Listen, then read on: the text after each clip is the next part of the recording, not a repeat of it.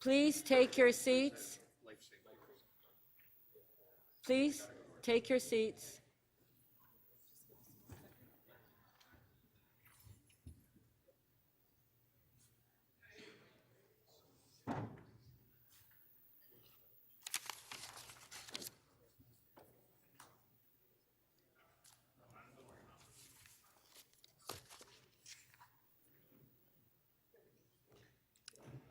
Okay, I will call this meeting to order. The clerk has advised that we do have quorum. Members of council, please rise if you're able for the national anthem.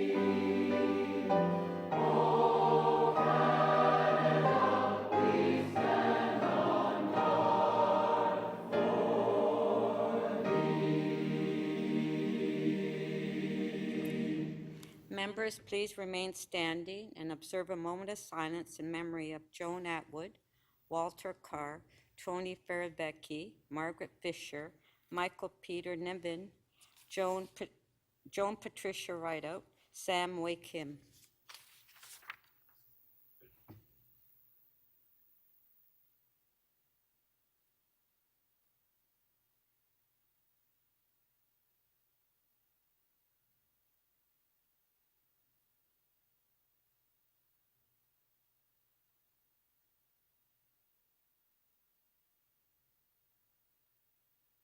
Thank you.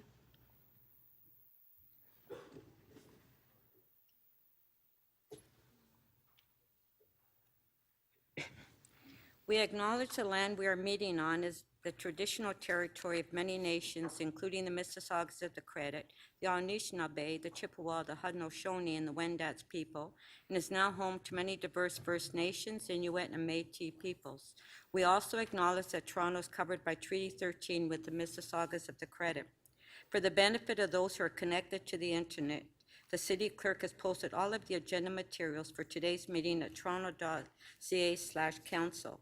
This meeting is being held as a hybrid meeting. Members of council, staff, and the public are participating in today's meeting remotely and in person, and the meeting is being streamed live on YouTube. I'd like to welcome the public who are here with us today and who are watching the meeting online. Members, we have a presentation this morning to recognize Brad Ross, Chief Communications Officer, on his retirement from the City of Toronto. I would like to call upon Mayor Tory to give the presentation.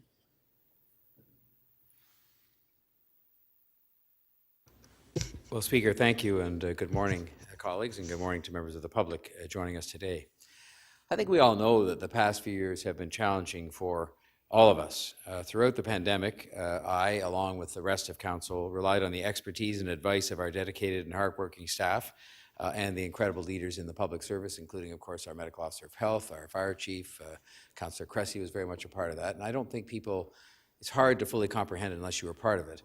The magnitude of the challenges that we confronted in terms of having to manage the city's way through the pandemic, and especially as successfully as we ended up doing as a city. And I think that is something that will be left for the history books to record that story. But I will tell you this, that it was thanks to the collaboration with our public service that the city was able to weather the worst of the pandemic, to come up with programs that helped us to achieve not only lower levels of mortality, which in the end was our principal responsibility to save lives and protect health and protect the healthcare system, but also to achieve some of the highest vaccination rates in the world. and now in the sort of receding times of the pandemic to make sure that the city recovers as quickly as it can and gets back to the kind of growth and good health that we're accustomed to.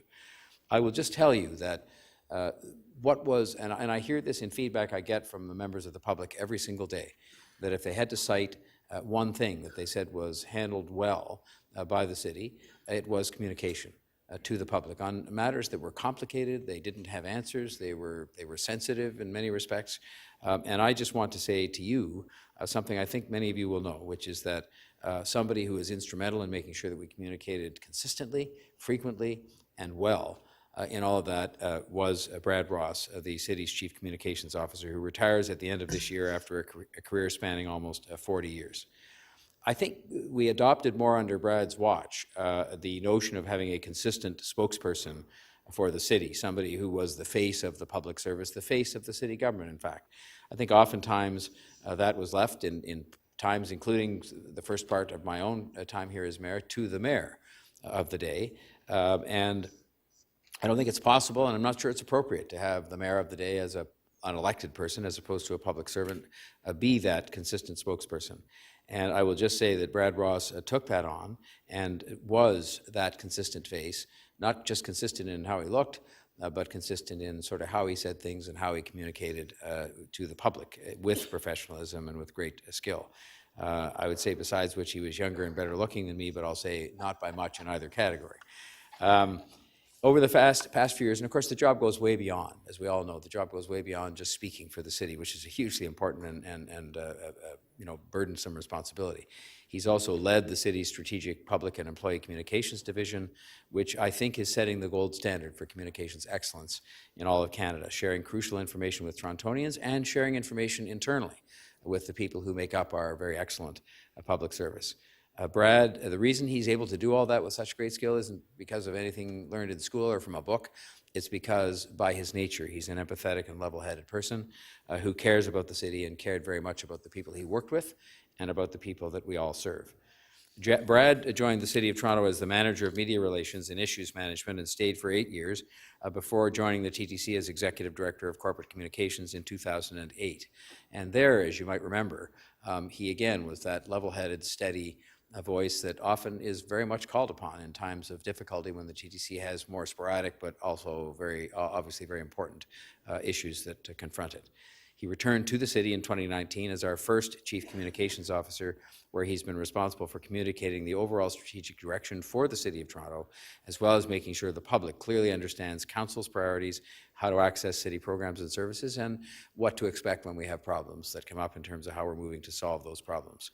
He did his job with clear language, with an approachable style, and I think that has earned him the respect of the media, I'm sure, of his peers, of the rest of the public service and of the council and the city at large. And so I think that is a job well done. He did, as I mentioned at the outset, play an absolutely indispensable role in our handling of the pandemic, connecting Torontonians to the information they needed the most, and they really did. I mean, the anxiety that our residents felt during that crisis, as other people, was extraordinary, and he conducted and oversaw 200 plus daily press conferences during the pandemic, 500 plus media releases, dozens of staff town halls, countless media interviews, and made sure the content was there so that when we had more than 20 million visits to our COVID pages alone, just the COVID pages of toronto.ca received 20 million visits during the pandemic. So it's no wonder he maybe wants to spend time operating at a slightly different pace. And I will just say, I'm sure on your behalf, that we hope his retirement will give him more time to reflect and to spend time with his loved ones, and of course to cheer on the Leafs as we get them to that much sought after goal of winning the Stanley Cup.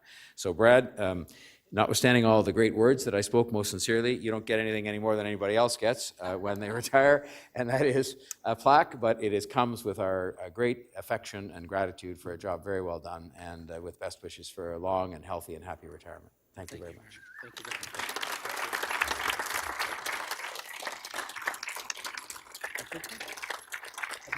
very much.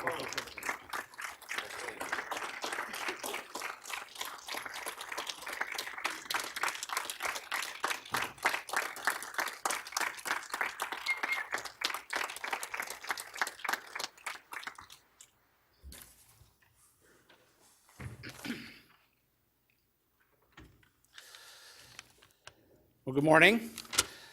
Thank you, Mayor Tory. I do have just a few key messages here that I would like to communicate. And as has been said many times in this chamber, I will be brief. If you had told 16-year-old me, growing up in Scarborough, hanging around at the mall, playing pinball, attending concerts at Maple Leaf Gardens, that I'd one day retire as having led communications at the TTC and the City of Toronto, I would have told you to put away the drink of the day, which was perhaps lemon gin. Yet here I am. For the record, I have no immediate plans other than to have no immediate plans.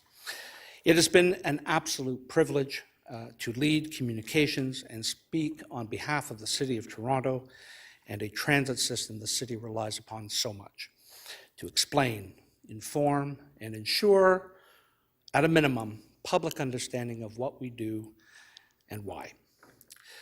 I have never been more proud of a team of communications professionals than the one that the city has right here. They never wavered when the pandemic ground our lives to a halt. It was public service personified.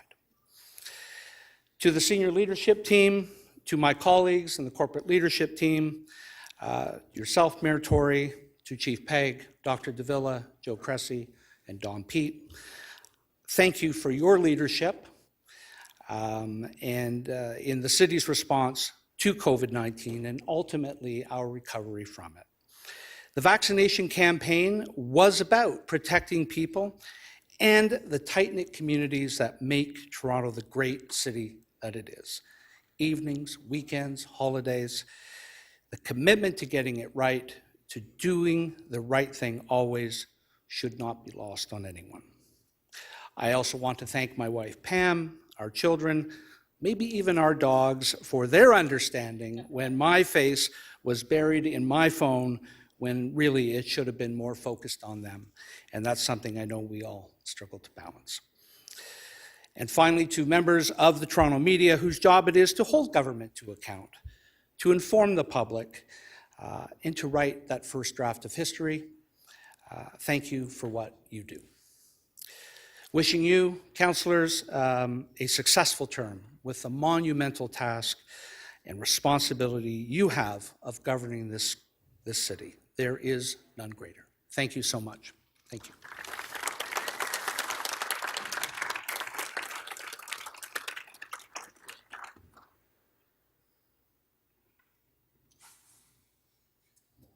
Thank you.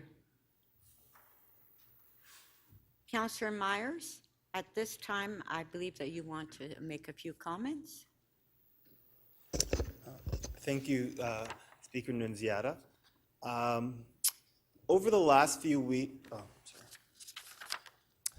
on the morning of December 12th, I was appalled to hear of an assault of an imam during Fajr prayer at Islamic Foundation Toronto, a pillar of faith, service, and community in Ward 23 since its founding in 1969. While fortunately no one was seriously injured from this assault, this incident has shaken the sense of safety and peace of the imam, members of Islamic Foundation of Toronto, and our Muslim community in Scarborough. While it does not appear that the assailant was motivated by hate and that mental health may have played a part in this assault, moments like this require us to stand in solidarity with our Muslim brothers and sisters across Toronto. Our city is strengthened by our multi-faith community, and at this time, we as a council must offer our collective support and stand in solidarity with the Imam and members of Islamic Foundation of Toronto to let them know that they are not alone in their journey to heal. I would also like to take a moment to recognize the two brave congregants who subdued the assailant, Mayor John Tory for his strong support of the Islamic Foundation Toronto's leadership and members, 42 Division for protecting the mosque as the community heals, and my colleagues, councillors Bravo, Malik, and Nunziata for their sincere expressions of support and offers to help. On behalf of my community, thank you. Thank you.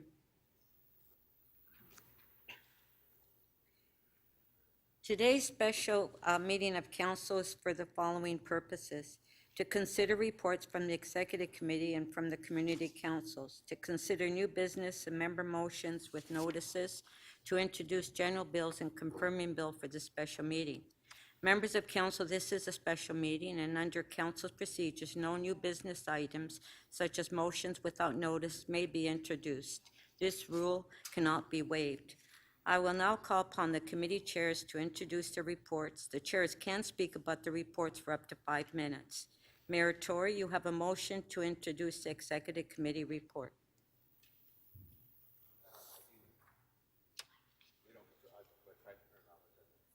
There you go. There we are. By the way, is the declaration of interest coming after this, or? Yes. Oh, okay, I'm sorry. Thank you. Speaker, thank you very much, and I move that the agenda for meeting one of the report for meeting number one of the Executive Committee be presented for consideration. Last week was the first meeting of the larger and more diverse Executive Committee, and I'm proud that the Executive Committee consists of familiar faces and newly elected councillors who represent all areas of the city. We had quite a few matters to deal with, albeit that it was early on in the term, and I wanted to highlight two items, significant items, one of which has been designated as my second key item behind the Housing Action Plan for this council meeting. If we look, there's a whole variety of things that have contributed to the shortage of housing, which in turn has affected the affordability of housing in our city and for that matter, the range of housing that's available to people. And one of those was a staff shortage in planning.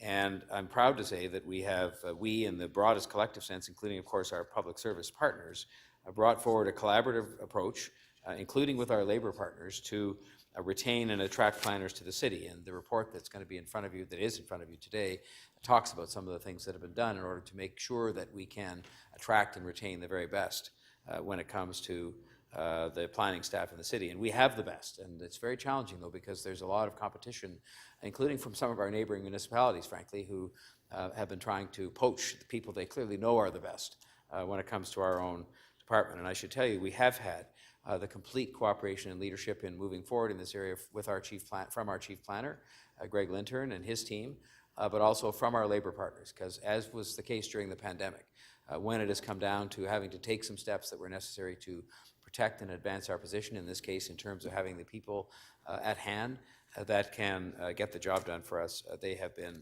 completely cooperative and helpful in terms of moving forward. And so we have in front of us a report that deals with how the city will respond to Bill 109, which, like a number of these other measures, was something that was done at Queen's Park, but that where we have not just the responsibility, but we have sometimes the unexpected responsibility to respond to it and to meet time limits and other kinds of things, that some of which we were consulted on more than others. I have for a long time lamented, privately and publicly, the fact that it has taken us too long as a city to approve housing. And that has been in part due to questions of staffing, which we have been moving to address in a number of respects quite aggressively over the last couple of years, and this report goes a step further in doing that and making sure that we can remain competitive. But it also deals, if we're being candid here, with our processes and how we've chosen over time to organize ourselves. We have here quite a bit of what I call spin cycle. And the spin cycle is created by the fact that comments are asked for, and quite properly so, from divisions and departments and others who have a part to play in that process, but then the request for comments and the response to those requests goes around and around and around the table with round after round after round of people commenting on each other's comments, and of course it ends up, when you add it all up, taking, between the time when people do their comments, years in some cases to move forward and get housing actually developed. I committed during the election and received a strong mandate to create a development and growth division, and work has been well underway for some time in bringing that forward to you for something that I think will help to centralize planning decisions and at least to make them more efficient in the context of all this comment that quite properly has to be received. But it's also why at this meeting we have to approve the recommendations that have been made by the chief planner to simplify our processes and to eliminate or streamline steps in the city's own internal practices. If we don't address how long it takes us to make decisions on straightforward applications, and some are more straightforward than others, I obviously concede that point, we will lose millions in application fees under this law concocted by the province. So that is what they have done as a kind of punitive measure, as it were, to make sure that we comply with these timelines. But at the same time, it is probably something that will cause us, together with the steps recommended by our chief planner, to have a greater sense of discipline on all of this. And so I am happy that the province has agreed, after strenuous persuasion, as we have to do with so many things, that they will delay the implementation of rebates, but we still need to move faster regardless. It isn't about the money. It's about the fact that we just have to move faster to get the housing supply in place, together with some of the other measures that we will discuss today and in subsequent days, moving forward from the Housing Action Plan. So I commend those items to you, Speaker, as well as the other items in the Executive Committee's report, most of which I would put under the category of fairly routine matters that have to be done at this time of year with respect to different budgets and so forth. Thank you, Speaker. Thank you.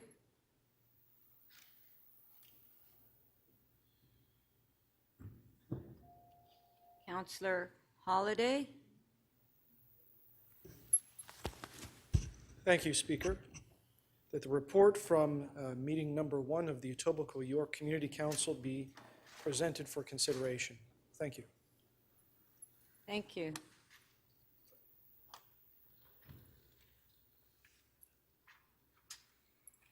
Councillor Pasternak, you have a motion to introduce the North York Community Council report.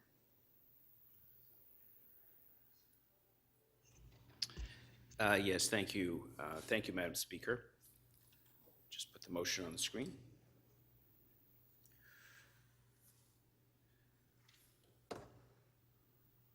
Great. The report from meeting 1 of North York Community Council on the agenda of council will be presented for consideration.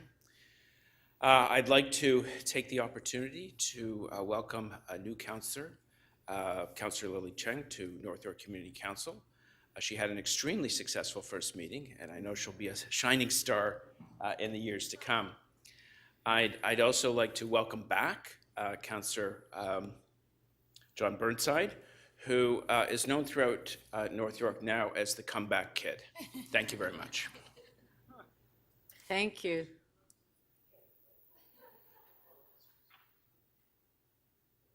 Councillor Perks, you have a motion to introduce the Toronto and East York Community Council report. Thank you, Speaker. I move, where'd the motion go? I move that the report from meeting 1 of the Toronto East York Community Council listed on the agenda of council be presented for consideration. Thank you. May I have a motion to introduce the new business and business previously requested from the mayor and city officials? Moved by Councillor Crisanti. On favor? Opposed, if any, carried. Are there any declarations of interest at this time? Mayor Tory? Speaker, yes, thank you. Pardon me, with respect to item EX 1.1, 2023 tax and supported interim operating and capital spending authorities, there is buried in the appendix of that item a reference to the telecommunications budget for the city and some of its cellular and internet expenses, and I declare an interest on this item because of my well-known involvement with the Rogers Family Trust, which in turn is related to the Rogers Communications, which does provide telephone and cellular services, wireless devices, internet and Wi-Fi services to the City of Toronto. And the interest pertains to Appendix 1, where the report mentions expenditures in the Technology Services Division, and I declare the interest as out of an abundance of caution. Thank you, Speaker. Thank you. I will now call for petitions. Are there any petitions at this time?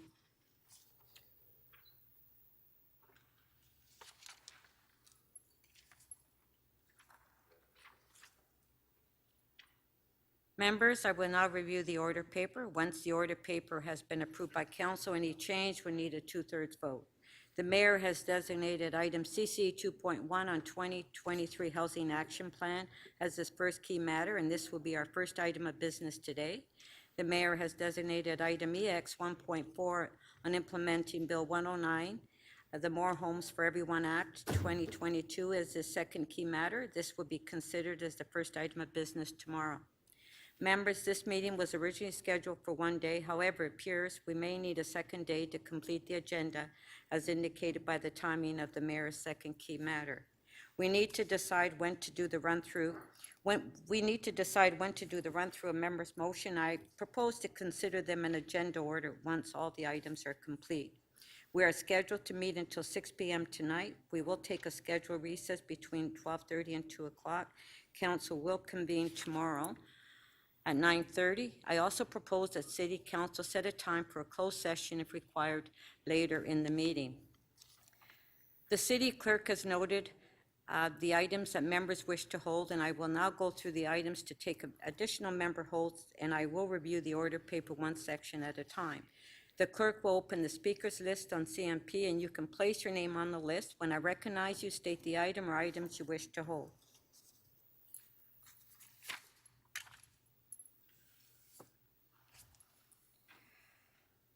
So on executive committee, Councillor McKelvey. Thank you, Madam Speaker. Actually, Councillor Ainsley is holding which item is there? The zoo item, and he's prepared to hold that, and I have to release that, and I have a motion. We can Well, just dispense it right that's now. under new business. Oh, it's on new business. My apologies. I thought it was on executive. So we're at executive right now. So Councillor Perks, Executive Committee. Thank you, Speaker. I have 3 items I would like to hold. Item EX 1.5, Employee Talent Retention and Attraction, City Planning. Actually, you know what? I'll let that one go. There you go. There's your Christmas present. EX 1.6, Capital Variance Report for the 9 months ended September 30, 2022, and EX 1.7, Operating Variance Report for the 9 months ended September 30th, 2022. Thank you. Etobicoke York Community Council. Okay. North York Community Council.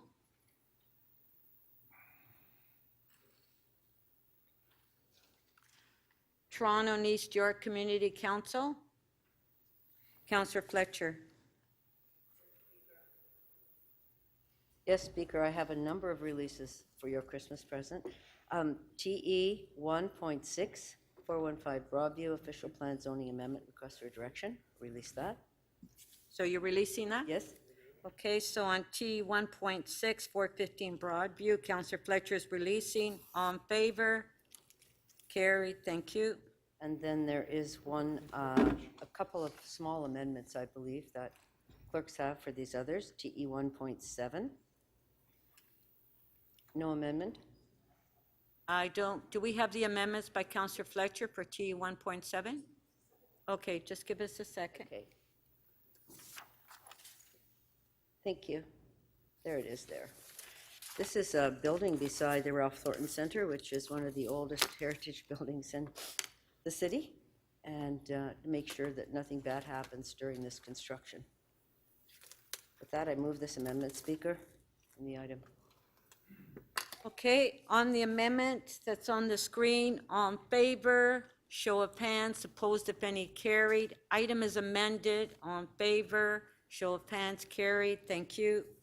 And then TE 1.13, 838, 844 Broadview Avenue, realignment of permit parking area 8A to exclude the development.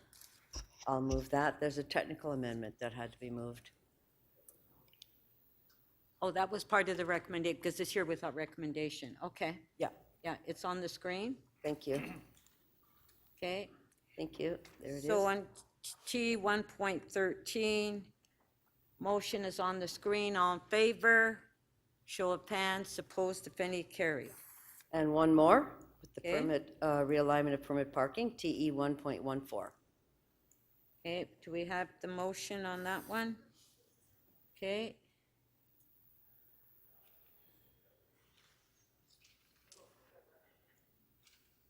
Okay, it's on the screen.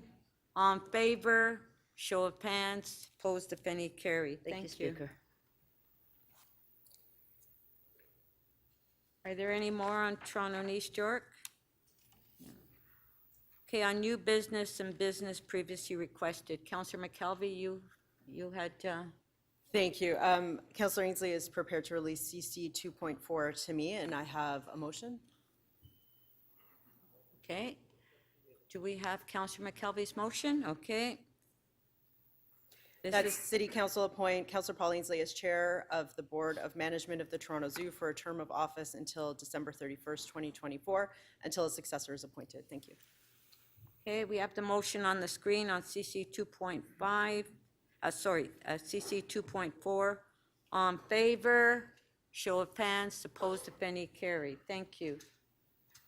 Counselor Malik. I'd like to hold item CC 2.8, please. I'm sorry, didn't hear that? I'd like to hold item CC 2.8. 2.8, and can you just read the item out, please? Yes, 277 Wellington Street West, zoning bylaw amendment, Ontario Land Tribunal appeal request for direction. Thank you. Counselor Pasternak. Yes, thank you, Madam Speaker. I'd like to hold CC 2.11, 4926 Bathurst Street Official Plan and Zoning Amendment Application, request for direction. Thank you. Counselor Fletcher. Just one sec, there you go, okay? Thank you. I'd like to hold CC 2.2, please. Report on an inquiry for prohibited communications on a request for proposal. Thank you. Thank you. Counselor Crescenti. Madam Speaker, CC 2.19, it's held by myself. I believe Clerks has a motion to defer. I would like to defer this item. So can you just read the item out, please? CC 219. Yeah. For So me? the item, 51 Panorama 51 Court. Panorama Court, notice of intention to designate a property under.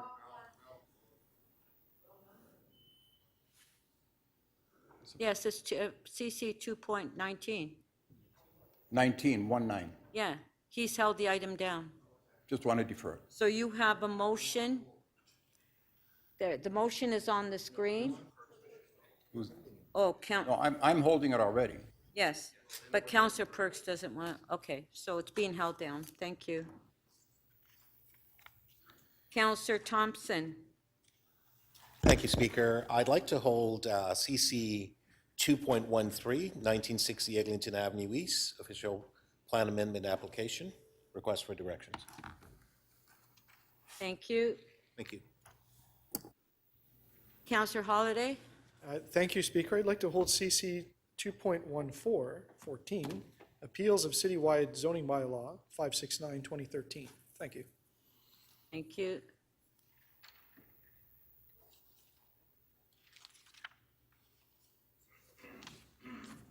Okay, that's it.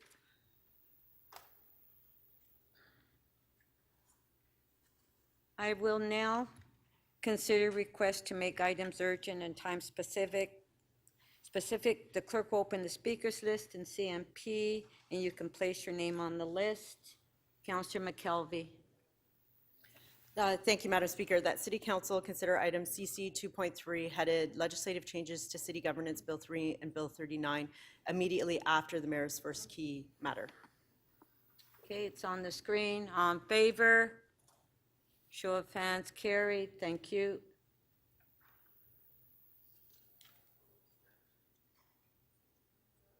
I think that's it.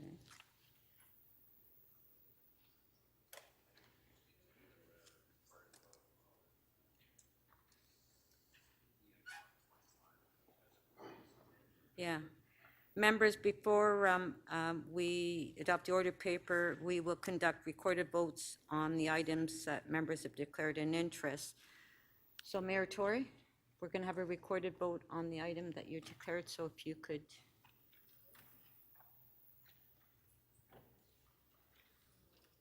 Okay, we'll put the item.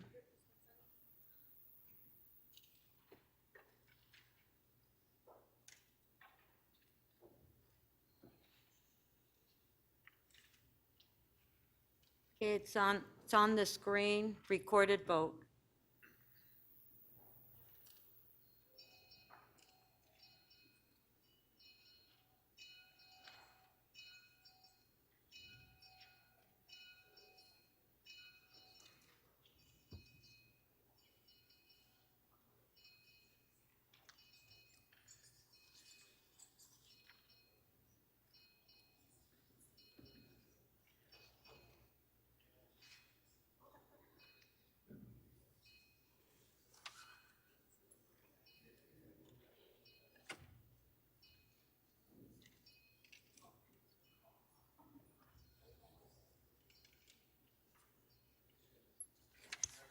Counselor Mantis, your vote, please.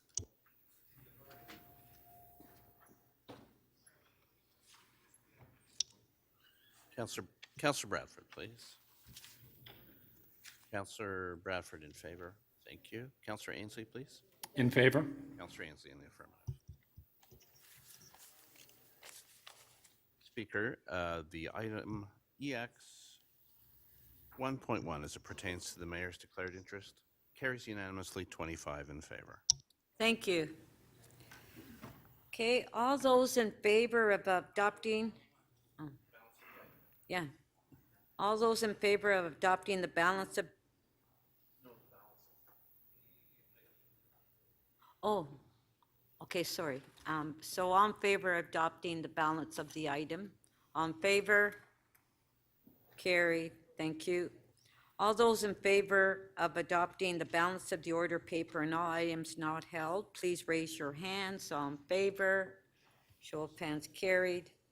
Members, I want to remind you that regardless of whether you are attending today's meeting by video conference or in person, you will continue to submit and approve your motions by email. The clerk staff are available by email to help you with your motions. If you do not have your motion ready, I will not recognize you. And I'm also reminding members that you must state your motion first before you speak to it. So we will now go to the mayor's key item, which is CC 2.1.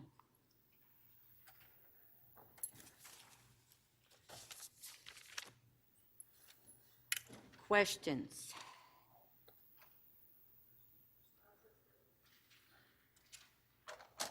Councillor Carroll? Yes, just a couple of quick questions, Madam Speaker. In terms of the change there, of there being no preliminary report, how the planning staff will simply do the initial consideration, send for comments, and then order a community consultation. Am I right to understand for the time being, we're going to continue on with virtual consultations? Through the speaker, I believe, Councillor Carroll, that your question pertains to the Bill 109 report, which I believe is on the agenda for tomorrow morning, if I'm understanding your question correctly. Yeah, it's for tomorrow. Well, actually, I was leading somewhere to do with the housing action plan. Oh, I'm sorry. I'm sorry. But I know I confused you by starting with the leading question. What I wanted to get at is, you know, we are streamlining through Bill 109. In Bill 39, we have a number of actions here that we're going to proceed with very quickly. What I was going to ask you is when we get our March report, will there be a section that can outline for us, in the case, for instance, the thing people are most interested about here is the change to gentle density in neighborhoods. Could we have a section of that report that would outline what is the process, what are the steps, even no matter how brief? I think people are concerned that, okay, we're hurrying and we're going to allow these things now. They're not understanding that there is still a bit of process if you are applying to do this. You want to put 4 units on a lot where a single family dwelling is, or some such item. There'll still be a bit of process. Would that be outlined when the report comes back in March? Through the speaker, yes, Councillor Carroll, will provide an update on various expanding housing options in neighborhoods initiatives that we began last term, and we'll provide that update. And as the motion indicates, a timeline for how we intend to report out on the various pieces of the EHON program, including targets, what our general expectations might be around the number of units that might be expected from the various initiatives. Right, and so while there is we definitely want to make big achievements. This plan talks about what we can achieve really in the whole, not just next year, but in the next 10 years. It's not going to be without the safeguards, building code, et cetera, et cetera, et cetera. Those will be built into a process, expedited albeit, but we will still go through a process on site-by-site basis. Whether we continue to get rezonings on a site-by-site basis, but many of these changes are overall policy and regulatory changes, and many of them require changes to the official plan or the zoning bylaw, and they would follow a process of public notice, public discourse, and coming to council for a vote. Thank you, thank you. Those are my questions. Thanks, Madam Speaker. Thank you.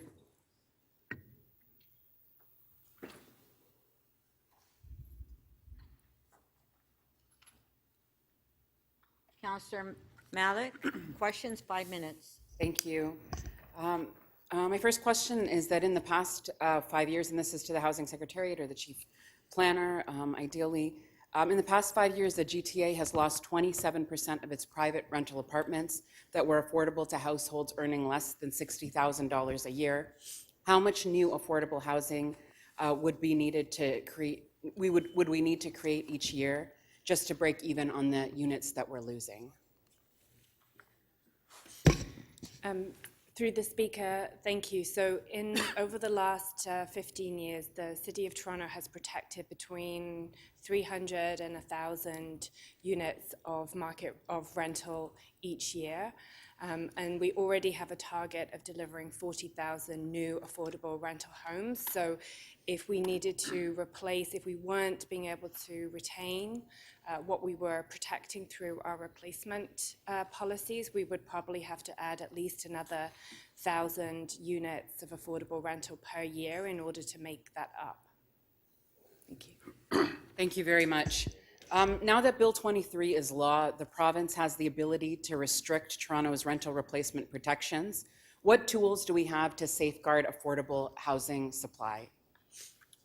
Through the Speaker, Councillor, the Bill 23 puts in place a ministerial opportunity, if you will, to affect the city's rental housing replacement regime, which is currently in place, which requires same size, same unit, same rent replacement of our affordable and mid-range rent units.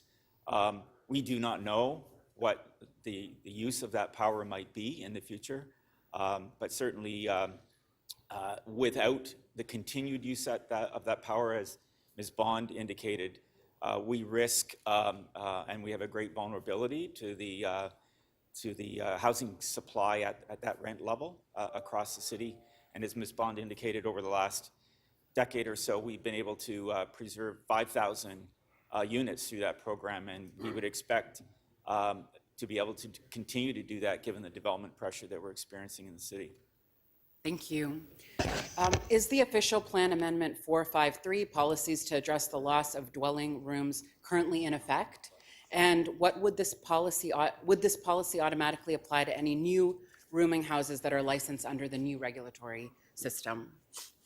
Through the Speaker, the policy that you cite through the official plan amendment to protect dwelling rooms is in effect, and it is something that we would continue to deploy as we review development applications that come in on a site-specific basis. Thank you. My next question is about the MURA program. The City of Toronto's multi-unit residential acquisition program provides funding to nonprofits, co-ops, and land trusts to acquire apartment buildings and multi-tenant buildings, rooming houses that are at risk of conversion or demolition, and protect as community-owned affordable housing. Is MURA being incorporated into this housing action plan? Through the Speaker, thank you, Councillor. So as you can see in the proposed action plan, it's asking us to look at all of our programs, so including Open Door, including MURA, to see how that they can further contribute to the creation of this 285,000 homes. So when we come back in March, we will certainly be highlighting if there's any changes or tweaks we want to make to our existing programs, including MURA. Thank you very much. What is being done to explore the extension of the leases for the shelter hotel properties set to expire in April-May 2023? And how soon can SSHA report back to the committee with an update, to committee council, with an update on the plan for these extensions? Through the Speaker, it's Gord Tanner with Shelter Support and Housing. We are working on a report to bring back early in the new year to the Economic Community Development Committee on the shelter hotels, and staff, our colleagues in CREM, are currently in negotiations with hotel owners to see what further extensions can be sought, and the report will bring back that information. I'm so sorry, can I just get a little bit more clarity about the date for when that report back can happen? And that was your last question. Through the Speaker, Councillor, we're looking at the date currently of the committee meeting in January the 11th. Thank you. Thank you.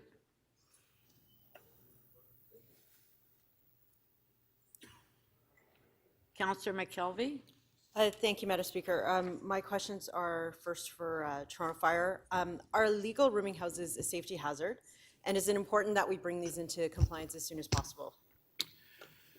Through the chair, our historical data is very clear that unlicensed multi-tenant homes that are not in compliance with the Ontario Fire Code represent the overwhelming majority of our fatal fires and critical injury fires over the last decade.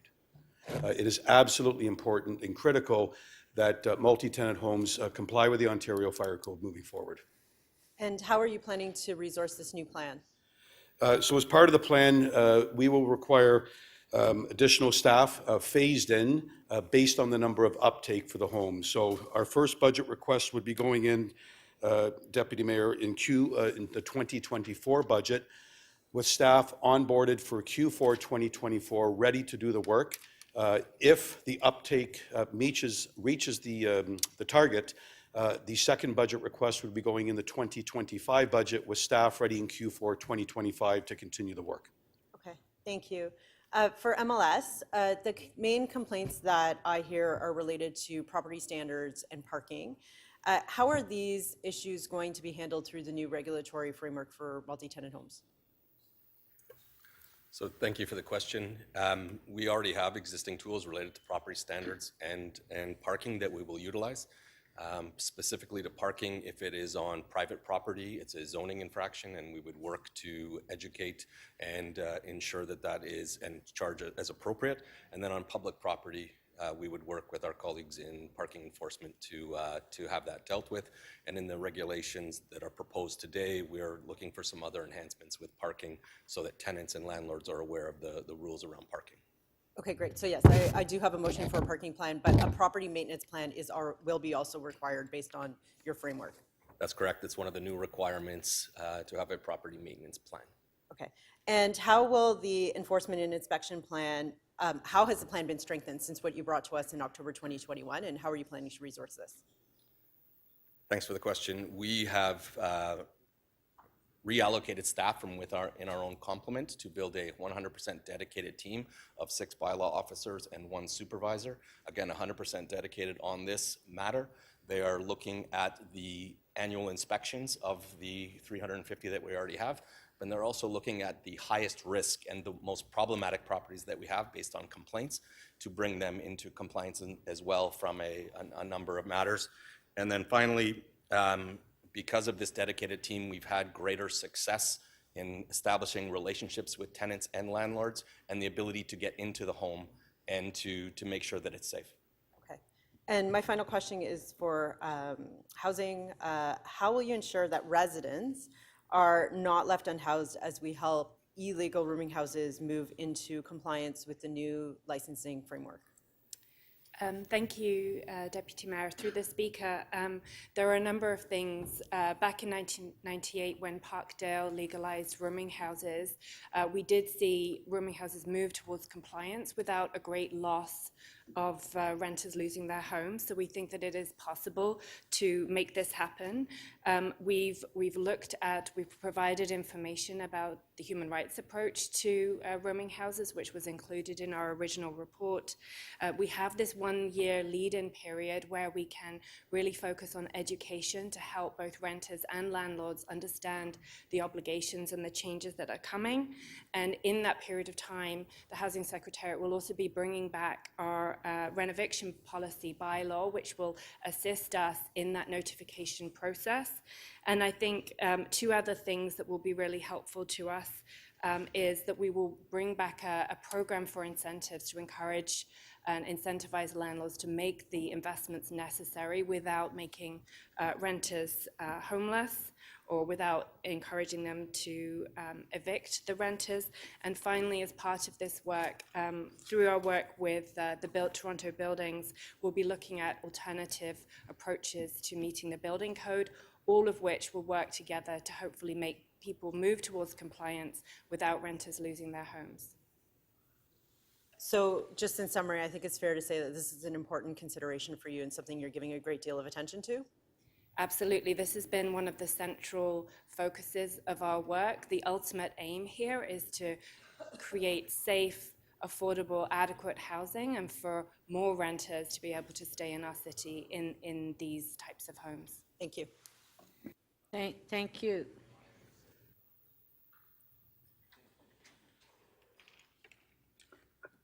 Councillor Morley. Thank you, Madam Speaker. Good morning, colleagues.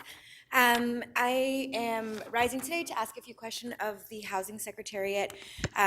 I don't think there's any question in the city about the value and importance of us getting busy, continuing to build housing, but I think residents are wanting to ensure we get the kind of housing we're building right.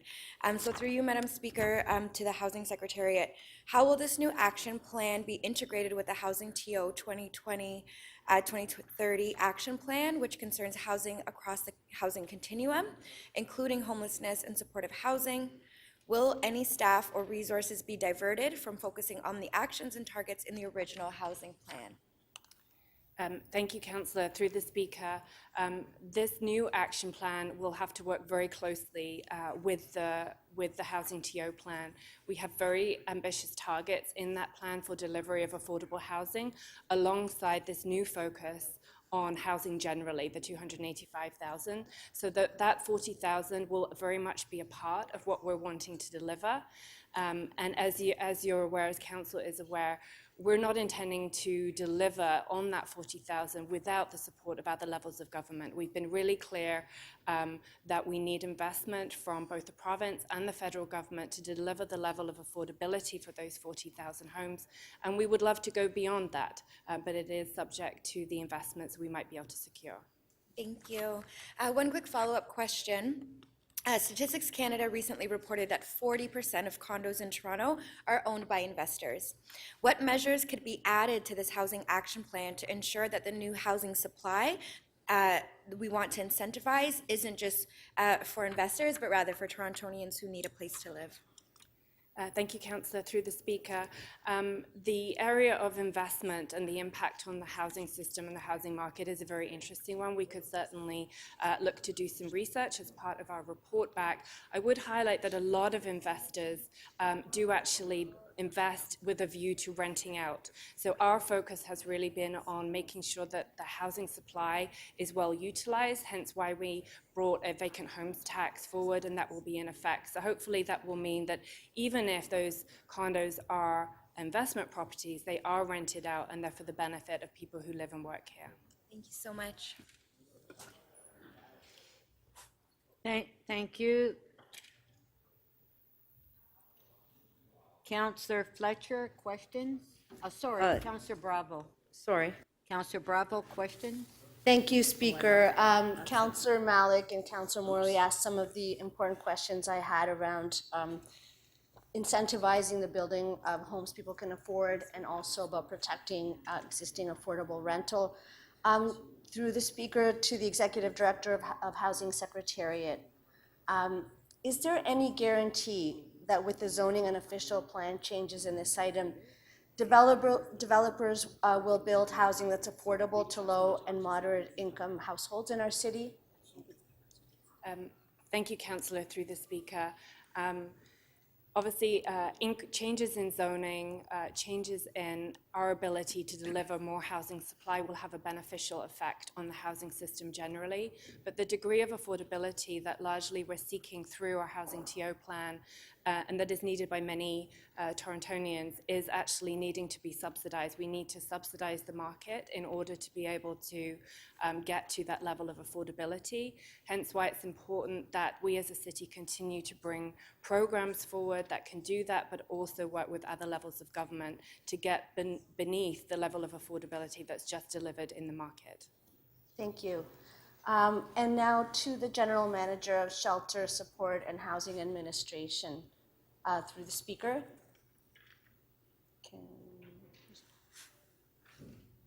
Yes, Okay. Councillor, Okay. I'm online here. Okay, thanks.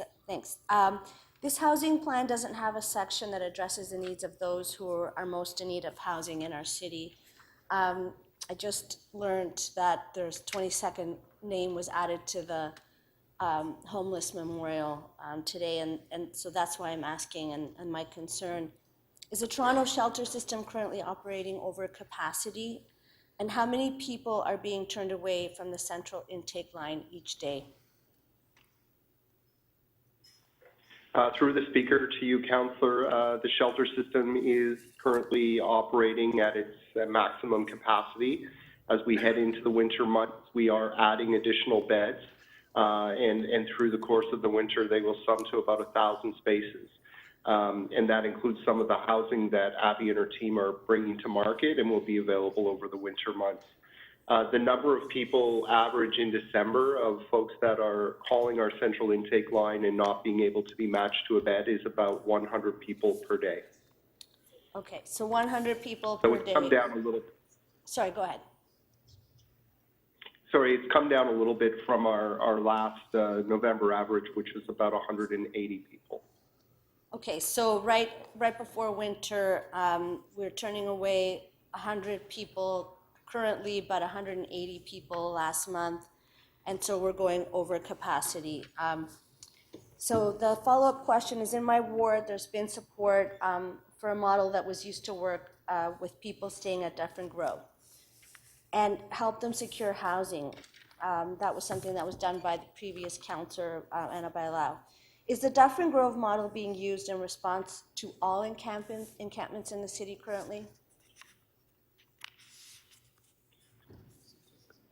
Through the speaker to the councillor, we have our outreach team, Streets to Homes, on the street every day, 24/7, connecting with people and offering them options to build housing plans or to come indoors. We are currently utilizing some of the methods deployed at Dufferin Grove to the largest encampment site in the city currently, which is at Allen Gardens.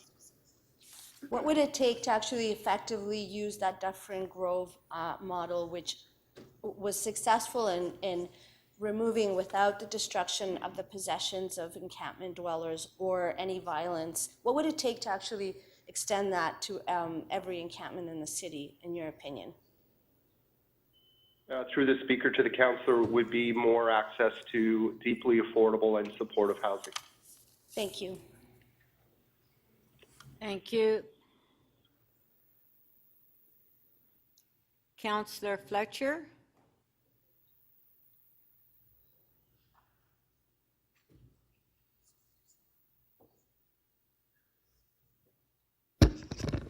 Thank you, Speaker. I just wanted to ask Mr. Lintern, and don't know if the Waterfront Secretariat is here, but there were quite a few, you are in charge of that. There was quite a few motions that were made previously about increasing the affordable housing targets on Villiers Island, particularly to try to achieve a 30%. And of course, that would mean increasing density overall on Villiers Island. So there's also motion about what's called the Business and Implementation Plan for Villiers Island. So I noticed that this is one of the goals of the housing plan, which of course I support because I've made all these motions previously. But I'm wondering who's in charge. The precinct plan would have to be changed. Would that be done at the city level? Would that be done in conjunction with Waterfront Toronto? Could you just describe that process for us, please? Yes, Councillor, through the Speaker, as you correctly note, we have been directed by City Council through motions made in, I think it was June 2022, by And yourself. November 2021. And another motion Yes, on the yes. business implementation plan to work together with Waterfront Toronto and revisit the Villiers Island precinct plan to increase the amount of affordable housing, which does imply additional density, as you noted. We are in the process of doing that. We are in the process of coming back to bring it into a public discussion. And this council is the approval authority for changes ultimately to the precinct plan and any implementing instruments such as zoning bylaws. So all of that will be coming back here for a decision in 2023. But is it led by the city planning, or is it led, the precinct planning piece? The precinct planning piece is a cooperative effort between the city planning division, the housing secretariat with respect to affordable housing opportunities, and Waterfront Toronto. Thank you.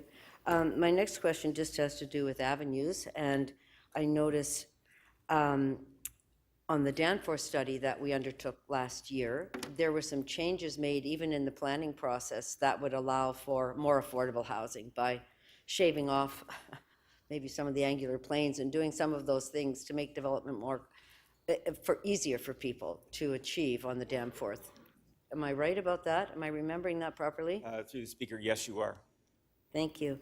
And just on some of the avenues, would I be right to say that the current development sites are what I'm just going to call more corporate sites? So there is, I know Councillor Bradford has this whole no frill, it's not no frills, what is it? It's the choice. But anyway, it's on the Danforth. And the beer stores on the Danforth have really taken off and been very visionary in building condos and selling, but they're now the main tenant, first floor, so they're replicating themselves. I would also say churches and garages that have run their course. But these just there's a lot of individual mom and pop owners on some of these avenues, are there not? Through the speaker, yes, I think you're describing quite accurately the dynamic on our avenues across the city where you've got, frankly, better sites. You're describing a number of better sites because they are sizable, they're more workable for a mid-rise development, and they don't involve land assembly, whereas the mom and pops are run on it as an income business, and they're not developers. They have a convenience store, dry cleaner, all the local services across the city. So there are opportunities on our avenues, certainly, but it does play out over a long, long time because many of our avenues are peppered with a lot of the smaller land holdings owned by local businesses that serve Or single-family owners that may have moved away. I do have a church and a funeral parlor that's amassed now. As you know, there's a number of, I'll call them corporate or institutional sites that are coming in. Is there anything that we can do to push mom and pops to get into it? Or could we expropriate buildings so that we could create a land assembly? Or can we at least understand what the problem is? Because it's one thing to want it, it's another thing to be able to handle these small mom and pop sites. Through the speaker, I mean, the city has on occasion, I know Yonge and Dundas, that was undertaken for a redevelopment exercise. And certainly Create TO is our development wing, and it could look at how it might be able to prompt assembly or bring parties together. You're raising another aspect of a very complex housing series of housing objectives, but certainly be something that we could look into and include it in the toolkit, so to speak. Great, thank you.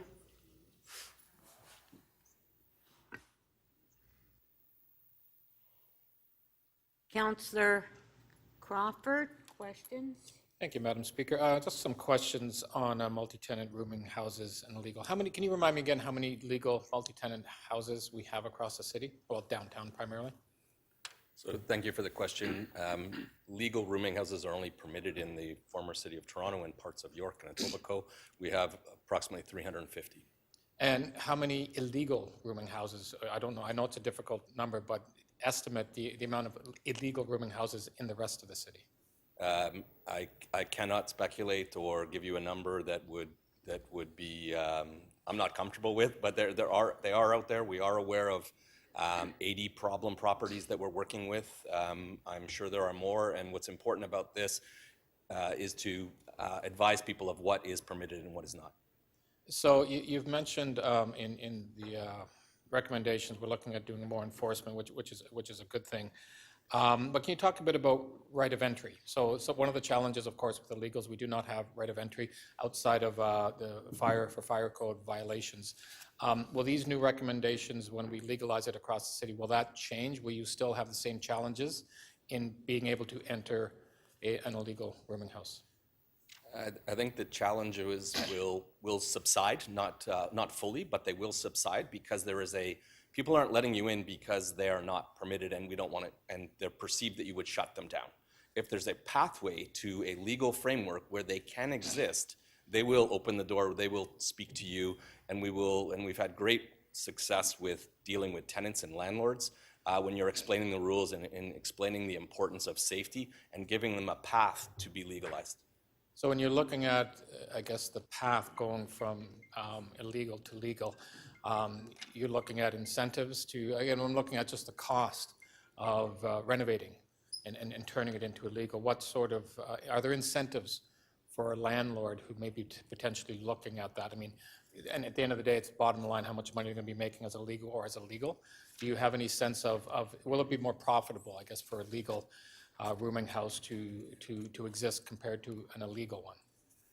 So it's a tough question. The objective is to provide clarity on the rules, give people a runway to become compliant, and to do the renovations and to do them safely.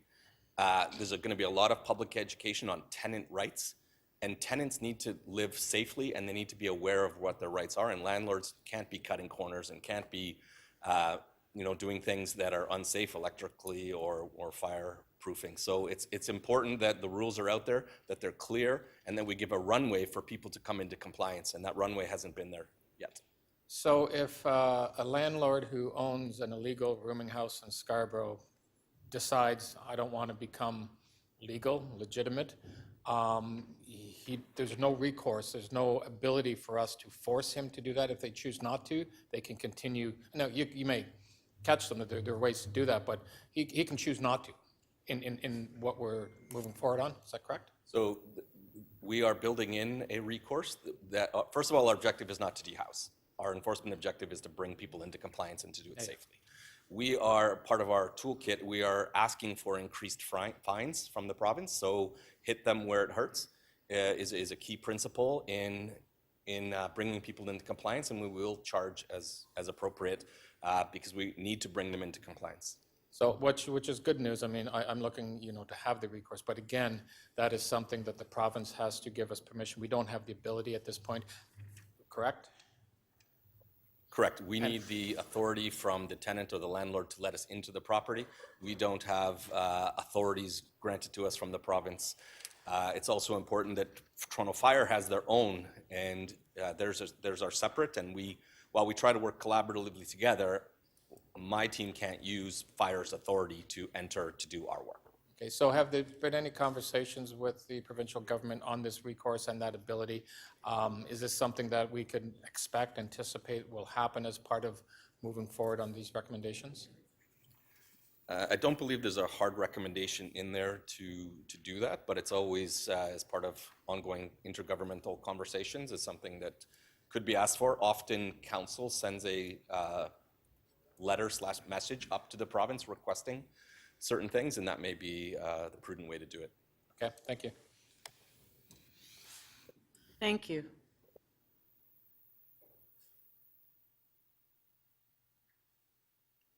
Councillor Chang, 5 minutes. Thank you, Madam Speaker. I'm glad to hear that there has been significant thought about preventing evictions and loss of housing as we move towards regulating rooming houses.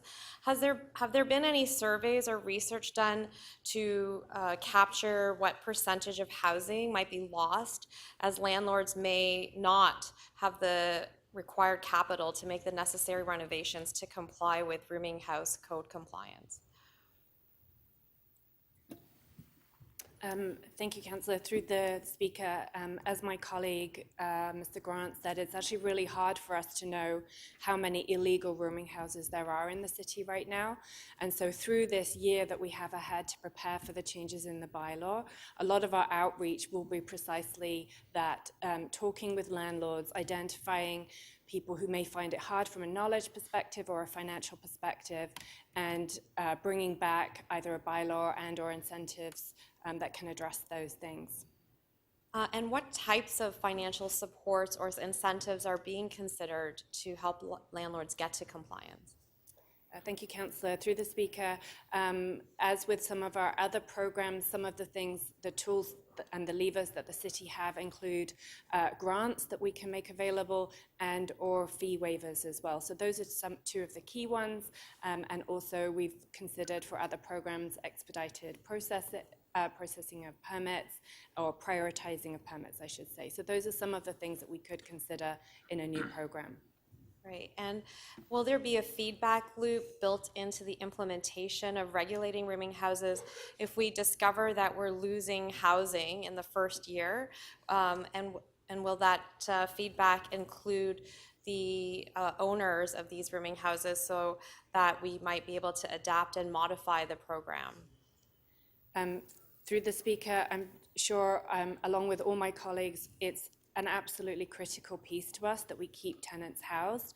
And so we'll be looking at many different aspects of this bylaw, including the behavior, the resulting behavior of owners and also of tenants. And we have a number of ways that we can mitigate the impact of that, also through our housing at risk table that we'll be setting up. So there are a number of things that we can do to provide that information, that feedback loop back to council. Thank you. In November 2021, Council voted to expand inclusionary zoning to be applied to all of Toronto. Although Bill 23 has kneecapped the duration and percentage of affordable rentals, does inclusionary zoning in Bill 23 apply to only major transit hubs, or is it being applied to all of Toronto?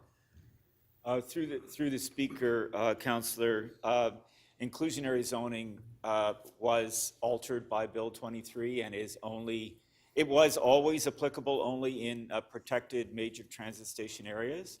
So that geography is still the same with Bill 23. However, they have reduced the period of affordability to 25 years.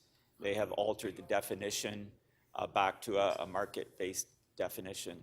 And the quantum has been reduced to be capped at 5%. So all of those attributes of Bill 23 have gone in a different direction than was approved by City Council. Very painful, thank you. And as we explore removing exclusionary zoning and increasing density, while at the same time losing important development charges, will there be a consideration of infrastructure capacity in determining where and when we allow multiplexes and the removal of exclusionary zoning? Through the Speaker, certainly infrastructure is an important consideration as the city grows and changes, and the Mayor's motion does specifically note that we need to continue to put population growth through the infrastructure lens. I would just say that a number of wards and census tracts, depending on how you measure it across the city, have stable population or declining population. Number of wards are very fast growing, like your own. And that is a consideration in how much infrastructure, latent infrastructure there may be there to support population growth. We have parks, we have schools that are sometimes closing, we have retail strips that could use a few more customers. So I think it's an important principle that we continue to measure that, but I have fairly high confidence that there's a lot of flux in the housing capacity of the city that would allow us to grow gently and carefully and evolve in our neighborhoods and accommodate more people over time. Thank you.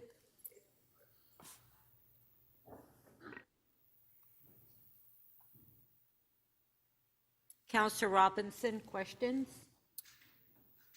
Yeah, thank you very much.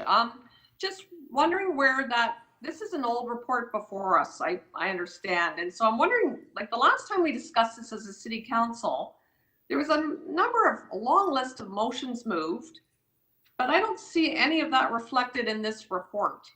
So this is old report, old recommendations. What happened to everything we asked, the motions we moved with the referral back to staff? Madam Chair, I'm just going to ask the Director, Kyle Connect, to just answer the question. These are points that Council previously asked us to work on, and we can give a quick update on the status of those points. However, we are here for the motion put by the Mayor. Through the So Speaker. council doesn't. There Go ahead. There was a lot of work completed by staff on those 14 work program items.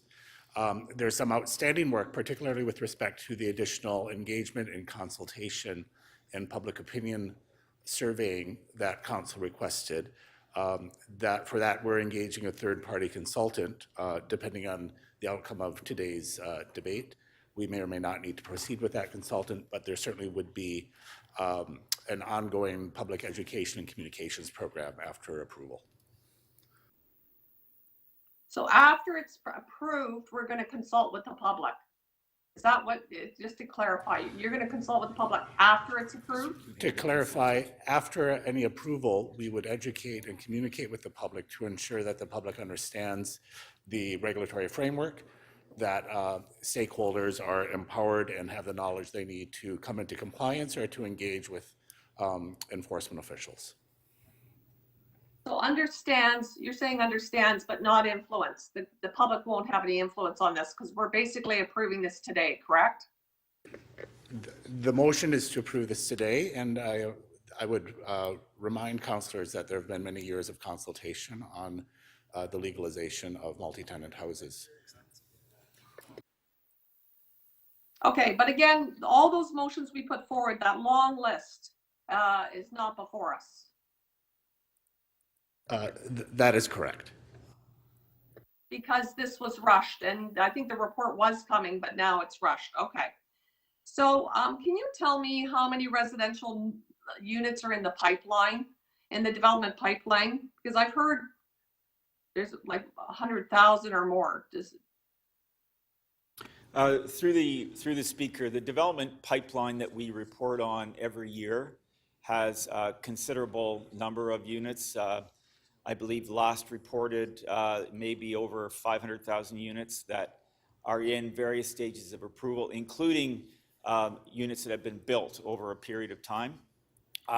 That pipeline continues to reflect the applications that are filed at the city. It does not mean, however, that those units are built, and it doesn't necessarily reflect the intentions of landowners who have obtained those approvals, whether or not they will ever be built. I think it's prudent to continuously consider how the city is going to grow, and that is what the program, the pathway that we've been on so far, and certainly what this motion intends, is to continue to look at opportunities to expand various housing options across the city. Okay, so I've heard 162,000, over 162,000 have not been constructed. Can you verify that number? Through the Speaker, I do not have that right in front of me. There are a considerable number of units that have been approved and not built, and it could be in that order. I'll certainly look to confirm that number. Thank you. Okay, because I've heard 162. And then what about the pre-construction condos, purchased by investors versus people who are actually going to live in the unit? Do you have numbers on that, where that's happening with the pre-construction condos? I'm sorry, Councillor, I don't have numbers at my fingertips on that. I'm not aware of that number off the top of my head. Okay, because what I've heard is it's a very high percentage of pre-construction condos are being sold to investors. So I think I'd love to see that number too. If you could access that and send that to me, I'd appreciate it. Okay, thank you.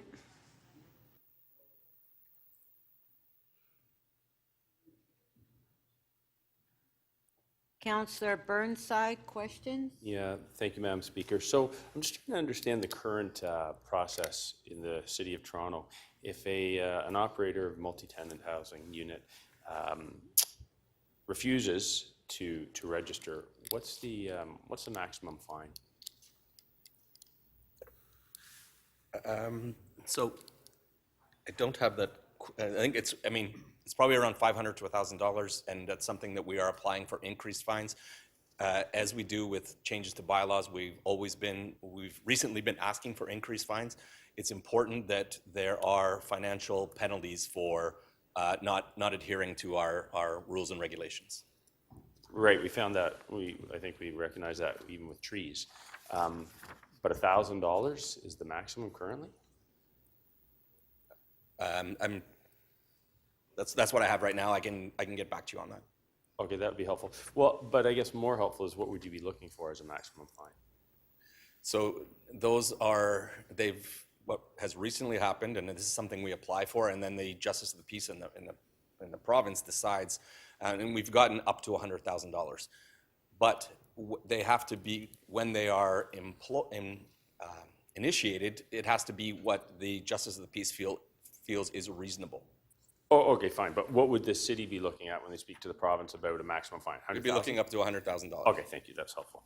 In terms of back to the parking issue, I remember my university days. You just kind of parked on the lawn wherever you could. So let me understand this. If you're on the lawn on the right of way, that's going to be parking control. If you're on the lawn on private property, that's going to be the good folks at MLS. That's correct. Okay. So if you're on the front lawn, if you're on the right of way, you get a fine. Is that the same thing? Is that going to be the same process, or is it education first and then a fine? So and if it's education first and then a fine, why would the process be different for a line that no one even understands? Fair point. It is a zoning infraction. It is not a ticket. So it is a zoning charge, which is, technical terms, a Part 3, where it is then put forward to a Justice of the Peace. It's not as, on private property, it's not as clear as a $50 ticket for parking illegally on the street. Sorry, I do understand the concept of Part 3, but that's actually a charge. Right. You're talking, so we've talked about a charge or no charge, and I think what you had mentioned is education first. So you've now jumped to a charge. Yeah, fair point. So I just trying to understand why there would be education. Like if you're on a lawn, you're on a lawn. I think anyone can understand you're on a lawn. Why there's education on the city property and not just going right to the Part 3 as opposed to a Part, well, it's, what is it, a Part 2 for a parking tag? I think it's a Part 2. So I think zoning is more complex. The way it is set up, a zoning infraction isn't a clear ticket. It's not immediate. So when I say education, that's, one visit. I'm not saying months and months. I'm saying one visit, you're not permitted to park here. You need to go to an appropriate parking spot where you're permitted, either on your driveway or on the street. And it's just a longer process. Could we do the education process as part of the process of regulation? Absolutely. So that we can just skip right to the, hey, you can't park on the lawn, here's your ticket. Absolutely. What this program is bringing forward is a new component, is a requirement for the landlord to post the parking requirements on a notice board. These are all important things to educate tenants that you cannot park on front lawns. You can only have so many cars in the driveway, and it's incumbent, and there will be a significant education piece, public education piece, and then implementation as part of this new program. Okay, and then I'm gonna have to be quick, so I want to get to somebody else, a question. Is this, when these are complaint generated, do you have to live on the street? Like generally on a 3-hour parking ticket, which is complaint generated, it's not normally just officers doing their job. It has to be, and you have to actually live on the street. Can these sorts of infractions come from any citizen? The complaint be generated from any citizen? And I'm going to leave that with you. Yeah. And talk offline because I have a more important question I want to ask somebody else. I noticed on page 5, talking about housing affordability and student housing proposals, talk about work with operators to offset the cost of compliance. Full details of the grant amount and programs will be determined during the first implementation phase. Do we have any idea what those costs are? It seems odd to me that we're going to go ahead with the program but not understand what the costs are, at least on some sort of general level. That was your last question? I understand. Thank you. Thank you, Councillor, through the Speaker.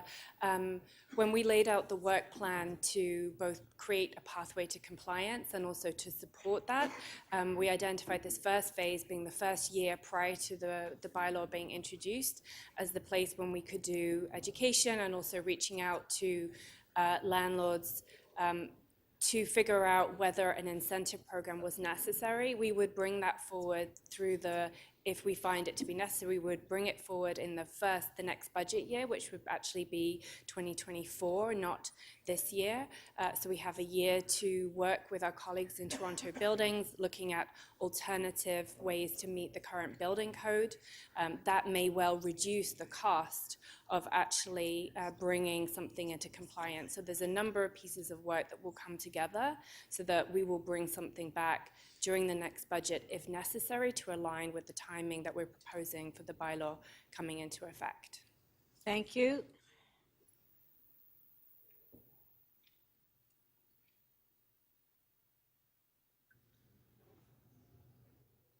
Councillor Matlow, 5 minutes.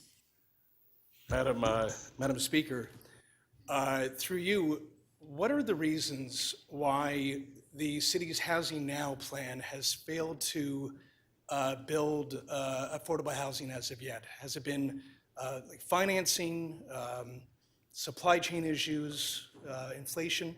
Why has it failed to actually build housing? Thank you, Councillor. Through the Speaker, the Housing Now program, when it was first introduced, was one of the largest affordable housing programs in the country. This is something that is really a cornerstone of our housing TO plan. What we've seen over the last couple of years, especially during the pandemic, is a real change in the context of housing. We've seen labor market disruption and shortages, rapid rising in construction prices. All of those things really affect the pro formas on which the original Housing Now program was built. And we've been working with our colleagues at Creatio, our colleagues in planning, and also with the developers themselves to try and mitigate some of those impacts. And it's taking us some time to make sure that we're able to do that. We're also trying to secure additional funding and financing from our colleagues at CMHC. So it has become a more complicated environment in which to get that supply built, but one that we remain committed to. So, I mean, the entire plan is predicated on a model that the city partners with the private development sector, which, as you've said, is susceptible to swings in the market and other issues that are out of our control. Has the city studied an alternative delivery model that might be preferable, where we could have more say and more control in the destiny of this plan? Thank you, Councillor, through the Speaker. Actually, as part of the Housing Now program, not all of the sites are market-driven. A number of the sites we have targeted for non-profit and co-op kind of priority. Those are not kind of offered through market offerings, but are offered through an RFP process run through the housing sector. But does not a private developer need to be involved as a partner in some facet of that development? Through the Speaker, I would say actually that there is no affordable housing in Canada that has been built without the involvement of the private sector in some way, be that in terms of construction or otherwise, but we definitely see the value of having non-profit and co-op partners as part of this. I appreciate that there's a gamut of partners, but with respect to relying on the partnership with the private industry, has the city studied an alternative delivery model? Through the Speaker, as I said, we're looking at the feasibility of the program now, trying to move forward on a number of the sites. We anticipate an annual update to Council early in 2023, and we will likely be updating you all about the progress made at that point and any proposed changes we want to make to the program in order to keep that supply moving forward. Would you agree that that Creatio has the involvement of people either from the development industry or some who have been retired from the development industry, but certainly we have people on that board and involved working with Creatio who have significant knowledge and experience, who we work with now at the City of Toronto through Creatio. Would you agree with that description? Through the speaker, I think, yes, it's been important to us to have advice and support from those people who have knowledge of working in the private sector and other aspects of housing as well. Thank you. Thank you.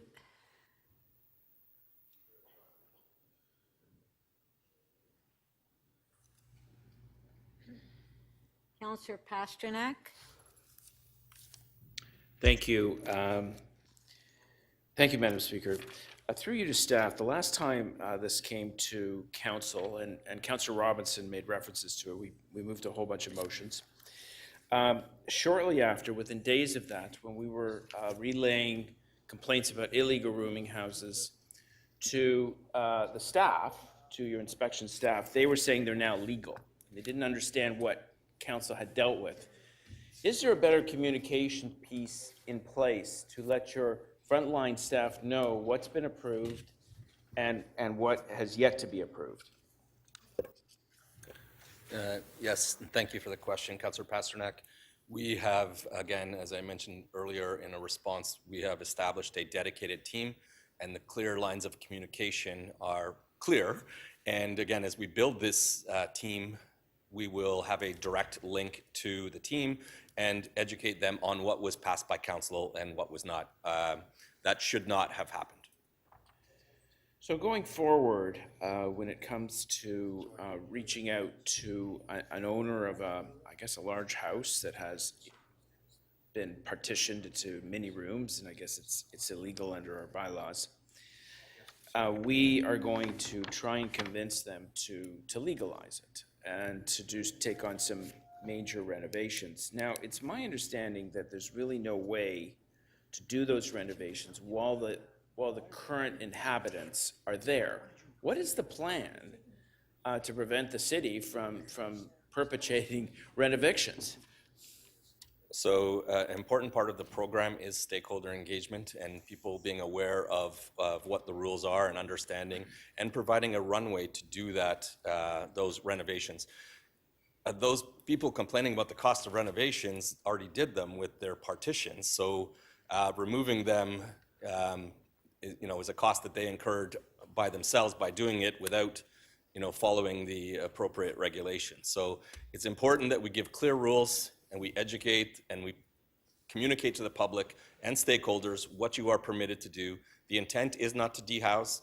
The intent is obviously to give people enough notice so that people still have a place to live and that they can be done safely.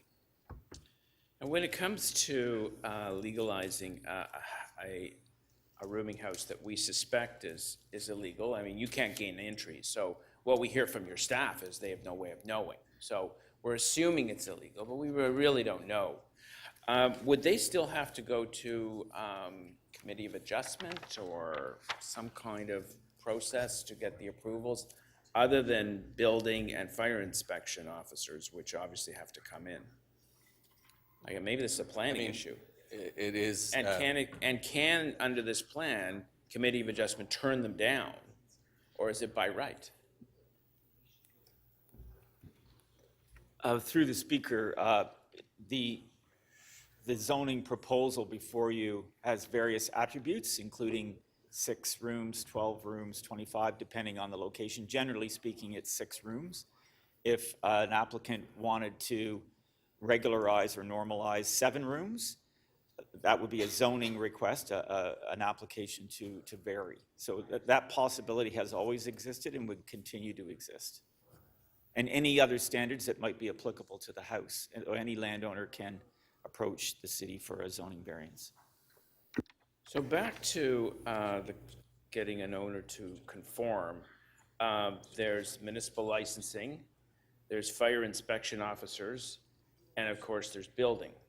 Now each will have to give its own sort of approval as the process goes along. So the fire inspection officer asks for something somewhat different than our building department, and of course municipal licensing asks for something different from the other two. How are you going to harmonize this inspection and enforcement process? So thanks for the question, and it's something that we are mindful of. It's something we've been working on in the past years and continue to work on in strong partnerships and agreements with fire, with buildings, And so that is something that we're putting in place.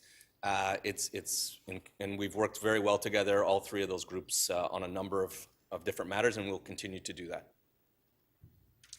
And I know it's been asked earlier, and I've just got a couple of seconds left. This provincial statute that prevents entry, is the province open to reforming that so our staff can get in and look at these residences? Last question. I'm not aware if the province has an opinion on it or not. I think it's, it gets down to the individual's privacy and their own, right to not, have people come in that aren't wanted. Thank you. Okay, thank you.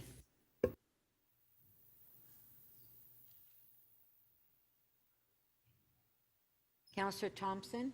Thank you very much, Speaker. Through you to staff, with respect to the rights of landlords and tenants, we have the tribunal now. With respect to this new framework, where there is a dispute, where does the landlord go? Where does the tenant go? Is it through to this new framework or regulatory framework, or is it to the landlord and tenant tribunal? Yeah, so I'll try to start that one off. For the licensing issues, we are building in a new tribunal, a citywide tribunal with rigor that will be able to deal with these matters when there are matters that are licensing related. Sorry. Okay, so that was the first part. I just have more questions. I just want to make sure we get through. Councillor, through the Speaker, with regard to the Residential Tenancy Act, in addition to the new framework, any disagreement between the landlord and tenant would still go through the Residential Tenancy Board process. So okay, both. thank you very much. I think my next question is for Mr. Johnson. Curious as to the process when there is work to be done in a property that has multi units or rooming houses. Tenants don't actually have to leave. Is that a requirement for them to leave? For example, if you put doors in place and so on, is there, through this mechanism, do you have a process that a landlord would be required to follow? Through the Speaker to the councillor, the building code doesn't dictate how work gets done once we issue a building permit. As far as whether people can stay in their units or not while work's going on, that depends on the nature of the work and the way the work is constructed, the way the contractor would organize that work. So it would be dependent on that. Okay, thank you very much. I'm not sure who this question goes to, but part of the issue we've been discussing is about affordability and so on. And I've seen some numbers in some of the reports. It talks to and speaks to the fact that some of these units would go for $400 up to $800. But in my ward, where I'm aware of some of these things taking place, they're much more expensive. And I'm just wondering, how did you acquire these numbers?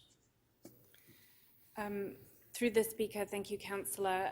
So the multi-tenant houses, legal or otherwise, in the City of Toronto are some of the most affordable rental that's available. We've seen a dramatic upward pressure in rents, even since the report was brought forward. So it may be that some of those rents that people are now paying in neighbourhoods across the city has increased substantially from when we brought the report forward. So what would then be your definition of affordability? What is it that you would like to see that would sort of suggest that a person who's making, let's say, $1,200 a month, because there's many of those, what should they be paying? What is it that this framework will actually help to address with respect to affordability? Through the Speaker, so the framework doesn't directly address affordability because it's about maintaining supply in that spectrum of affordability.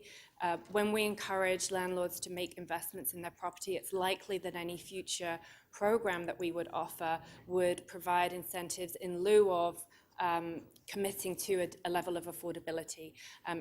The kinds of affordability levels that you're kind of identifying are really looking at kind of 40% of area market rent, that kind of level, very low.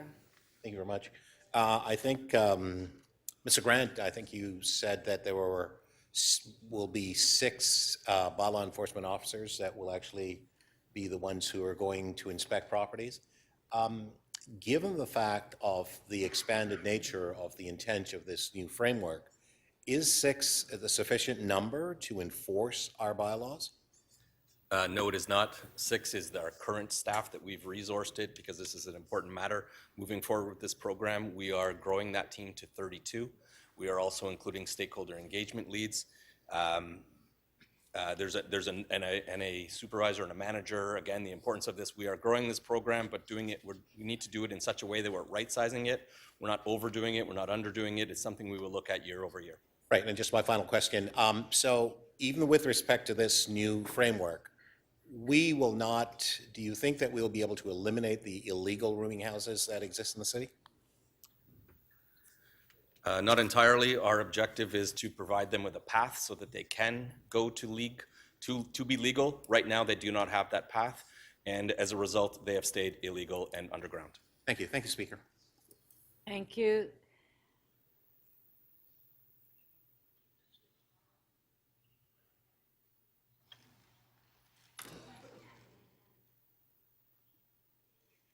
Councillor Moisey? Thank you, Madam Speaker. It's Councillor Moise. Noise with an M.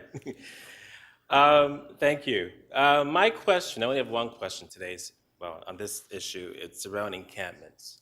So it was alluded to by staff earlier that the largest encampment in the city currently is in Allen Gardens. As of today, I think we have 39 encampments. And I know that, we are at our capacity in shelters. I think we're at 100 over, I believe I heard. And so I know that our staff has been working really hard to house people, more specifically in Allen Gardens. I know that there's staff there every day, various departments working very hard to get people housed. And we have been successful in getting many people housed across the city in encampments. But there are some that choose to refuse service. More specifically, in Allen Gardens, there are 10 people, for example, who refuse all service from city staff. So my question to staff at this point in time is, what are the intentions? What is the next step in regards to getting people out of the parks and into housing, even those who may refuse service? Because as it stands as of right now, the park's not safe not only for the occupants of the encampments there, but it's not safe for the residents who live and work around those areas as well. So just want some direction and clarification from staff. Through you, Madam Speaker. Oh, sorry, Gord? Yeah. Did you want? Gord, do you want to start? Yeah. Go ahead, Gord. Yeah, sorry, Tracy, and through the speaker to you, Councillor Moise. The plan really at Allen Gardens is to continue that dedicated work to connect with people and help them develop plans to either get into housing or into the shelter system. The Streets to Homes team that is there daily has access to a number of immediate rooms or spaces in the shelter system that they can offer directly that we hold for that team. And as you note, there's about 12 people that have moved into housing now, with a few more, with plans in the coming weeks. And for those that are not accepting our service or directly working with us on housing, we continue to engage them each and every day, with the hopes that they will change their minds and connect with us, which is often the case when we work with people to develop that trust and relationship, so they will work with us on a housing outcome.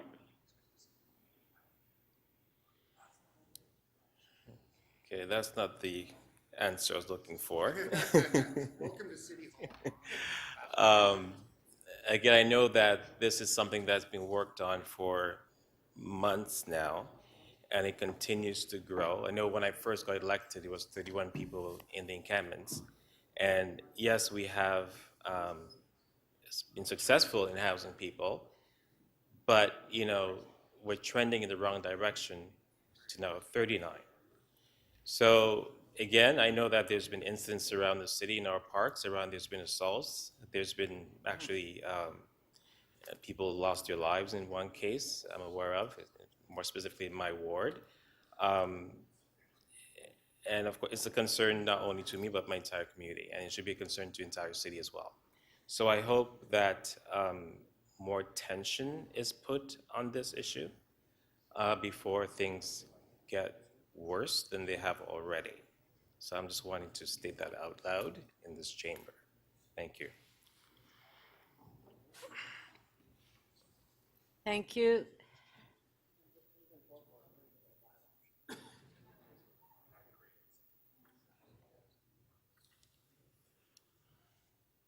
Councillor Perks. Yes, thank you. My first question has to do with rooming houses. So we've had many good questions here about what to do if there are more units than 6, or if there's a right to entry problem, or if the owner is delaying, or if there's a parking problem. Would you say that these are all issues that we dealt with in the Parkdale pilot project? Before my time, but yes, and we've learned a lot from that project. And in my response to Councillor Thompson about illegal, when they are legal, and again, the Parkdale project and its success, because there was a pathway to being legal. Would you say that I'm correct in remembering that in the Parkdale pilot project, we started with over 80 illegal rooming houses, which we never had been able to get into, that we regularized 77 of them, that over 1,000 low-income tenants who were living in substandard housing got housing that is now fire safe, building code safe, property standard safe, and that not one individual was dehoused through that project. Is that fair to say? We've had this conversation a number of times. Yes, that's fair to say. Okay, thank you. Moving now to the other part of the report, to the, I'm forgetting your title, affordable housing, to Abby. Your title changed. I forget what it is now. Looking at the plan here on housing, I'm thinking about other jurisdictions. Would it be fair to say that Toronto compares unfavorably to cities like Helsinki, Vienna, Berlin, Stockholm, Glasgow, in terms of the percentage of housing that is available as socially owned? Through the Speaker, title is Executive Director of the Housing Secretariat. Thank you, Councillor. So yes, in other places in the world, due to maybe larger investments by national or federal governments, we can see percentages of up to, say, 60%. Vienna would be an example where 60% of the residents live in subsidized housing, and over half of the housing units are owned in some way by government or nonprofit agencies. That's not an overnight situation. So in Toronto, it's about 10 to 12%, and all of that was created through the significant federal programs in the 50s, 60s, and 70s. Would it be fair to say that if we want to deal with people in the lower 2 income quintiles, say the bottom 40% of income earners, we would need that kind of major investment from the other orders of government to allow us to build out non-market housing and make housing available to everyone in Toronto? Through the Speaker, yes, Councillor, I think we've been clear in the delivery of Housing TO to highlight the necessary investment, because really what you're talking about there is rent geared to income housing. It's not just the level of affordability, but that the affordability will match the person's income. That requires a very specific type of subsidy, not just capital, but an ongoing operating subsidy as well. Would it be fair to say that the plan in front of us today does good work in creating market housing, but if we're going to house people who work in a grocery store or nurses or people who are on social assistance, we need that other part, which is a major investment from other orders of government in socially owned housing? Through the Speaker, I would say that we need the increase in market housing supply, we need the investment in affordable housing supply from other levels of government, and we need to protect the affordable housing and rental housing that we already have. Thank you very much. Thank you.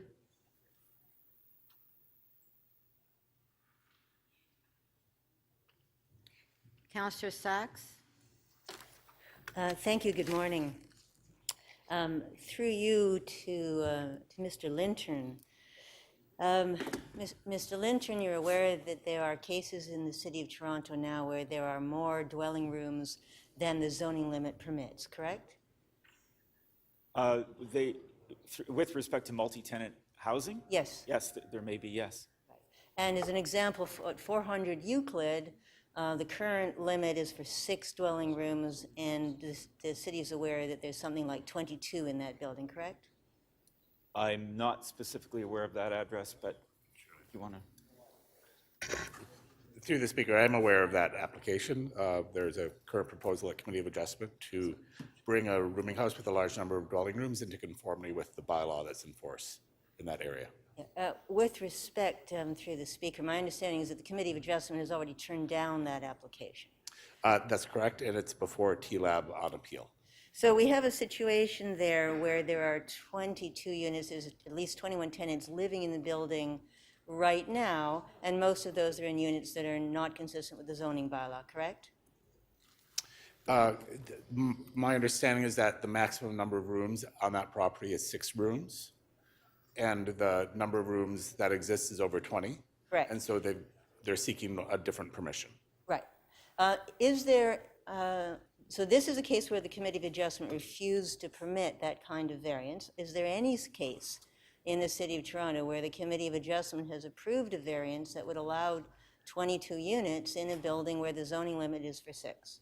I don't have a specific history of all the applications that the committee has considered. I know there are applications that they've approved for a larger number of rooms than would be permitted in the zoning. And that's the process set out in the Planning Act. I understand, but to your knowledge, sir, where the legal limit was 6? I don't have a specific knowledge of that. I haven't researched that either. So, and is it also true, sir, that the Committee of Adjustment is specifically instructed not to take into account whether there are existing tenants in the building when they make their decision? The committee has to make their decision based on the 4 tests in the Planning Act. And so if they were going to have any consideration for the tenants, they'd have to understand that within the tests of the Planning Act, whether the application is minor or whether it's desirable and appropriate. But with a specific question, my understanding is the committees are specifically instructed not to consider whether rooms have already been built contrary to the zoning or not. That is specifically an irrelevant consideration, correct? The committee considers the proposal as a new proposal. It doesn't consider it as a management of an existing situation. Right, so they are required to ignore the fact that there are 21 tenants in the building right now. I would say they may think of that in terms of the impact, but again, they need to consider the proposal as a new proposal and not in terms of managing something that already exists. And a new proposal meaning that the new rooms are to be built. All right, so moving on then. And is it true, sir, that when a rooming house is operating with more than the number of dwelling rooms permitted by the zoning bylaw, the operator faces charges with a potential fine of $10,000 a day? I would ask my colleagues in MLS to address that.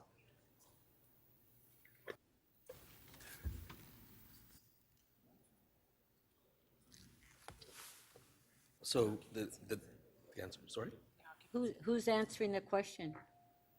So it's Carlton Grant, Executive Director of MLS. I will attempt to answer your question. There are occupancy limits that are based on fire and the building code.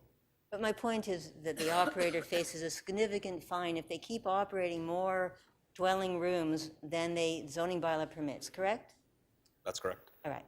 So what is the city's plan for the tenants who are in this building, living in this rooming house where there are more units than the proposed bylaw limit? Does the city have any plan to provide those people with alternate housing? Through the speaker, thank you, Councillor. So as yet, our housing at risk table has not been set up. We have also not brought back the renoviction bylaw, all of which would help in those situations. I would say that this is one of the reasons why we continue to focus on the delivery of new affordable housing, to continue to want to protect existing rental housing, so that should this situation arise, the tenants in those buildings will have other options, or will hopefully be able to find other options of housing in their neighborhood of choice. If I can just supplement. But to confirm, it means that right now there's nothing for those tenants, correct? That was your last question? Well, I was just going to add that the scenario that is being experienced with that site through the speaker is very similar to the Parkdale pilot project scenario, where the situation has gotten out of hand with a large number of rooms being created illegally, and working with individual landlords, working on individual situations. Actually, through Parkdale, we did rezonings. We didn't, there may have been some variances, but many of them went through site-specific rezonings to actually work on specific solutions. Some ended up being combinations of units and rooms. So it is labor-intensive, all with a view, though, to keeping as many people housed as possible in a very difficult situation. And I think that's what you're describing here is that some of these situations do exist, and that we have to apply our resources to those specific situations and work out solutions that work to maintain the housing as much as possible. Thank you. But at the moment, there's nothing. Thank you.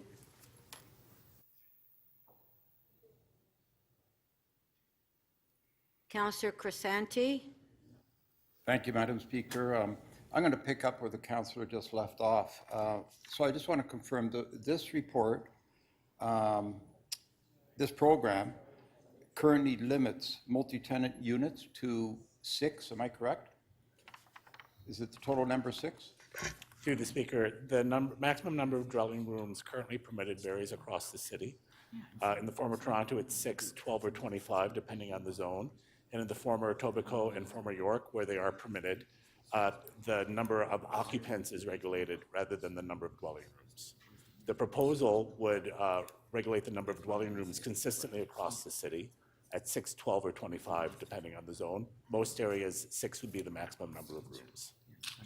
Okay, so 6, 12, or 25, because that then answers my second question, because on item 10.4, you have a provision there that for units that are 10 or more, there's a provision to legalize those units as well.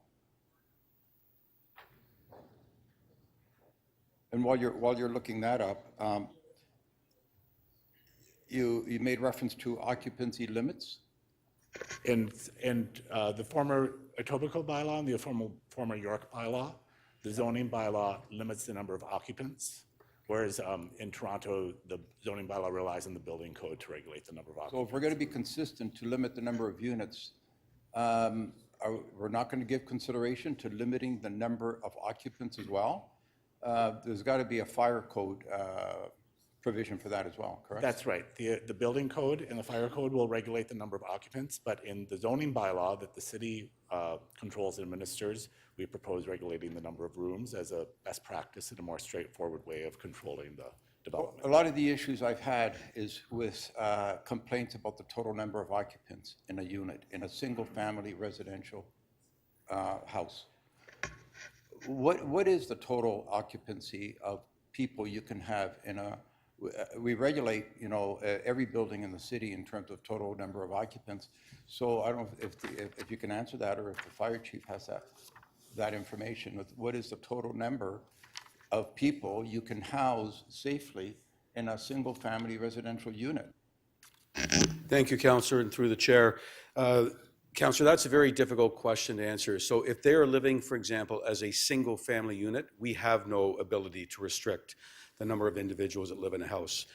For example, I could have 30 people in my house tonight, and there's no authority whatsoever under the fire code to do anything.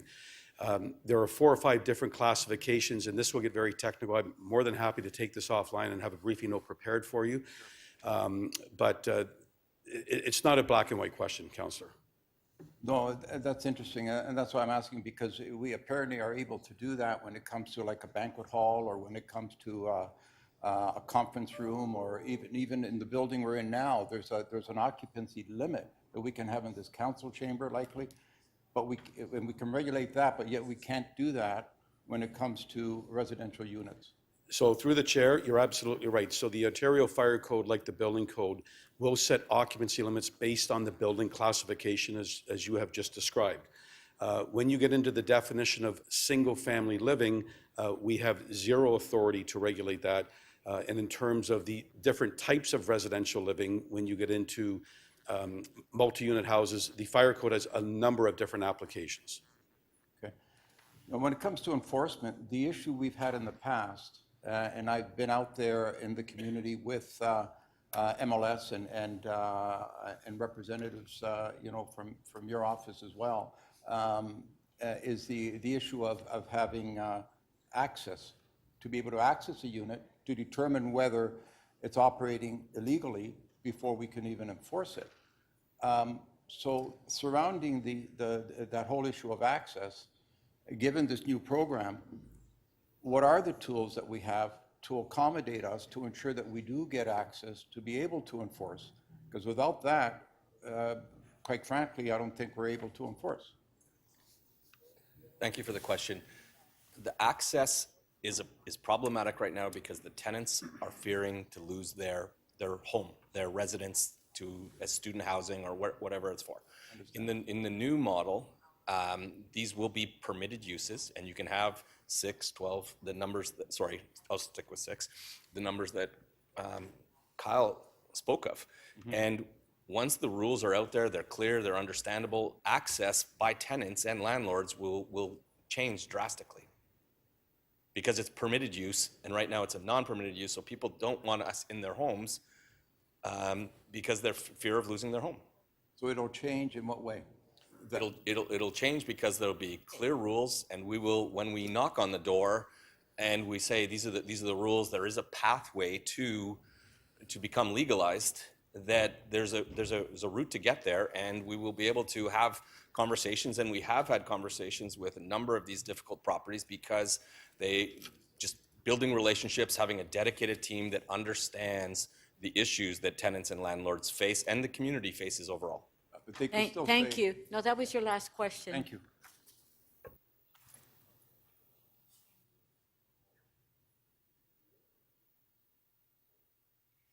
Councillor Ainsley. Thank you, through you, Madam Speaker. Mr. Lintern, could you explain to me, or one of the examples I'll use in my ward on Gilwood Parkway, I have 4 plexes, and they've got parking in the back, they've got a driveway up the side. When people want to build a 4-plex or renovate their house and build a 4-plex, is there a template that we're going to use? Through the speaker, it's a good question. I think there are various examples of 4-plexes and duplexes, triplexes right across the entire city. Indeed, probably 5- and 6-plexes. So there are plenty of examples. Something even referred to as the Toronto Special that was built in the 50s across many of our neighborhoods. Typical 3 and 3. So I think this is part of the creativity that we're going to have to move toward in how we design new housing models in the city. There are many, as I said, there are many of existing examples, but I'm very interested in sustainability and architectural creativity, in accommodating quality living environments, how you deal with private open space. All of these attributes, I think, is work that lies ahead for us. And I think embracing the design community and the development community and other small builders and communities, for that matter, it's a conversation that lies ahead for us. Yeah, so kind of in a nutshell, so it's going to be like site-specific, how if somebody wants a 4-plex, again, for example, it's going to be very site-specific around parking, for example, and the design of the 4-plex. Yes, the initiative that we've tabled already with Planning and Housing Committee is basically zoning driven, and it establishes, it envisions a permission that would have a front yard setback, a rear yard setback, a side yard setback, and a height, basically a box, which all properties have currently in the City of Toronto, residential properties, and building within that box, whether or not it's 1 unit, 2 units, 3 units, 4 units, that's the idea. So the zoning controls the overall envelope, but I think there are other attributes of this that are quite actually creative and exciting that we want to move toward talking about. Okay, and then there's another component where it talks about increasing density on the main streets and the avenues. Through my ward and Deputy Mayor McKelvey's ward, there was the Kingston Road incremental growth study that was done that caps the height of buildings. So at 8 stories along that at Kingston Road. So when this passes, would that make that study null and void? And where does that fall into things? Yes, I think through the speaker, this motion asks us to come back with a work plan for how we continue to grow on our major roads and our avenues. Certainly part of the work is already done because we've done many, as you point out, we've done many avenue studies there in place, but there are missing teeth in those avenues. There are gaps in those avenues. Some of those avenues have, and major roads have great potential for new housing opportunities. So we're going to be looking at that very closely through, given this direction, looking at those opportunities very carefully. But I think there are already many avenues across the city pre-zoned, certainly already changes to the official plan that anticipate this kind of growth. We want to continue on that path. We certainly want to speed up the opportunity to do it and enable the opportunity to do it. City doesn't build the housing, but we can enable the opportunity for the housing. Okay, and then my next question, Madam Speaker, it's around working with colleges and universities. There's a discussion about working with colleges and universities to increase housing. The provinces, I'll use University of Toronto Scarborough as an example. They're building more housing on Military Trail, but they get that money provincially funded. I'm trying to understand how we would work with colleges and universities to increase the housing, because one of the difficulties myself and Deputy Mayor McKelvey have, again, the university is not providing enough housing, and the fallback is either, illegal rooming houses or, local apartment buildings where I have 2 and 3 students, if not more, living in an apartment. Sometimes it's just a mattress on the floor. Thank you, Councillor. Through the Speaker, you raise an important point and one that we have been working on and would like to accelerate our work on. We've been talking to a number of universities about how we can support them in their kind of real estate and development of housing efforts. We have an academic table that's been very active over the last year or so that we're looking to create an MOU. We've had recent discussions with York University and also looking to work with the University of Toronto as well. So everything that you identified is part of larger changes in the housing system that would be needed. And you're right, any of those universities like us would need subsidy investment from other levels of government in order to deliver the level of affordability that we want. But we're very active in trying to increase our work in those spheres. Okay, all right. Thank you, Madam Speaker. Thank you.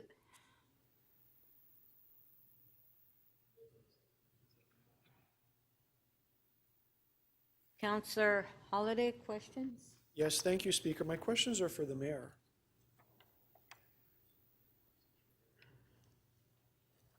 Thank you. Through you, Speaker, to Mayor Tory, the letter in the report before us talks about achieving or exceeding the provincial target of 285,000 homes.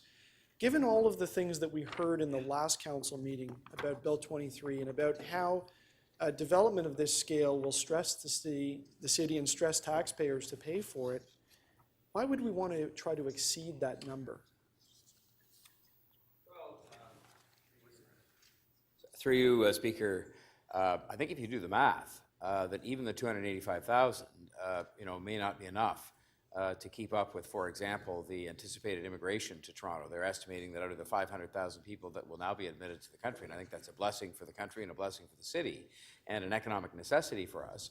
If you do the math, we're going to have to be producing an awful lot of housing units, and maybe even that target won't be enough to do that. So notwithstanding the challenges, which I'm trying to push back on and make sure that we are kept whole and that we do have the resources available to build the infrastructure, I think to try to exceed that target is something we should do, but I think it'll be, as I think I acknowledge, quite an ambitious undertaking just to meet it.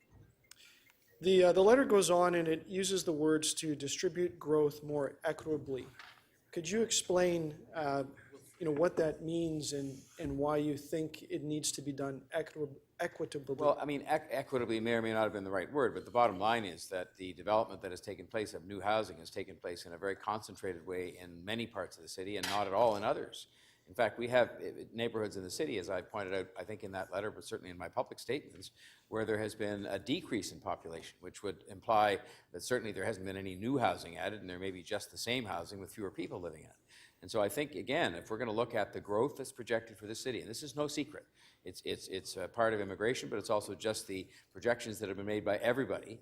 The population of the city is going to grow substantially, and it is our responsibility, not just a nice thing to do, to make sure that we have housing available for those people. I mean, if we think we have a housing crisis now, add 150,000 people out of each cohort of immigration that we have, and we'll have an even worse crisis. And that is not something that I want to see happen on our watch here on this council. Is the word equitably a planning concept, or is this a political one? No, I mean, it could have been a different word. It's not, I'm not sure it's either one. I think it's just mathematics, and it just says that if you have a certain number of housing units you have to achieve across the city, there are places where there has not been, as there should have been, the kind of development. I'll pick an example that is perhaps less controversial, maybe not. Everything you say is controversial with regard to somebody, but, I look at the Danforth where we invested years ago, transit that today would be worth billions of dollars in terms of building the Bloor-Danforth subway, and yet along that arterial road, for example, there is very little other than two-story accommodation. And I would say that that is not the kind of allocation we can go forward with. Maybe it served us well, the status quo in the past. It won't anymore going forward. In the political lens, the housing crisis is often interpreted by people as the cost or the access to housing. And we in turn have interpreted that as the supply of housing. In other words, increase the supply of housing. We've heard through the various reports, including Bill 23, and through our experience in just the report here about delivering, say, rooming houses and the cost that those bring. Where do you see the city's role or what is the city's responsibility in helping to pay for housing that people will use? Well, Speaker, through you, I would have said that in an ideal world, our role on the financial side might not be as great as it is. But the reality is that we have governments that have been coming and going, and more recently, I'm happy to say they've been coming to the housing challenge. Certainly the federal government in particular has, that has helped to make sure that the need for our own participation isn't even greater than it is. But I think that these things tend to work best when you have a partnership of all three governments, and maybe they don't all share the burden financially on an equal basis, but they are equal contributing partners. And so I would say that we have a responsibility. I don't think it is bigger than a third, or it shouldn't be, but we have one. I think for us to sort of ask the other governments to pay for it all and not participate ourselves in some way, shape, or form is just not reasonable. This housing plan places direct and indirect costs on taxpayers within the city, and I would add renters who pay property taxes indirectly through their rent. To what level and what responsibility is the subsidy or the enabling and creation of this new housing, to what extent does it fall on the shoulders of the existing residents in those two manners that I just talked about, the indirect and direct costs? That was your last question. Thank you. Speaker, through you, I guess on the theory that we all know it's true that there is no free money when it comes to public money, I guess we're talking about the same taxpayers who contribute. Now, the other governments have other ways of collecting that money that I think is more equitable, to use that word again, through income taxes and corporate taxes and even sales taxes, which are based on consumption. Our tools to do that are a little less, equitable or a little less, progressive. But having said that, I think that the bottom line is, if it isn't the residents who are going to pay, residents/taxpayers, who is? And so I think, that's just the reality that we face in any kind of housing program, is that we have to come up with the money. Some of that's going to be private sector investment, thank goodness. And I think the notion of, there may be some instances, say through Toronto Community Housing, where we do it on our own. But I think the notion that we're going to try and do this without profit or nonprofit developers is just not practical. So they may put up some by way of equity, but in our case, we're going to have to put up money, especially when it comes to making housing affordable or deeply affordable. Thank you.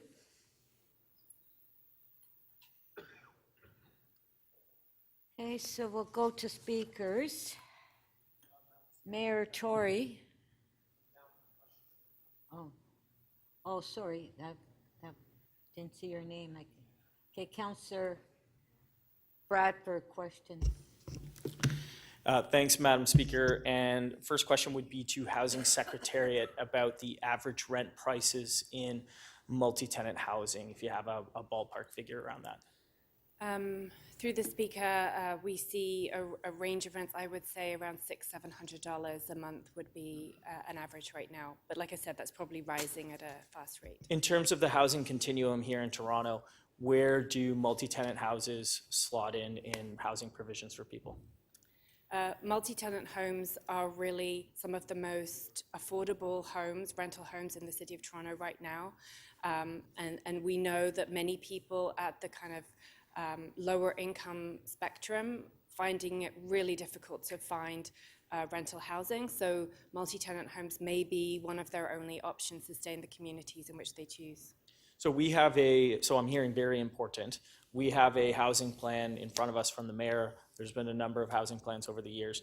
In terms of all that work that's been done, how important is the advancement of multi-tenant housing and that legalization across the city in terms of delivering deeply affordable housing to people in a safe and equitable way? Thank you, Councillor. I think it's really critical. It will safeguard and provide a path to compliance for some of the most affordable rental homes in our city. And without that, and without the increased investment that we're calling for in our other plans, we're not going to be able to make progress on this important issue. In the previous term, there was direction provided to establish a rental housing roundtable. I know that that is in flight, so to speak. Is there an opportunity to convene that table with rental providers from across the spectrum and across the city to have that input directly feed into the report back on this work in March 2023? Through the speaker, thank you, Councillor. Yes, we can definitely do that. We are in the process of convening that roundtable. Would likely have our first meeting in January, and so we'll be able to use that feedback to input into that report in March. Thank you. A couple questions for bylaw. We know the enforcement for the protection of tenants and for being good neighbors around unlicensed multi-tenant housing is really important. The staff allocation that's provided, what does that look like in terms of the continuum or the entirety of the MLS portfolio? I'm not looking for a percentage, but will you have adequate resources to make sure that we're delivering good services for the tenants, for the landlords, for the adjacent neighbors across the entirety of the city? I believe it's 32 new MLS staff and I believe 16 with Toronto Fire. Through the speaker to the councillor, yes, we are looking to resource this program appropriately and adequately with both resources in MLS and fire. We also have stakeholder engagement. Again, what's really important is the understanding from the tenants, and this program will grow from 6 to 32 over the next year and a bit. It's really important that we link this to the budget. Will this be accounted for in the 2023 budget that you are bringing forward for staffing?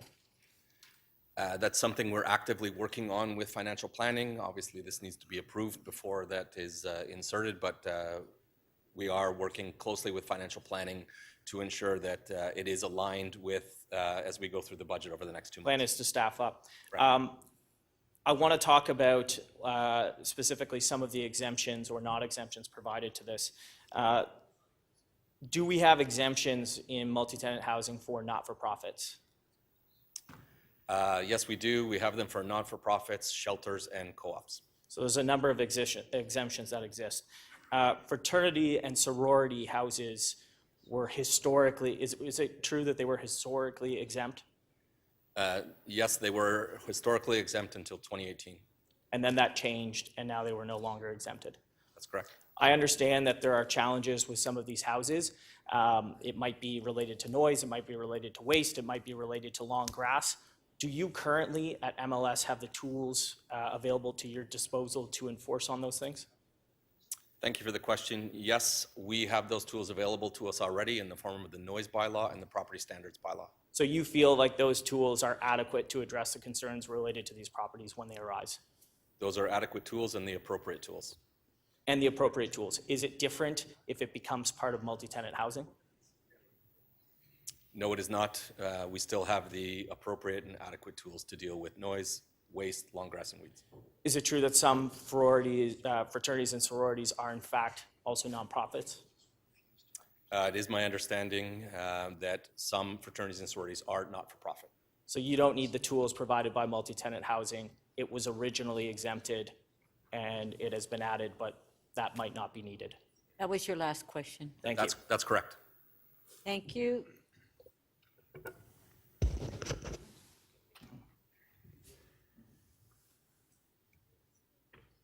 Councillor Myers? Thank you, Madam Speaker. Do we have an estimate of the number of people living in illegal rooming houses in Scarborough and the inner suburbs? The short answer is no. Have we relied on the expertise of outside experts to provide estimates of the number of people that are potentially living in the in illegal rooming houses in the inner suburbs or Scarborough in particular? We do not have that information, but it's important as we go through a stakeholder engagement process that we learn of these addresses individually, or address by address. Is it the case that occupants living in illegal rooming houses are less likely than not to be counted in the census figures due to the fact that they might not have access to the census, or they are being prevented by the operators of these illegal rooming houses for fear of discovery? Potentially, yes. And is it, so it could lead to potentially that there are thousands of people living in the inner suburbs who are not counted in the census, which of course can affect a variety of funding from other levels of government and even electoral representation. Is that a fair statement to make? Again, I'll use the word potential, potentially, and that's why it's important to get again, a pathway to compliance so that we are aware of where people are living, we know where these homes are, and we know that they're built safely. So is it fair to say that staff, as part of their work, will be working on ensuring that there is a fair and accurate count of the number of people actually living in illegal rooming houses in the inner suburbs? Where we can, we will try our best to understand that quantum and to work with, again, stakeholders I mentioned in my previous answer. Thank you. On to my next question. Could staff please explain what they envision, or if they've envisioned, what exactly will be the qualifications for members who sit on the tribunal to be selected?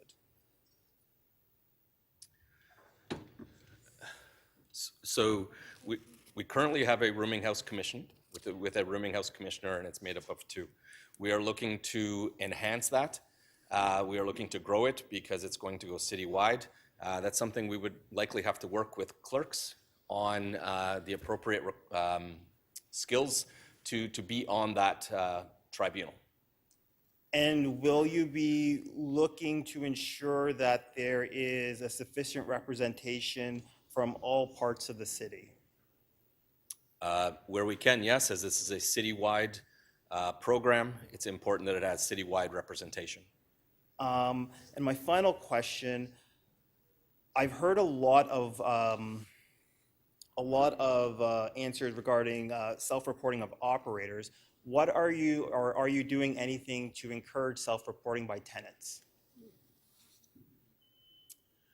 So I would suggest that that's something that we take under consideration as we move forward with this program, to have tenants provide us with feedback. It's important to have a strong stakeholder relationship with both tenants and landlords. Okay, thank you. Thank you. So that's it for our questions. We'll go to speakers. Okay. Mayor Tory to speak. Well, Speaker, thank you. You know, the very prospect that people from around the world want to continue to come here, and if you look at the general pattern that's beset a lot of cities around the world, they see population outflow. And we have people from all over the world who want to come here. And what an opportunity that is for us in a whole bunch of respects. I mean, it's just an opportunity in terms of the diversity of the people who come and the skills they bring and the economic opportunities they present. And so it is an opportunity for us, but at the same time, we need to handle that prospective growth responsibly. We absolutely, positively, without doubt, need to expand housing options across the city so that people don't just have a choice between towers and the current single-family homes that exist in large parts of the city. And so it puts in front of us the challenge of a whole-of-government approach to this issue, and it puts in front of us the absolute imperative for change. A change that is going to allow us to present that full range of housing to people, a change that will allow us to be able to say with a straight face, as it were, that we really will be a place where everybody can live, where everybody can find an affordable, safe, decent home, and where that doesn't exclude anybody. So this plan that's in front of us today it's been described as bold, it's been described as aggressive. I don't think it is necessarily, but I think the people know that it is necessary, whatever the other adjectives are that people have used to describe it or would use to describe it. I think that the people, and I did a lot of canvassing, and I'm probably the only one in this chamber that canvassed right across the city in as many places as I did, on as many doors as I did. And I think the people actually, as they often are ready for change. They're ready for change sensibly and sensitively applied, but they're ready for change. And sometimes they can even be ahead of the people in this or other legislative chambers around the city and around the country. And so when the report comes back in March, and let's remember that for the bulk of what's on the table today, we're asking the city staff, our very capable staff, to come back with the flesh on this framework that will help us to move forward. The only one that is on the table for, I think, definitive resolution one way or the other today is multi-tenant housing. And of course, in that case, it was preceded by a long process of consultation, by a staff report, and by public hearings through planning and housing. And so I think it is ready to move forward, and I think it's time that we called the question on that, as it were. But I think that when the recommendations do come back from our staff on all of these other items, it is going to be just as necessary as moving quickly today that we move quickly. Because again, I think from what I heard at the doors, and certainly what I sought and earned a mandate on, was that people wanted us to get things done. And if they listed their priority issues, this was certainly one of them, if not the top issue. I think it probably was the most frequently mentioned issue, that of housing. So I think when the report comes back in March, well, that's a quick assignment to give to our staff, and quite an extensive one. The need for us to act with a degree of urgency is going to be just as acute. And I think that's because, in part, it'll take years for the changes proposed in this report to actually become homes for Torontonians. Even if you look at the rooming house issue by itself, because of the need to hire staff and train staff and make sure those who are operating multi-tenant housing know of the requirements and so on, it's going to take a period of time for those things to be put fully into effect. I want to just conclude in the time I have here by making a couple of comments about the multi-tenant housing. We forget, I don't know, somehow when we talk about them, when we talk to our neighbors about them, when we listen to people about them, we forget what these are. These are homes for people. These are homes for people. They're another form of housing. They've been described here today as an affordable kind of housing. We talked a little bit earlier on in the question period about the rents. And they're homes for people who have often few other options. We're trying to do our best to create more options for them in the form of supportive and affordable housing, but they are forms of affordable housing. And they exist today in all neighborhoods right across the city. Let's be real about this. They exist. In fact, there's more of them in other parts of the city than are present in the places where they're permitted.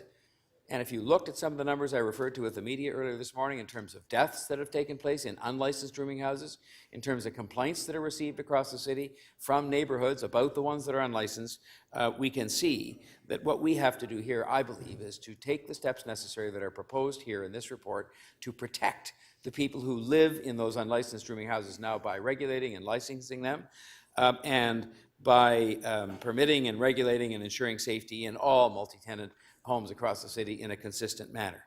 Safety is there as an issue for us to deal with, as is what I'll call disruption that has happened in many neighborhoods as a result of ones that are presently in existence.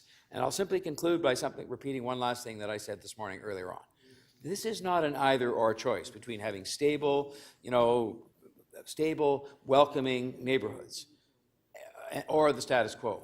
It is a choice that we're given to sensibly and sensitively bring about changes to the status quo in the area of multi-tenant housing and other areas so that we can accommodate safely and sensitively and affordably the people who live in the city and who are going to live in the city, especially those who are among the most vulnerable. So I commend this report to members of council, and then we can move forward to address an issue I think we were all sent here to address. Thank you, Speaker.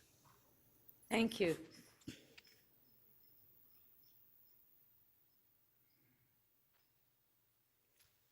Councillor Matlow, you have a question to the mayor? Three minutes.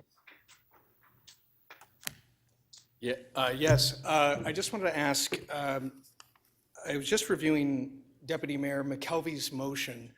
I was just wondering if Mayor Tory has had a chance to review the restrictions that she'd like to place with respect to parking in that motion, and is that a motion that the mayor supports? Speaker, yes, I will support the motion, and I haven't read the final version because I think it's been under discussion this morning.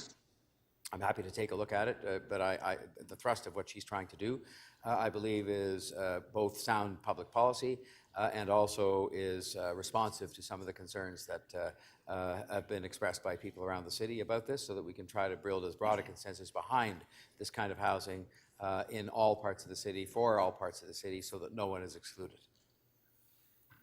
Thank you.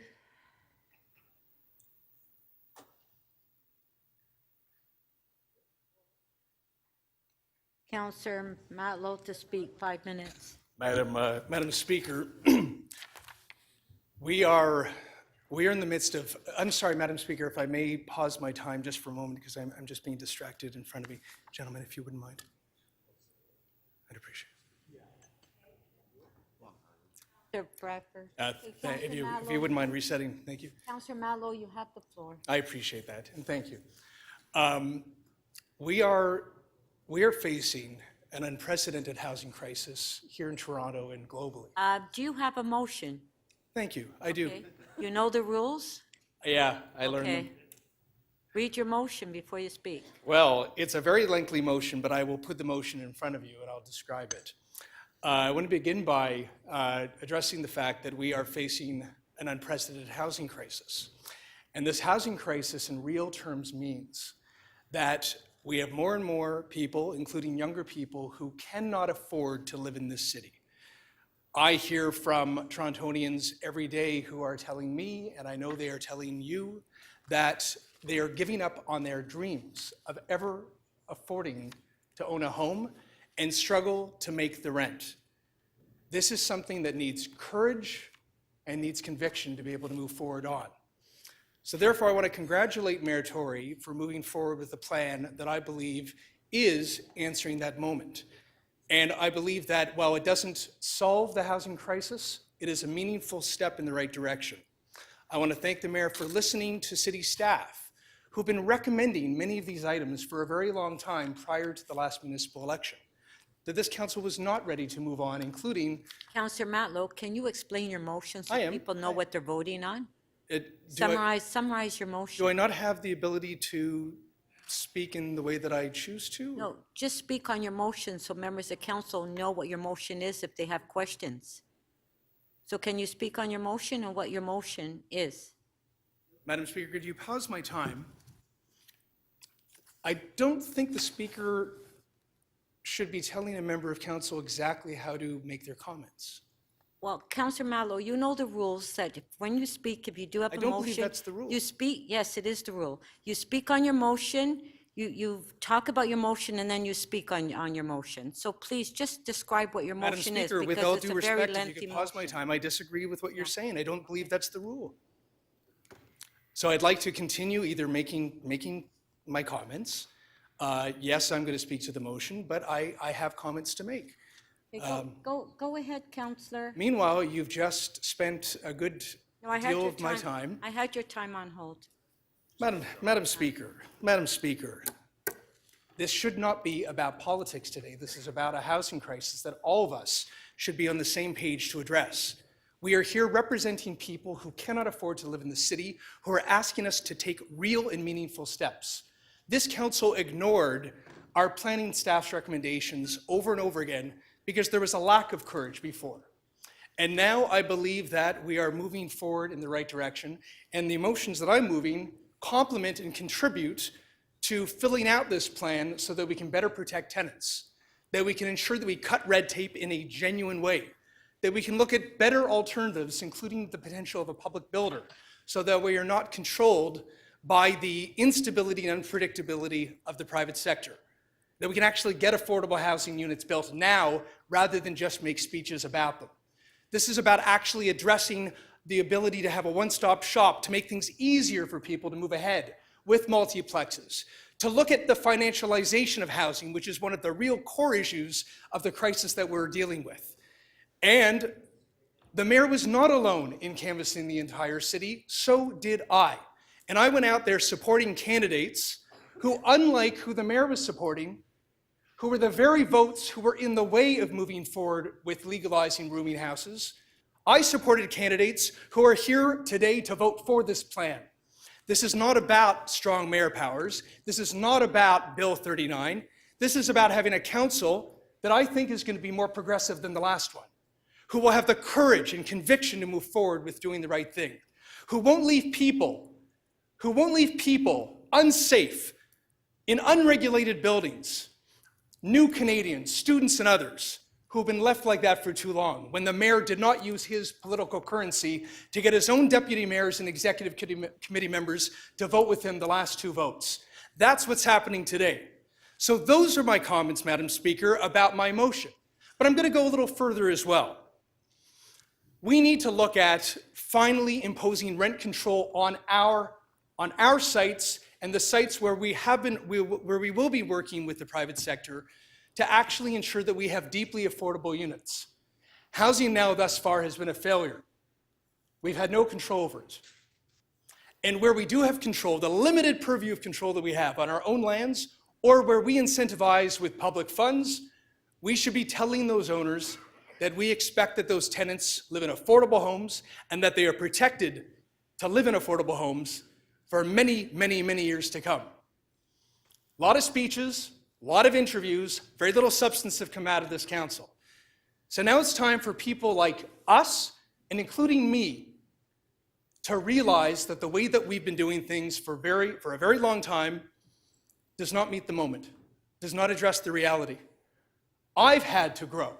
I've had to learn that the way that our neighborhoods have been zoned, the way that we've allowed our city to be, has not actually adapted to the reality of the unaffordability of this city. That we need to build more public social housing to address people in poverty. The wealthy are doing fine on their own, but there are a lot of people in the middle who are making reasonable salaries, not wealthy salaries, but reasonable salaries, who still cannot afford to live in this city. We need to represent them too. So the mayor's plan is really an assembly and omnibus Councillor of Mount good Little- recommendations. Councillor Mount Little, can you Yes. please wrap it up? Your time is up. Is it really? Yes, because when I stopped your time, I restarted your time, so you've had extra minutes. Thank you for your generosity and Well, your you're allowance for me to say a few words. You're so welcome. You're gracious. Thank you. Councillor Perks, you have a question on clarification of the motion. Councillor Perks, clarification of the motion. Could I have the motion on the screen, please? Here we go. Okay. There's a section here about the land transfer tax. I'm sorry, my mic's not on. If we could scroll to that, I'm sorry.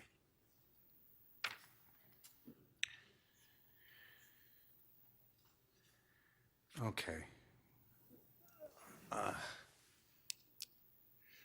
So you've recommended that we somehow nuance the land transfer tax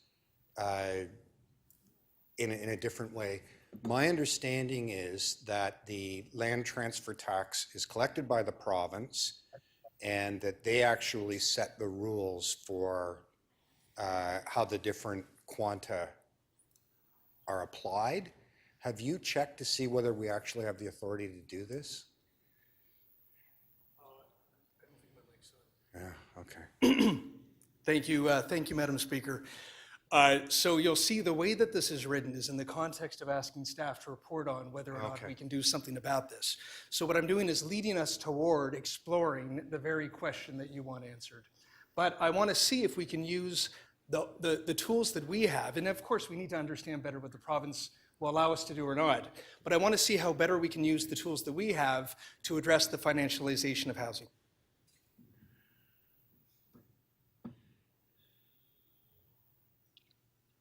Okay, Okay? thank you. Yeah. Okay, I know it's hard because it's a long motion, right? We're allowed to move Yeah. Counselor Bradford, questions? 3 minutes, clarification of the motion. Thanks, Madam Speaker, and over to the mover. Is the intention of item 2 there on the Create TO piece, is the intention to bring that in-house and have Create TO developing and building these projects? Similarly to my last response, Councillor Bradford, it's not so much about intention.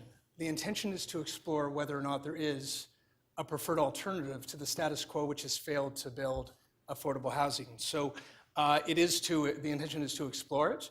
I'd like to see the comparable. I'd like to understand the pros and cons. It's not an absolute, but it certainly is something that I think that we should put on the table. And as I asked earlier to staff, Create TO we have an assembly of very well knowledgeable, experienced people who have worked in the sector, who I think might be capable to move forward on this. But it's something that I think it's reasonable to explore, because what we're doing now isn't working quite yet. When you put these motions together, did you have an opportunity to speak with the staff about the work that's currently underway? I've been speaking with staff consistently about the work that's underway. No, but did you speak with staff specifically about the items that you have here in your motion and asked if they were supportive? It's yes or no? Yes, I've spoken with staff about the variety of items that are in this motion, and I'm sure you have too. Are you aware that there's a number of pieces in this motion that City Council and the city actually doesn't have jurisdictional authority over? And was that response provided to you by staff when you asked staff? Are you aware that this is a report request, and certainly you will be provided with the answers once they are provided? Was there a particular moment, I guess in the past couple months or maybe over the past year, when you found that newfound courage to support housing and change your position from the past 8 years where you opposed housing? Was there a specific moment for you, or has it been more of a gradual transition? The newfound courage speech is quite a departure from what we've heard over the past 8 years from you in Midtown. So I was wondering if there was a moment that inspired this, or if it's been a gradual evolution. Are you referring to the fact that I was the first councillor before you to actually move a motion on encouraging multiplexes in the city by removing parking requirements, unlike what the deputy mayor is doing today? See, I will, if I may, Madam Speaker. Well, I will answer. 30-story neighborhood. Madam Speaker, I'd like to finish my answer. Madam. Okay, no, sorry. Councillor, right. Okay, Councillor Matlow, I've shut your. Councillor Bradford? No.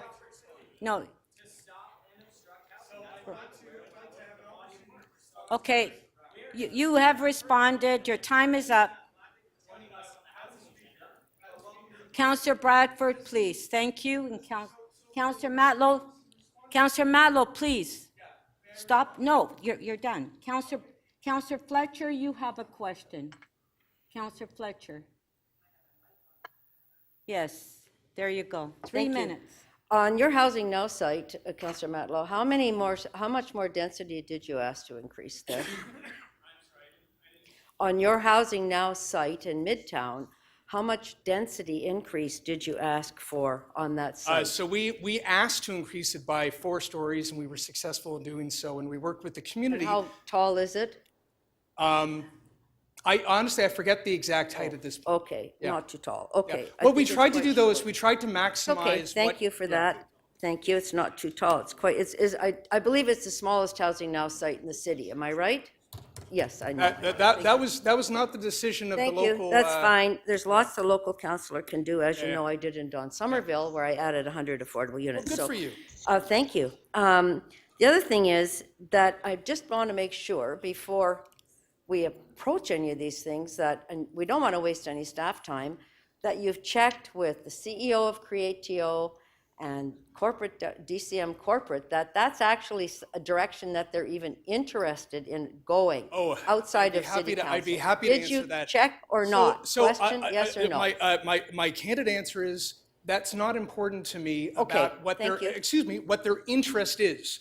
My interest No, their is what- capacity. My interest is what council can do. Thank you. To actually address what we want our staff to explore. Thank you. Similarly to what the mayor is doing today, which is Thank asking you. staff If to we go. would into- like. Hello, just City answer the Council, question, please, to thank you. If Councillor we'd like to Fletcher. paint the moon purple, we can ask for that. That's not in my motion. I know, but it could be in your motion. So I don't believe the moon is. Because I really am concerned that, is that the role of in-house construction? It's the role of Are you council aware to- that Councillor TCHC Mallow, allow Councillor Fletcher to ask her question, I'm please. just interested in the history of TCHC is a housing provider that has undertaken a incredible revitalization plan starting in 2004 or 5 with Regent Park and many other sites.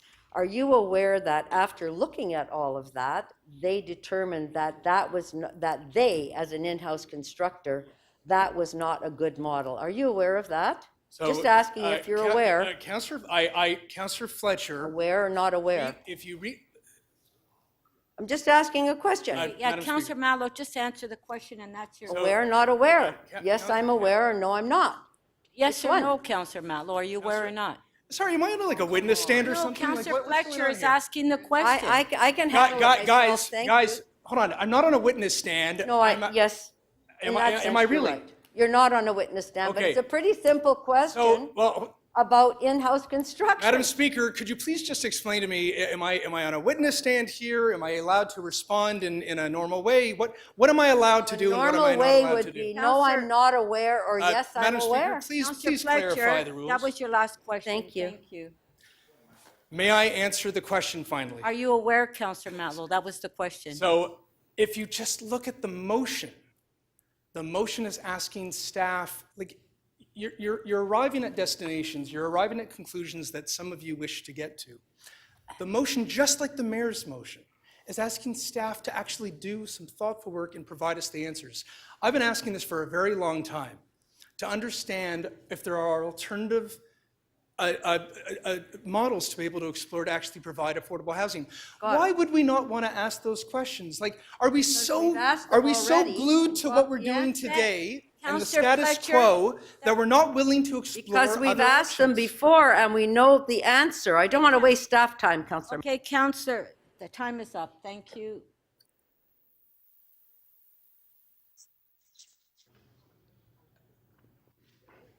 Councillor Burnside, question. Oh, thank you. Hi, John. 3 minutes, please. Thank you, Madam Speaker. 2 sub S, I just want some clarification. Introducing an escalating increase in land transfer taxes for non-primary investment residences with a corresponding, with a lower land transfer tax for primary residences. Is that meant to be revenue neutral?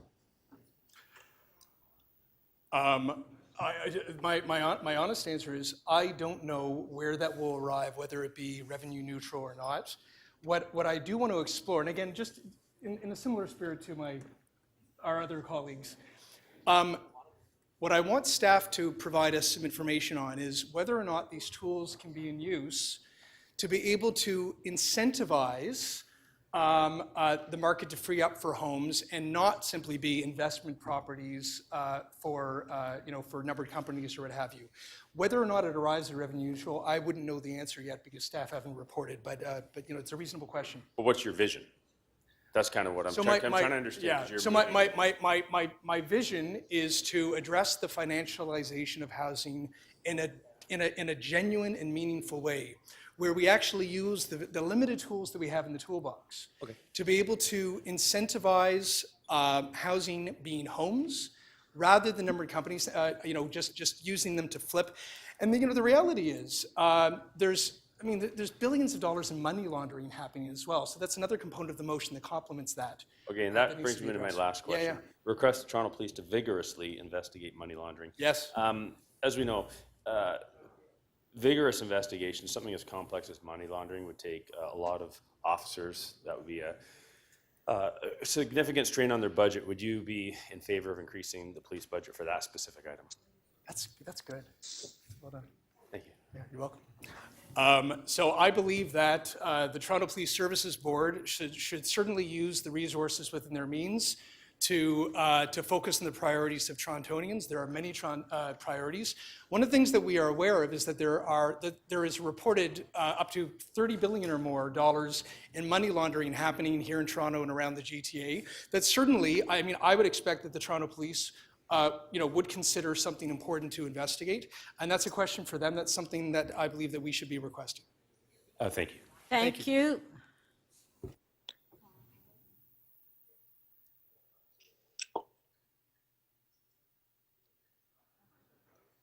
Okay, members, we'll recess to 2 o'clock, so we're going upstairs to do our portrait. I hope everyone smiles.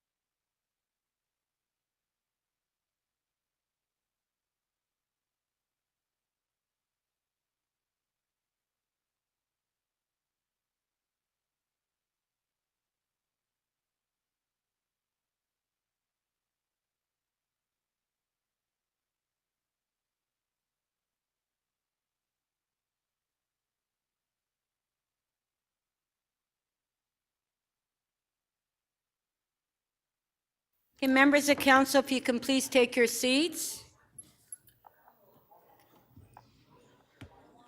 Members of council. This meeting is now resumed. Members, before the recess, council was considering the mayor's first key matter, item CC 2.1 on 2023 Housing Action Plan. We will return to that item after the release of member holds. Are there any release of holds? The clerk will open up the speakers list in CMP and you can place your name on the list.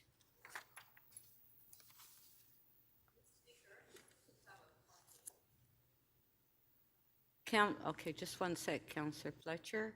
Councillor Fletcher, point of first. I just wanted to apologize to Councillor Matlow for getting a little hot under the collar earlier, getting a little rambunctious here. So I'm sorry that we had that exchange at council today, but thank you. Okay, yes, just, Councillor Cheng. Councillor Cheng, you want to just make a comment about the Secret Santa, right? Right. Thank you, everyone, for those who registered to be part of our Secret Santa. And a lot of councillors have been asking me about when do I give the present, and any time before the holidays. But if you have it here today, please feel free to share it. And I also did leave a small gift from Willowdale on everyone's desk. And the cookies are made from two refugees from Ukraine, Ina and Tatiana. So please share that with your staff, as well as a keychain that was made by someone experiencing homelessness in Willowdale. So happy holidays. Let's try to keep a good mood today. I know there's some tough talks, but Merry Christmas, Happy Holidays, and Happy Hanukkah, everyone. Thank you. Okay, so if members have a release of holds, if you can please put your name on the list. I understand, Councillor Malik, if you can put your name on the list. I have Councillor Holiday first. Councillor Holiday. Yes, thank you, Speaker. I am prepared to release CC 2.14, which is the appeals of citywide zoning bylaw 569/2013, and thank you to staff for answering my questions. Okay, thank you. On CC 2.14, Councillor Holiday is releasing. On favor, show of hands, carried. Councillor Malik, did you put your name on? Okay, Councillor Malik. Councillor Malik, go ahead. Thank you. I'd like to remove the release on item CC 2.8, please. I've gotten an update from staff, and the item is going to go forward as it stands. Okay, that's on CC 2.8, 277 Wellington Street West. Councillor Malik is releasing. On favor, show of hands, carried. Thank you.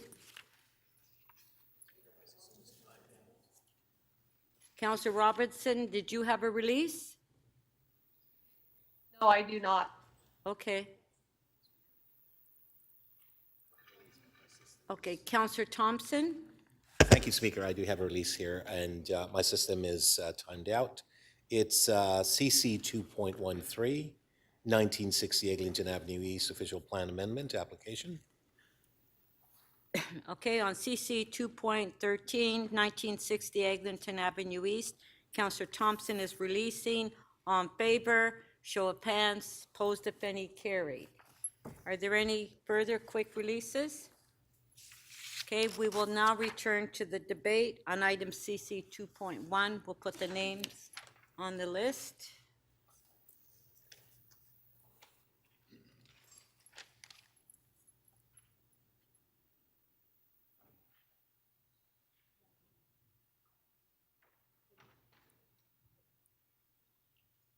Councillor McKelvey to speak.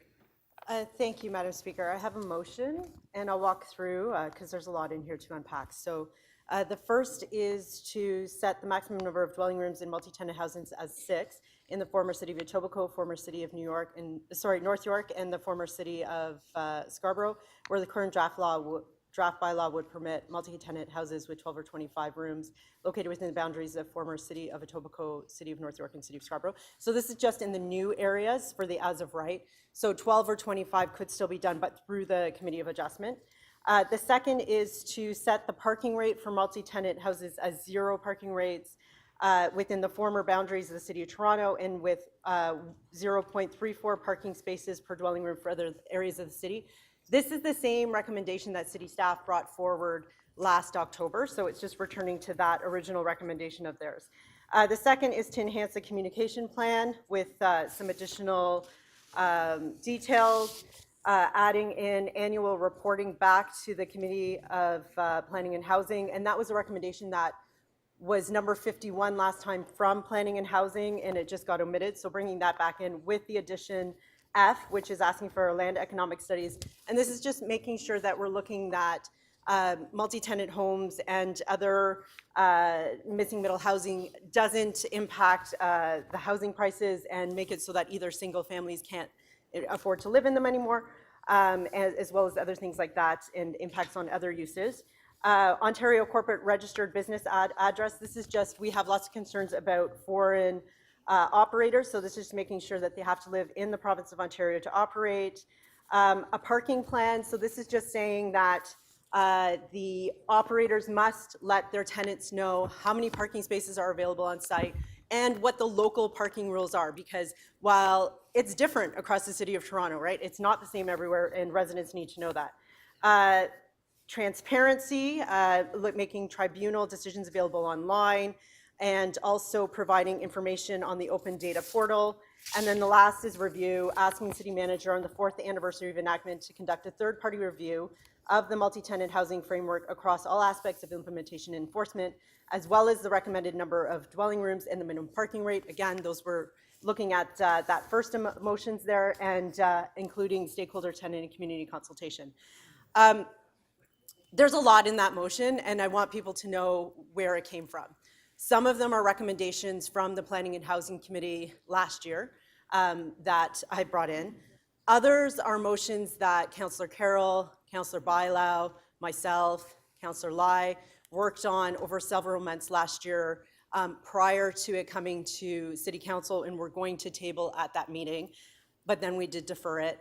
And then others are ones that, you know, for example, Councillor Meyer asking for an analysis of land economics and things that could impact our ability to implement the missing middle, for example, were in there as well. So I want to thank everybody that has brought it to this point, including the mayor for bringing it forward today, Councillor Bradford for bringing it forward today, and I am going to say thank you to Councillor Perks, who has worked on this for 14 years and has been incredibly helpful to me as we've gone through this process at looking at how this could be implemented in our communities.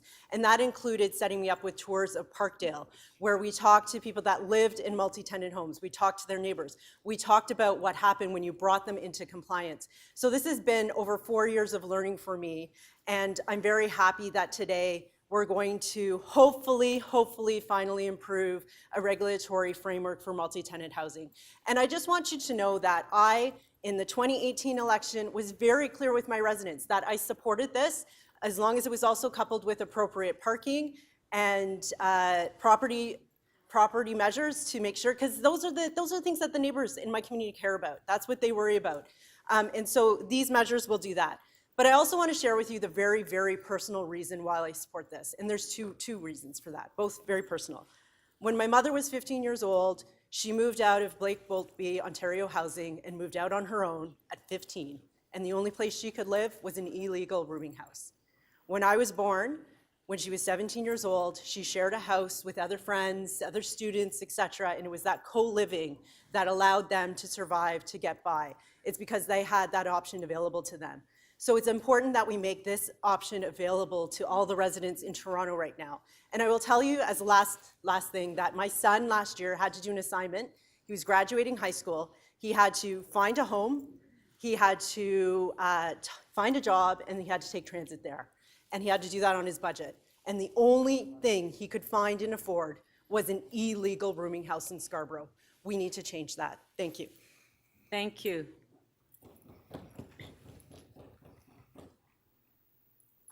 We do have questions for you. Councillor Sachs. Oh, sorry. Councillor Moyes. 3 minutes. 3 minutes clarification. of the motion. Thank you. Through the chair, just one question of clarification. So the motion states that you're allowing up to 6, a limit of 6 in Scarborough, Etobicoke, and North York versus Toronto and East York, where 12 is the limit. So why the differentiation? Why not uniformity? So the changes for the areas where they're currently unregulated and currently are not permitted or not legal. So it is about those areas working through over the next few years to bring those into compliance, to allow that as of right. Again, it's not saying that you can't have 12 or 25, it's just saying that that's as of right. So it's for those new areas that we're hoping after many, many, many years we can finally regulate and bring forward a zoning bylaw for. Okay, so just a quick follow-up. So is there a progression at some point that, it'll be up to 12, or is it to stay to 6? So I've asked for so my numbering is different, but in that review, that when they conduct that third-party review after 4 years of implementation, they report back on the number of dwelling rooms and the number of parking spaces. So in that case, if it's going well, we could go to 12 or we could go to 25 through that. But this gives us time for residents to learn about this process, for us to start to regulate the illegal ones that we have. The others can go through the COA. And the reason why that's important is that in Scarborough, we have many areas that are transit deserts, and they are so far from a transit station. My house, it's about a kilometer walk for me to get to the transit station. We also have deserts, grocery deserts, where you're a huge distance away from getting groceries. The other is that we want to make sure that if you're going to have, for example, 25 rooms, how are you able to accommodate the garbage on site and all that? So I think it's important we start to go through COA to start, we get comfortable with that. I'm not saying not ever, but I think this is a huge step forward for us to finally be able to approve 6 and approve a regulatory framework for all the parts of the city that don't currently have one. Okay, thank you. Thank you. Councillor Sachs, questions, 3 minutes? My question is about the proposed parking minimums in the City of Toronto. Since the original report that included a parking minimum, my understanding is the city has dropped parking minimums for example, a new condo tower with 500 units. So why would you propose requiring parking at a rooming house with 6 or 12 rooms when we don't require it for a condo tower of 100? And how much will that parking requirement add to the cost of a room in downtown Toronto? So this is mostly homes that we already have that already do have parking. So, and you're converting those into multi-tenant homes. When I did ask staff about this dropping of the parking minimums, I think I still have areas in my community that are transit deserts where there is some parking still required. So, the number one complaint that I get in our community is actually about cars parked on lawns that are happening because all of our rooming houses, actually tenants in Scarborough will have cars because they don't have transit. So I think it's important that we require this parking. Again, we can revisit it in 4 years, but like right now, for example, the other is that parking is not uniform across the whole city. So some places in Toronto have on-street parking. We do not. We do not have any on-street parking. So we do need to make sure that there is somewhere for those cars to go. This rate that I have in here, it isn't something I picked out of the air. It is actually what was recommended last October by city staff. So it's going back to their original recommendation. Right, but that was before the change on minimum parking for other things. And that new parking is on new builds. And so these are existing homes that are being converted. So in the city, I understand your point about Scarborough and being a mile from the transit, but in the City of Toronto, the old City of Toronto, would you agree to a friendly amendment to eliminate the parking minimum? Paying for parking in these areas is very expensive. It is eliminated. I think there was a typo in what we saw before. If you looked at the current one, it says in the City of Toronto 0, and in the areas where it's being introduced 0.34. That's what it didn't. What it isn't. Yeah, what it said there was yesterday. a typo on that early version, Okay, so you can thank double you. check on this one, and it's been corrected. My apologies. Thank you. I noticed it this morning and corrected it, and I'm sorry it caused that confusion. Thank you. Thank you. Councillor Matlow, questions, 3 minutes.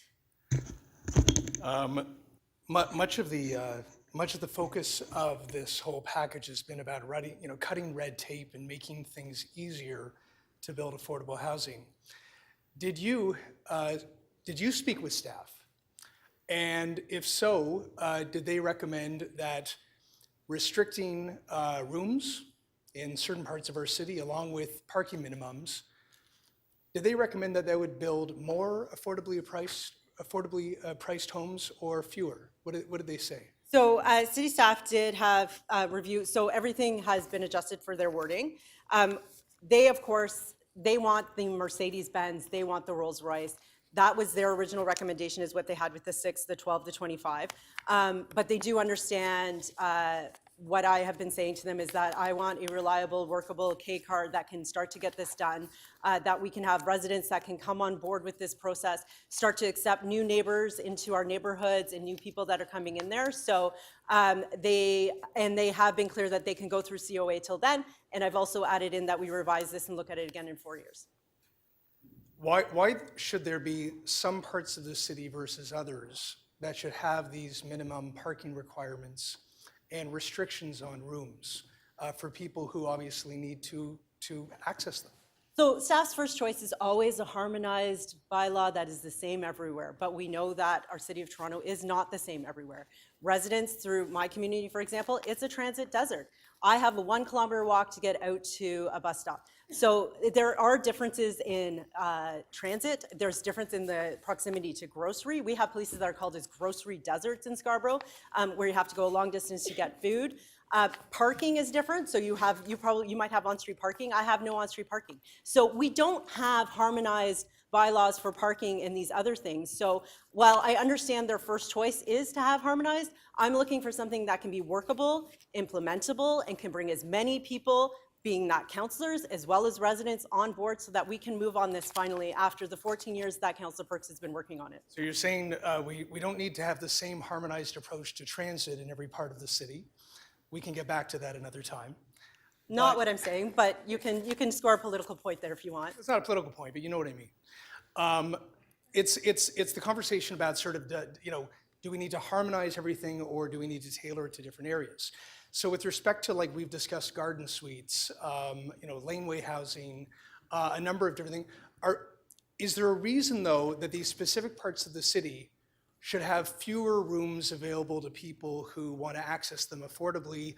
Is there a reason why there should be parking minimums in these specific areas versus other areas? I've already answered that question. That was your last times question. Today, that this is about the lack of transit that we have in Scarborough, recognizing that residents in Scarborough will hold onto their cars no matter what because it is that important to them. If you are a single mother and you have to get your kids to daycare, you need to get to your 2 jobs you're working, you need to get around, you are going to hold onto your car as much as you can, even if you are like very struggling financially, because it's very important to have it. That is why we need to make sure that there's still parking that is available in these homes. Thank you. I'm done. Councillor Bravo, 3 minutes, clarification of the motion. Thank you.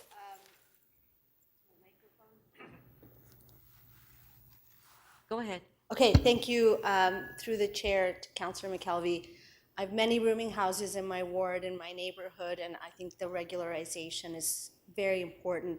My question is there anything here to ensure that rooming house owner or operators don't evict tenants in existing rooming houses to meet the 6-room restriction? So similar to what's happening in other areas of the city right now, there's the committee of adjustment, and so we can work through that process with those operators.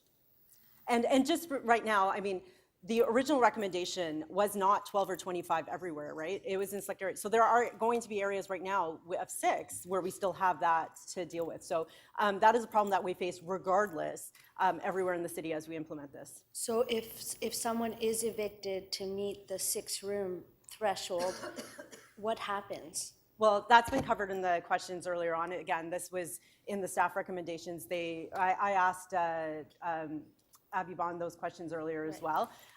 So it's not unique to my proposal here. This is something that we have to develop a plan for anyway. And again, something that you heard is that there are the number of rooms, but then there's also the number of residents. And those don't necessarily line up. It's based on other considerations, including fire code, including the size of the home, and many other factors. So that is something that we all, as councillors, every single one of us here needs to be committed to watching as we roll out in this process. We know, we've all canvassed, we've seen these homes. You've opened a door and you've seen and thought, geez, how many people are in there, right? So we need to be watching this closely. We need to be working with city staff to help to bring this into compliance. We have to do that, whether it's 6, 12, 25, 100, it doesn't matter what it is. That's something where we need to be watching closely and commit to working alongside the residents that live in those homes, but also the neighbors who are telling us where these are, that are expressing concerns about parking, that are expressing concerns about property. It's important that we move forward all together because we know the status quo is not working. I agree. In my area, we are all committed to supporting rooming house residents. Thanks. Great, thank you. Thank you.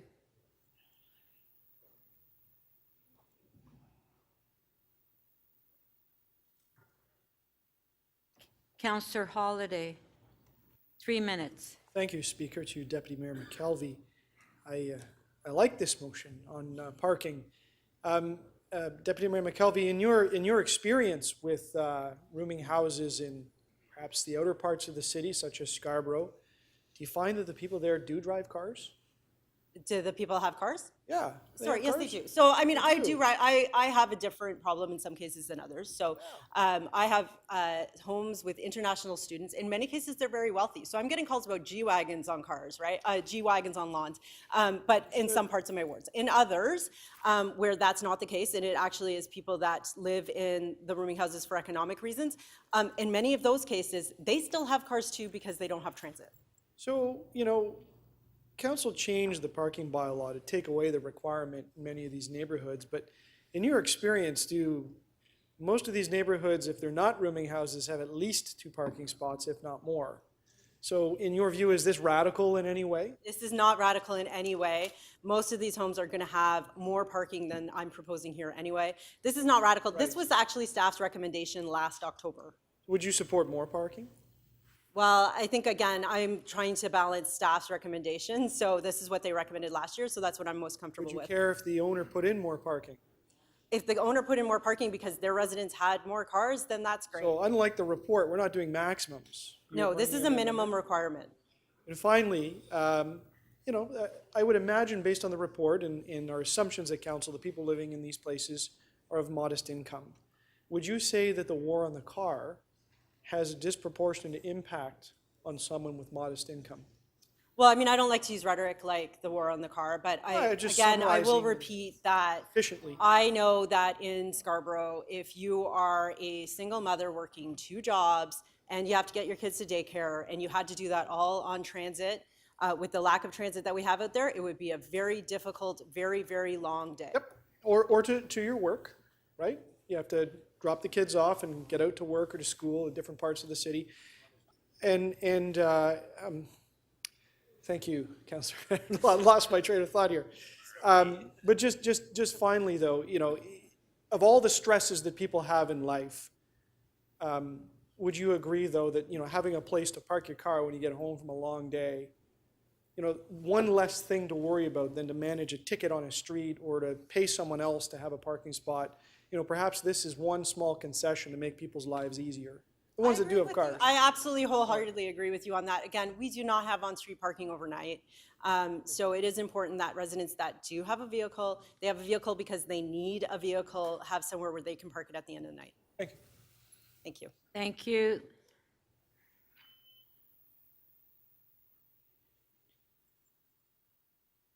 Councillor Carroll. Thank you, Madam Speaker. I just want to clarify this. I think I heard Councillor McKelvey clarify this earlier a little bit, but I just want to be clear. If we go back to the report last year, what you are proposing here in putting back in the limit of the 12 to 25, it's for particular zones in the suburbs. Correct. It's in the areas where it's being introduced. Yes. The initial report put a cap on 6 dwelling rooms in RD, RS, RT, and most RM zones. The difficulty here is that downtown, when you get into RA, RAC, et cetera, where you have 12 to 25, Often those are apartment neighborhoods surrounded by mansions. The sorority and fraternity neighborhood comes to mind, where you have some 60s towers and then these giant mansions in which you have 25 students living, etc. In the suburbs, those zones end up resulting in high-rise apartments surrounded by 3-bedroom townhomes. And that's the difference here that we discussed in council. That's what you're trying to do, is just reflect that discussion that happened in council and say, well, we gotta wait to figure out the accommodation of 12 to 25 rooms in our anniversary report on this initiative. That's your plan? Correct. And in fact, Councillor Carroll, I will give you credit that you were part of these conversations that came along and helped with crafting that motion. The only thing that's additional over what we had last year and we worked on together is that now I am saying, after 4 years of implementation, to report back on that. Right. And on parking, if suddenly magically you're putting in a parking minimum there, but if suddenly magically we decided to have permanent parking in the suburbs, we could revisit this at some future date, could we not? Absolutely, again, Councillor Carroll. So I have again asked us to look back at this in 4 years, and you're exactly right that we need to look at having this parking in the new areas. Again, we're focusing on the new areas where multi-tenant homes are being introduced, because many of those areas do not have on-street parking. Right, and until we have that luxury that they have downtown, you're just proposing that this be available on site. Exactly.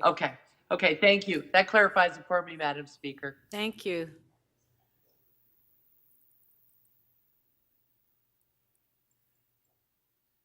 Councillor Perks, questions?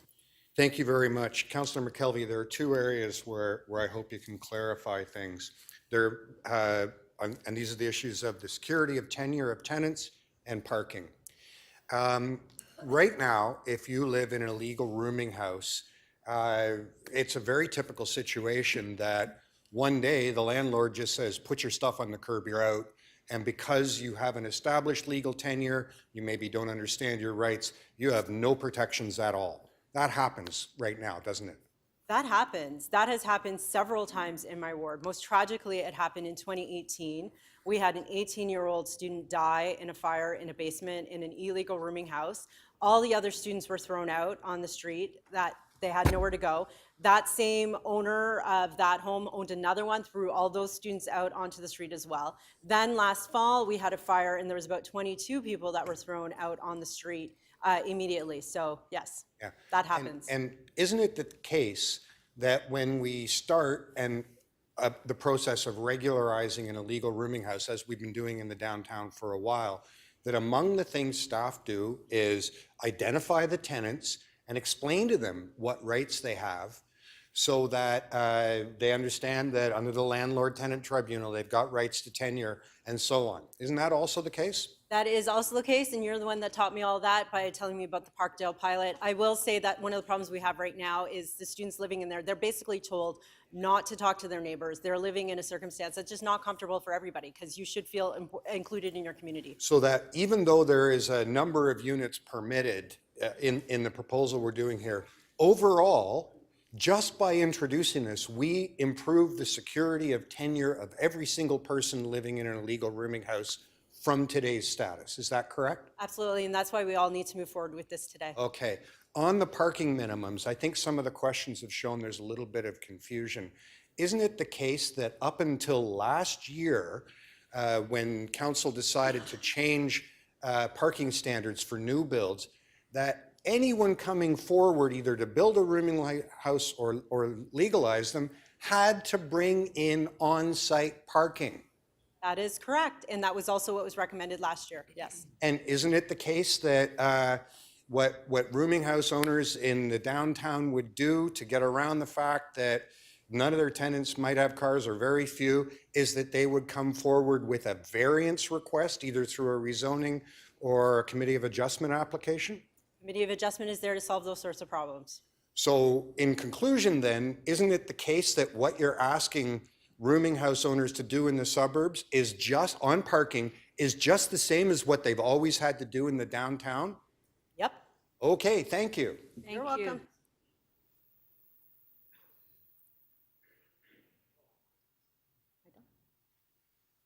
Okay, that's it for the questions, Councillor McKelvey. So next to speak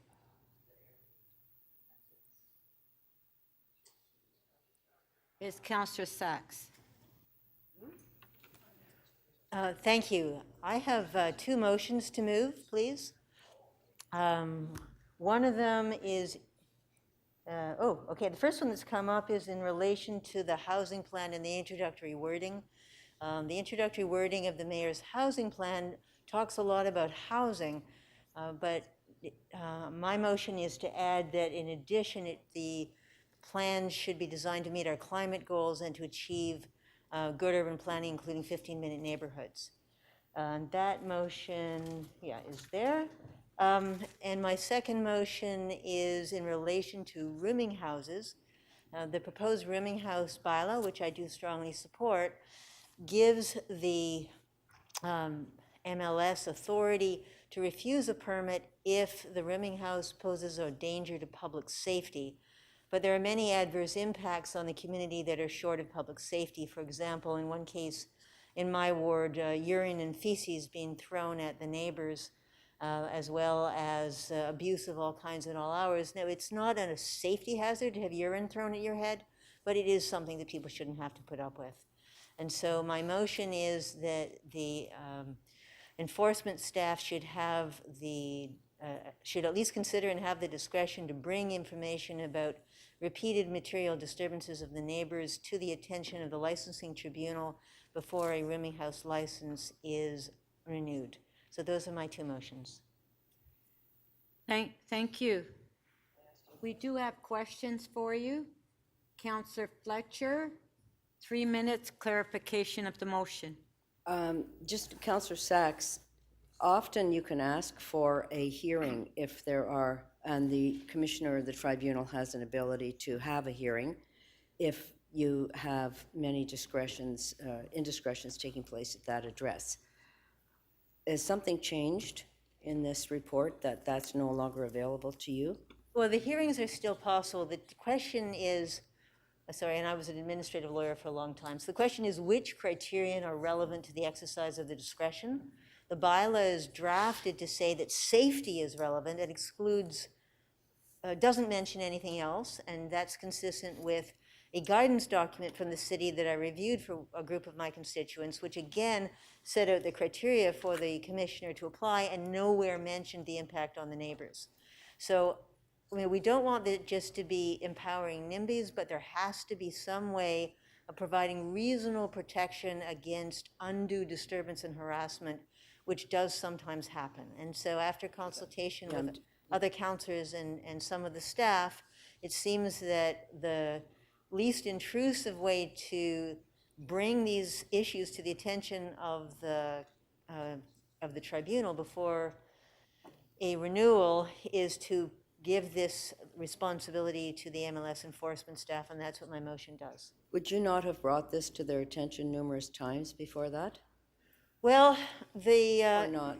That's I my mean, again, experience. the question is, what is the commissioner, or sorry, the tribunal? No, I meant to the staff of MLS multiple times. If there's a problem, rooming house, would you not, as the councillor, have brought that to their attention numerous times and asked for a hearing? Well, in one, As is your right?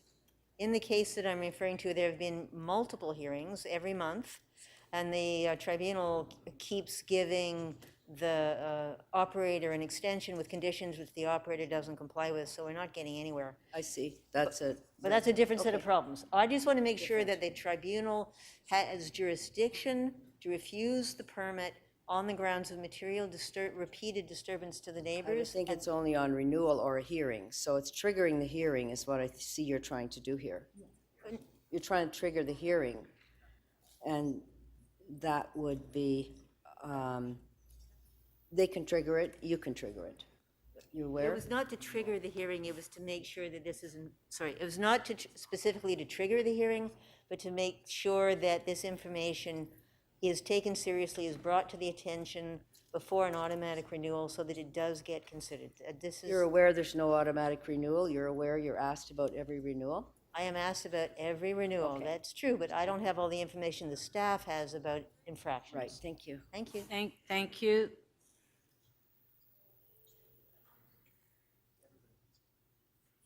Councillor Holliday, questions, 3 minutes, clarification. Thank you. Through to Councillor Sachs. I'm intrigued by the motion. It looks helpful, but I just want to understand the mechanism between raising an issue with the behavior of a tenant and gauging whether or not an operator should be relicensed. So it's a sort of like, it's kind of like considering the operator as an institute and the tenants as something that they have control over. I just want to ensure that there's the desired effect. Do you know if this can be, if this will have an effect in the decision-making at the tribunal?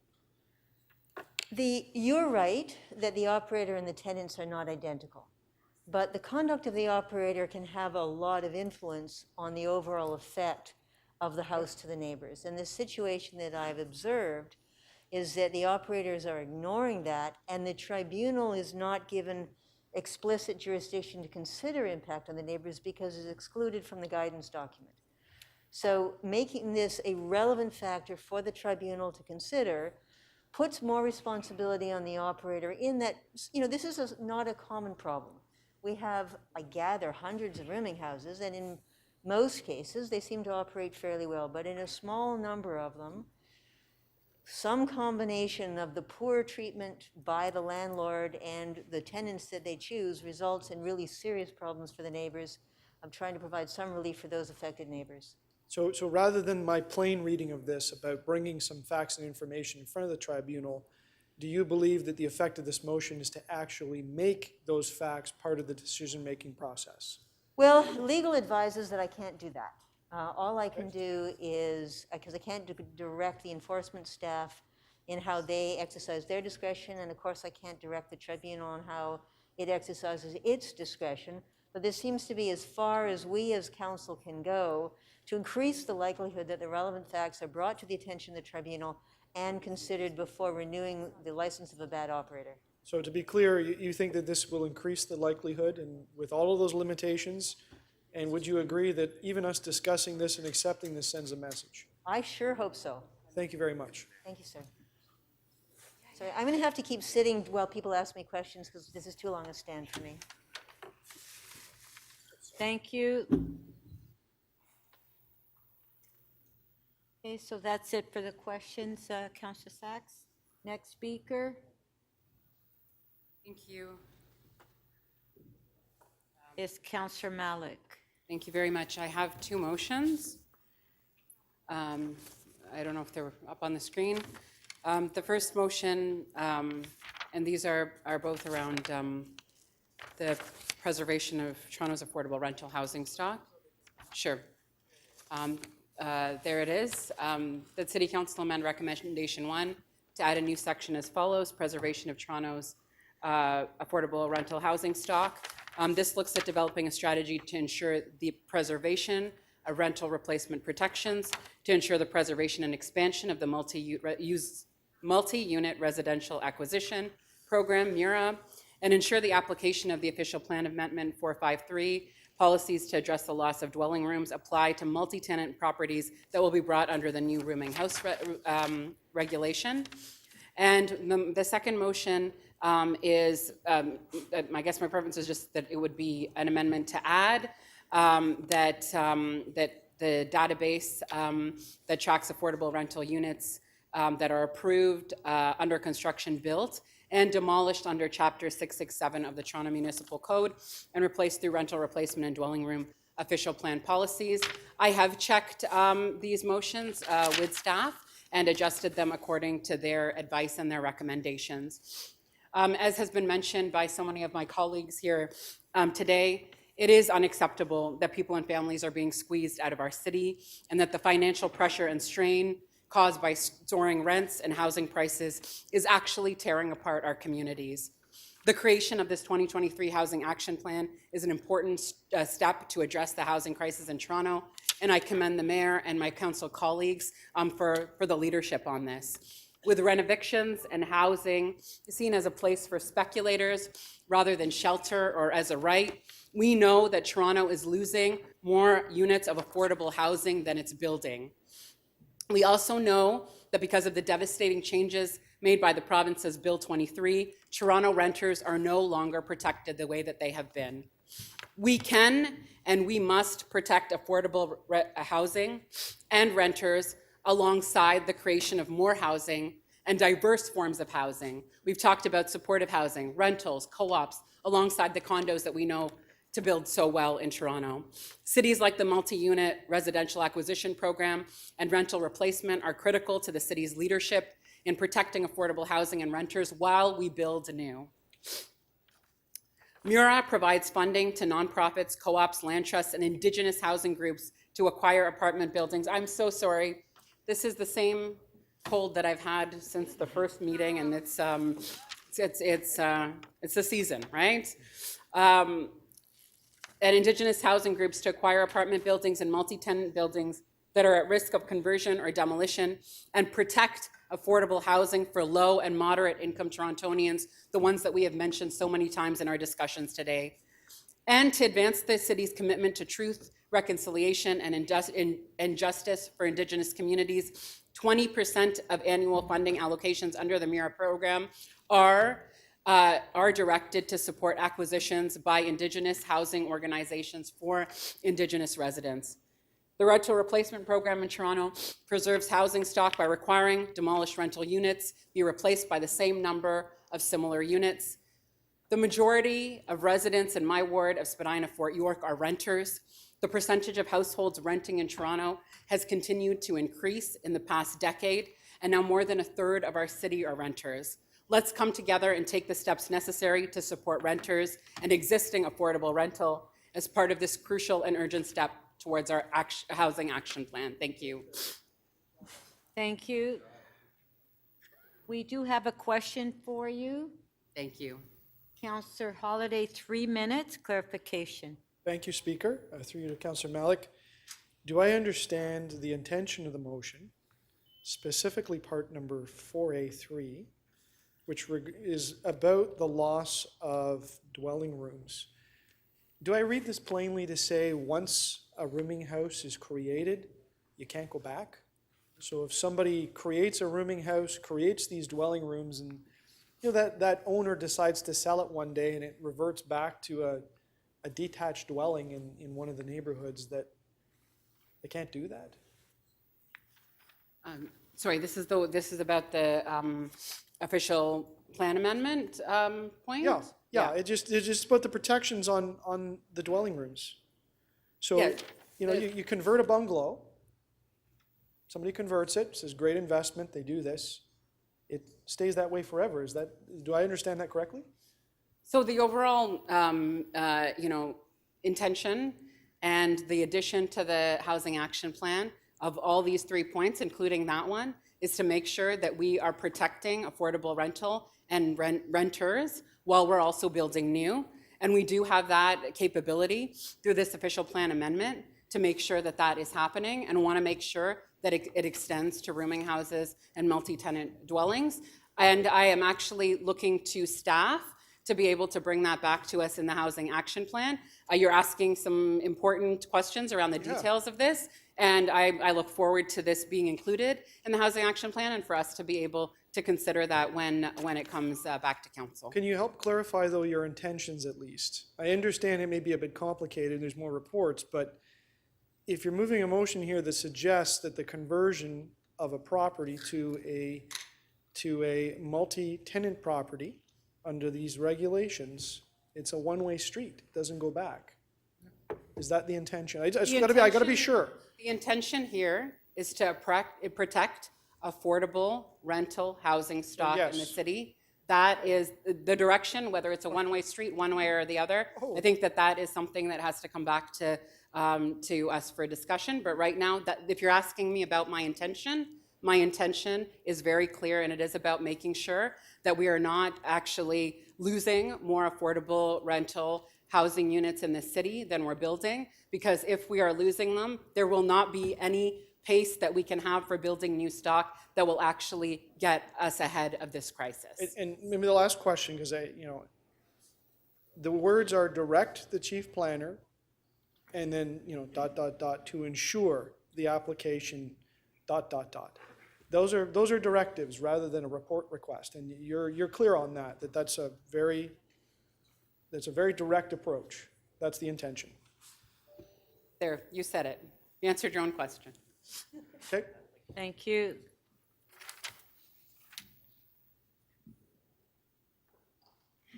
Councillor Perks, questions? Thank you. I just want to pursue the line of questioning that Councillor Holiday did. Councillor Malik, we have Section 111 protections on every property in the City of Toronto with 6 or more units right now, don't we? Yes, yes. Yes. Yes. And that doesn't stop development applications from coming in, does it? Not at all. All it does is say that if you have a rental unit and they want to develop that property, that they have to accommodate you in a rental unit of similar size at similar rent after they redevelop. Is that correct? That's correct, yeah. So if I were to follow Councillor Holiday's logic, there wouldn't be any development proposals coming at the City of Toronto. Is that correct? It sounds like it, yes. Yeah, and there are in fact lots of development proposals coming to the City of I Toronto. know that very well, yes. Okay, thank you. Thank you. Thank you.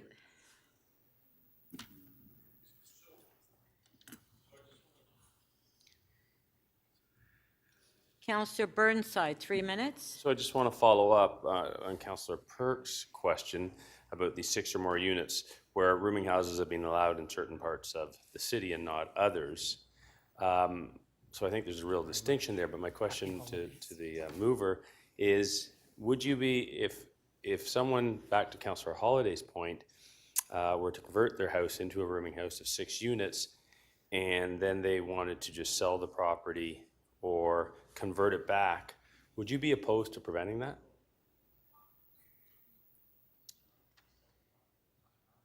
Councillor Malik? Yes, I'm, Sorry, I was asking you a Sorry? question. I guess I appreciate the question, and they can sell their property. I mean, what is it that you're looking for?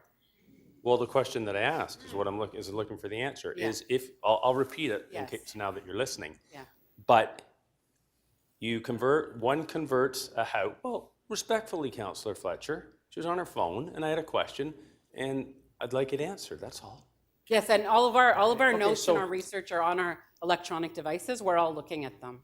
So, But your motion, so let me use my time again. If you convert your house to a rooming house, and then you decide you want to convert it back, from your perspective, to protect that stock, would you be in favor of preventing the homeowner from converting that back? Or how would you propose that we? I am looking to Maybe I'll protect. just ask you, Councillor Perks. I am looking to protect affordable rental, right? You heard the comments from our colleagues as well around how we do that when it comes to multi-tenant housing, right? Whether it's the maximum 6 units, or whether it's someone choosing to convert their multi-tenant unit back to a single-family home. We have to make sure that we are protecting tenants and that we are using the powers that we have at the city to be able to do that. If that is something that can be assured, that is what I'm looking for in the intention and the application of this motion. The question's been asked a couple times, thank you. Yes, it has. Thank you. Madam Speaker, could I just raise a point of order? Point of order, Councillor Carroll. Could you just remind us of the rule? If a councillor has an issue with behavior off mic somewhere in the room, is it not the rule that they should address their issue to you, not directly to the other councillors? Yes. Thank you, Councillor Carroll. Thank you. I know. I know it was you, Paul. Okay, just one sec. Yeah. No, I'm sorry, Madam Speaker. I think my point of order has been misunderstood. Yeah. I'm not looking for an apology from Councillor Fletcher. I'm asking that councillors, when they're up and at the mic, if they have an issue with others' behavior, they don't directly admonish those councillors, they raise it with you. I think I was referring to Councillor Burnside's admonishments of various councillors. Yes, Councillor Fletcher, you're up next to ask a question. Okay. Go ahead. Okay, I think I have a number of motions here, Speaker, if I No, could you're just. here to ask a question. Oh, I'm here to ask a question. Actually, Malik. sorry. I You have got a all question? confused with behavioral matters Do you today. have a question? Yes, I just wanted to ask your opinion, Counselor, and just on the importance of dealing with large-scale renovictions and this kind of thing. Do you believe strongly that we need to strengthen that nascent renoviction bylaw that we had last term? Yes, I do. So hopefully your motions will assist in driving that a little bit quicker, as quickly as possible. Well, thank you very much. I think that's very helpful. Thank you. Appreciate it. Thank you.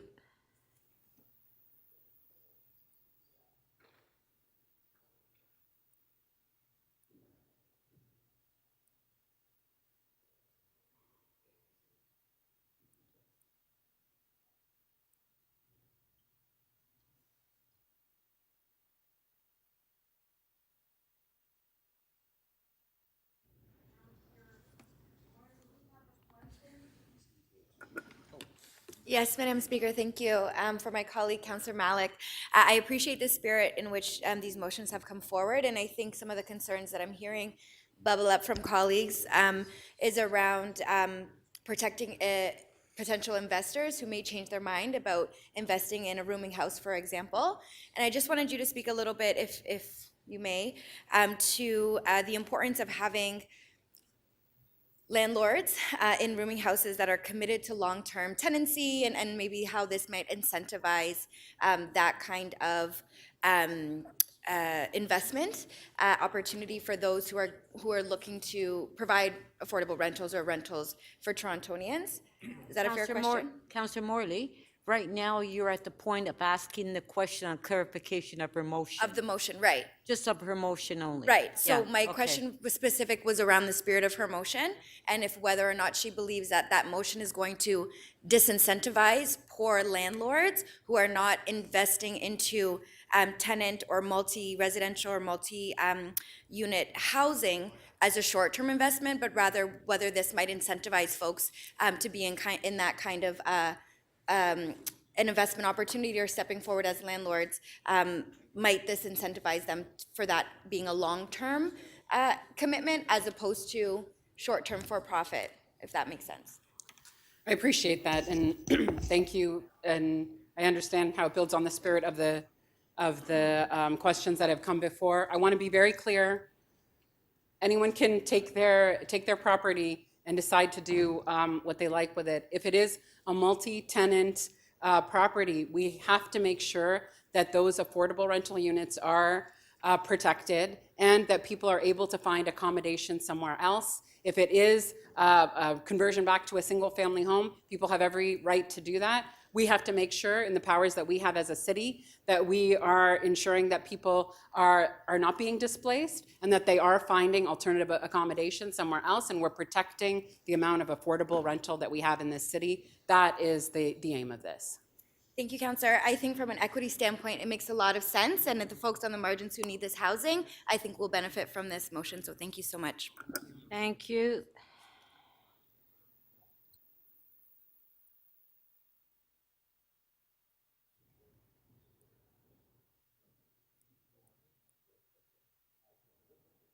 Councillor Bravo to speak.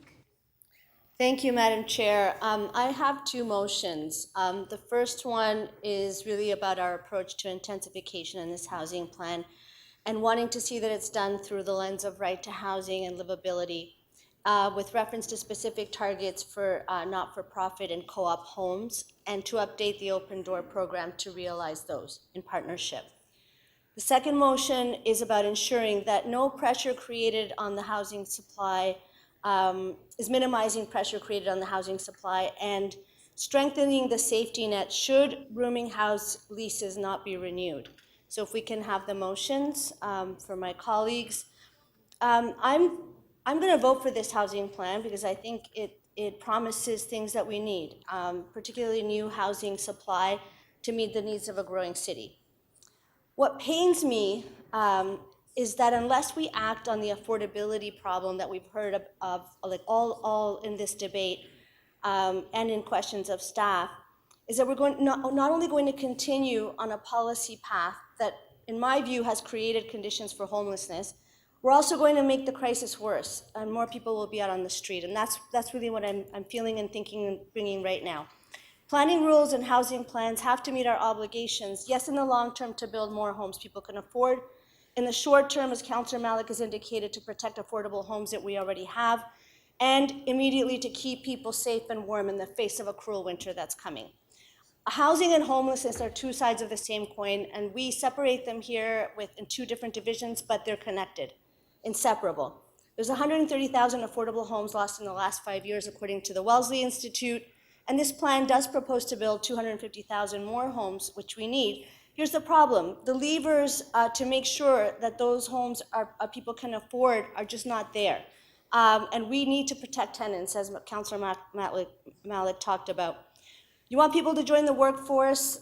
Right now, a two-bedroom apartment is out of reach for a full-time working household. Want women and children to escape violence? That's housing. A generation of children that are going to escape trauma and prevent children from becoming wards of the state answers housing, but it's in a crisis. We don't want people camping in parks and under bridges, but destroying their meager possessions and their violent removal can't be the only choice. It solves nothing. It makes everything worse and costs big money to the City of Toronto. We heard that nearly 200 people are being turned away in November each night because shelters are full. They have nowhere to go, and that, frankly, is heartbreaking.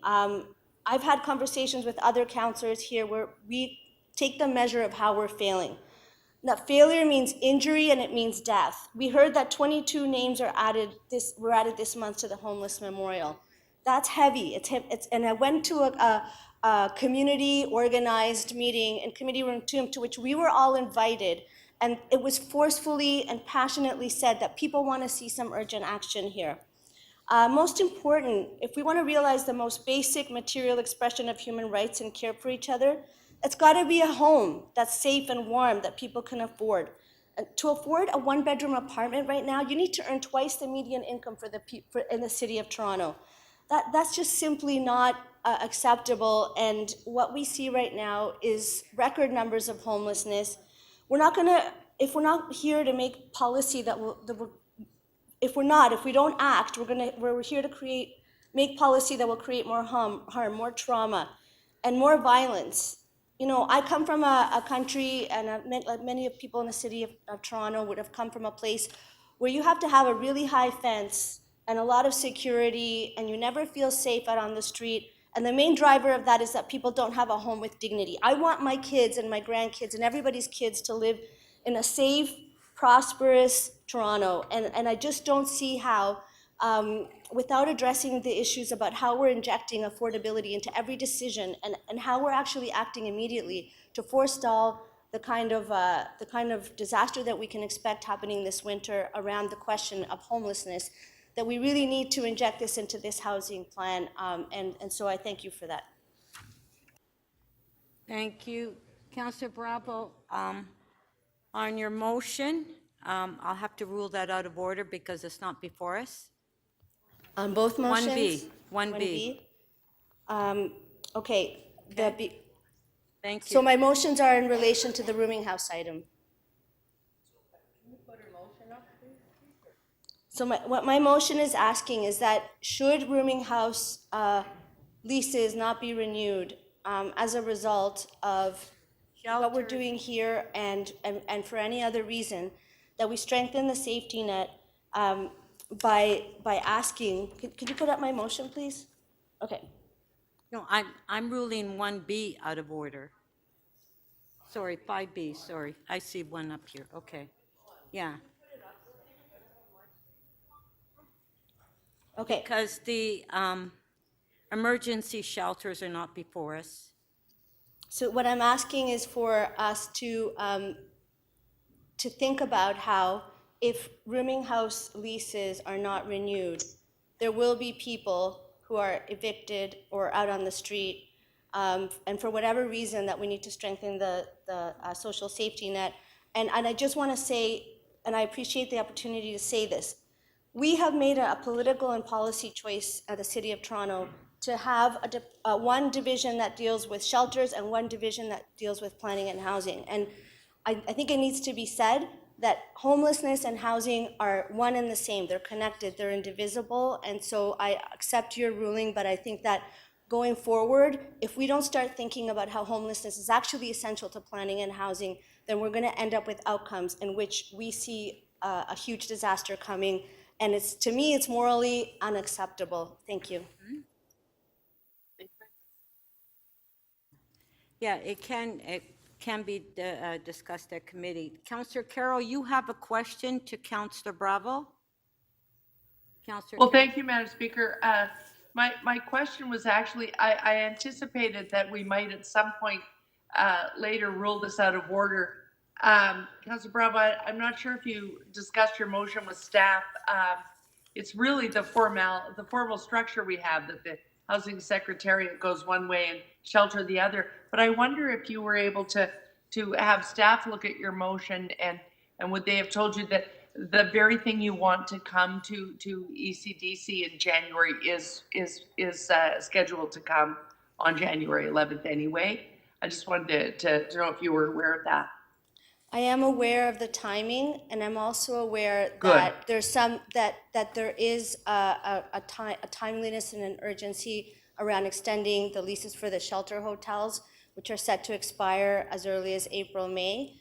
Right. And also I am aware that it's Right, so December that's- now, there's gonna be a sorry. huge snowfall, and that it was important to raise these issues around the shelter system and around adapting because of the crisis that we see on our streets and the people that we pass every time we come into this building.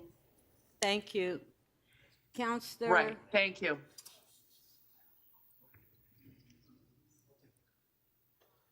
Councillor Matlow, question on her other motion, because I ruled that one out of order. Councillor Matlow? Well, then I will ask about it in relation to the motion that is in order. Okay.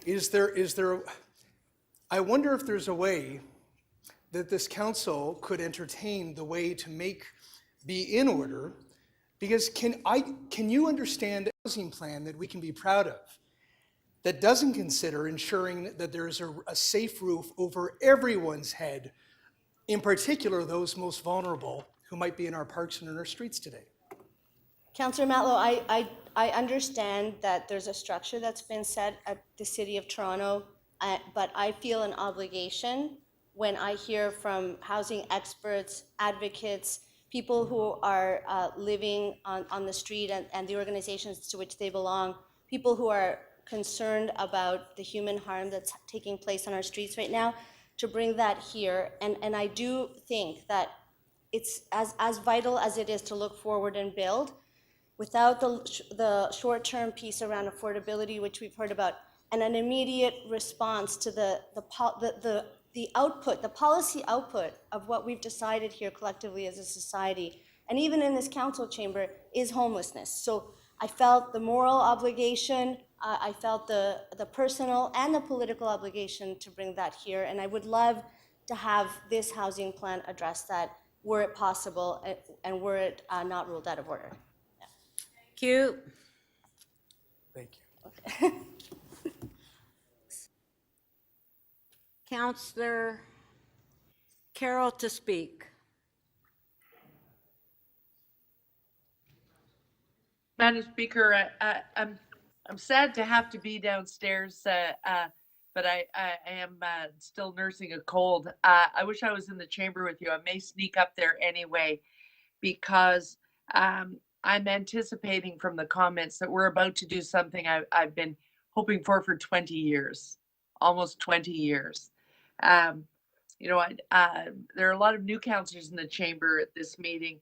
And when I was a new councillor, right away, one of the first things that I dealt with was concern over the growth in illegal forms of housing in my neighborhoods. We had seen it grow very quickly because it was the year after the double cohort year. people will remember. So suddenly there were a lot of students, that double cohort heading into college after the elimination of grade 13. At the same time, because of deep cuts to education, both secondary and post-secondary, in the government of the day, every college was aggressively seeking international students, and that has become a pipeline of funding for them. And so we often see the arrival of students, and they need a place to live. We also have people coming that need a place to live just to get started. Often they're good, hardworking family people, and they need a place to get started until they've established themselves well enough that it's time for their family to join them. That's always a happy day when a dad packs himself out of one of our housing situations, albeit illegal rooming houses, but when they pack themselves out because their wife and children are joining them, and they're now able to afford an apartment somewhere in Don Valley North. We're very happy to see that happen. But what has existed in all this time, I've had to envy, the work that downtown councillors do, to make sure that they're maintaining quality and improving what was always a difficult system citywide, until we really started to license and regulate rooming houses downtown. And we watched to get more and more established. Some of the downtown councillors tell me it's so established now. We worry about how will we find the bad actors? How will we find the unlicensed ones once we have a collection of licensed ones? Well, the question is answered by the market itself. Compliant and legal operators are quick to point out, hey, that guy down the block is running an illegal operation. I want him to comply with what I'm complying with. And so it kind of becomes a policing sector of housing. It polices itself to some extent. And so what we need to do are exactly the things we see in the mayor's recommendations and the things we see in Deputy Mayor McKelvey's recommendations. We need to front end load the staffing into this and do it well. Certainly those bodies can then become generalists of property standards and other licensing things and continue the multi-tenanted housing licensing program. But we need to front end load this and have a success. I'll tell you of a success that we do have in my neighborhood. It was a rough go when we started, but short-term rentals was fast getting out of control. And I have watched that since we began to control it through MLS, become more and more controlled. And we're not seeing the number of hosts on the street double every month now. We're seeing people really think hard about whether or not they want to step into that regime. And we have a predictable amount in most neighborhoods. I think the same will happen for multi-tenanted housing. But I hope we also all look forward to the March report. Councillor Matlow's motion, I almost wish he would withdraw it and save it for the March report. If there are gaps and things that are missing from the March report, maybe we want to look at some of those recommendations.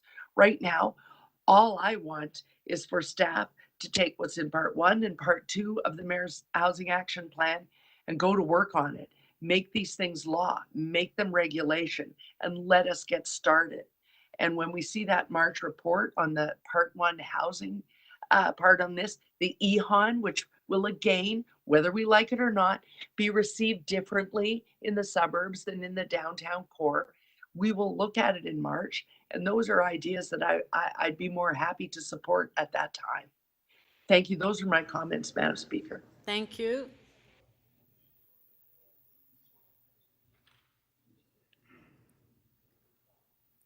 Councillor Myers to speak. Thank you, Madam Speaker. So I'm going to speak to my motions out of order. I'm going to speak to the second one first. And just to confirm, we did speak to staff about both of my motions.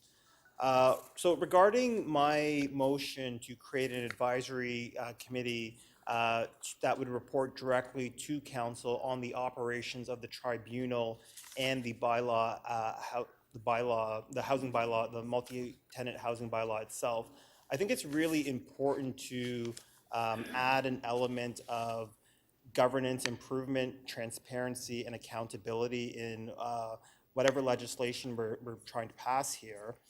So rather than just having a tribunal, which is intended to just adjudicate and enforce decisions, it's important to have an advisory committee that allows for a continuous process of improvement.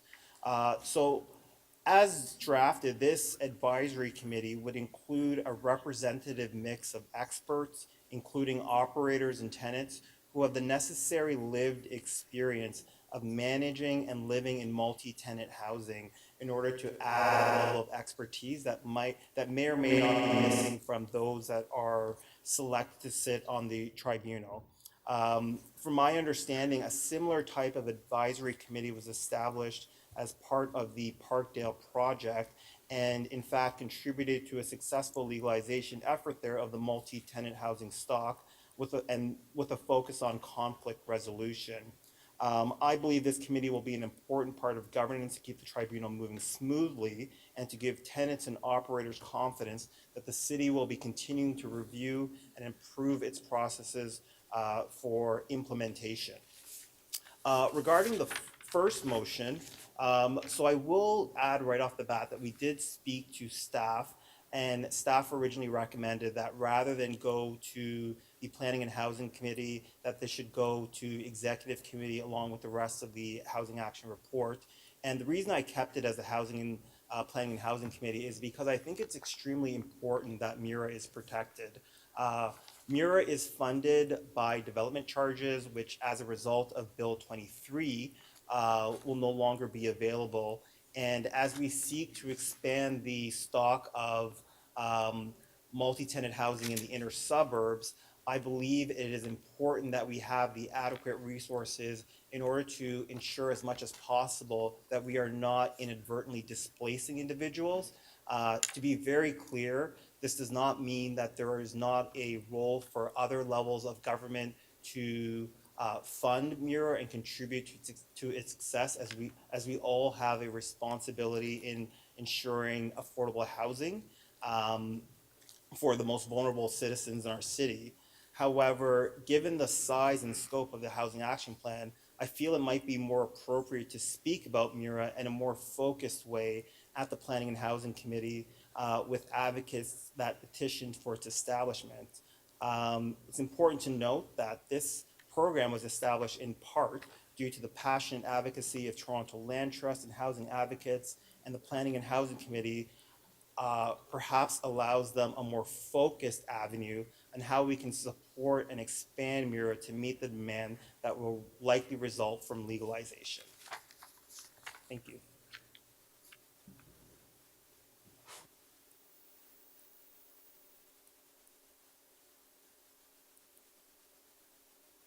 Councillor Myers, Councillor Carroll has a question for you.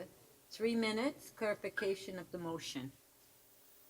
Well, it's just a quick question. You asked for your motion looks at an advisory committee to council.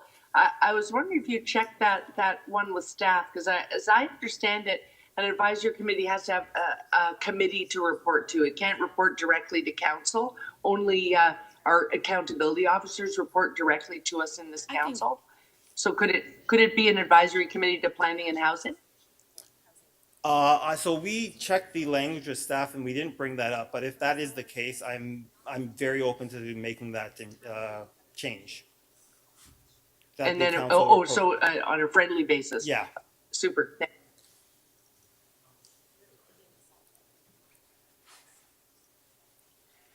Okay, thank you.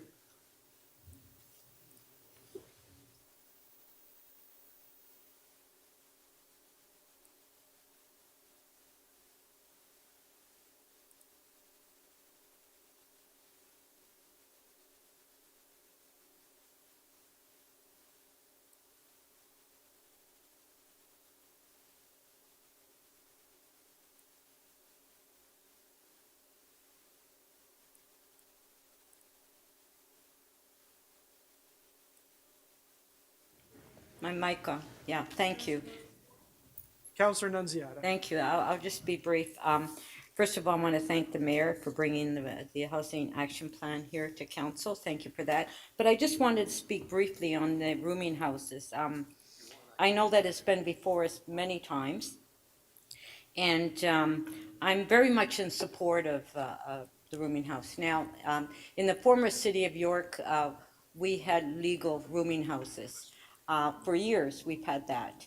And unfortunately, the legal ones, we haven't had any issues with at all. But what's happened is that we have a lot of illegal ones, which are the ones that we're finding very difficult to enforce. And I get a number of complaints from constituents that we have so many illegal rooming houses. And so that's why it's very important that I believe that we should regulate and that we should approve what's before us. And as Councillor McKelvey mentioned, I also had a fire in my ward with a rooming house, an illegal rooming house on Western Road, about a year ago. All the complaints I'm getting are all the illegal ones, which is very difficult. And the legal ones, I haven't had any complaints at all. As a matter of fact, whenever the license is up for renewal, the city staff contacts me and asks me if I have any issues with this particular license. And if I say no, then they renew the license. So you're able to control what's going, the number of rooming houses that you have in your ward. That's why it's really important to regulate. And I know that we've been working on this for a couple of, Councillor Perks, you've been working on it for a while. And it's very important. And I know members of council that don't support it because they don't have rooming houses in their ward. I think it's really important, and I think it would be a benefit, and to your constituents that you vote for this, because it will help the illegal ones that you have and the number of complaints that you get in from your constituents that are frustrated with all the illegal rooming houses in your ward. Thank you.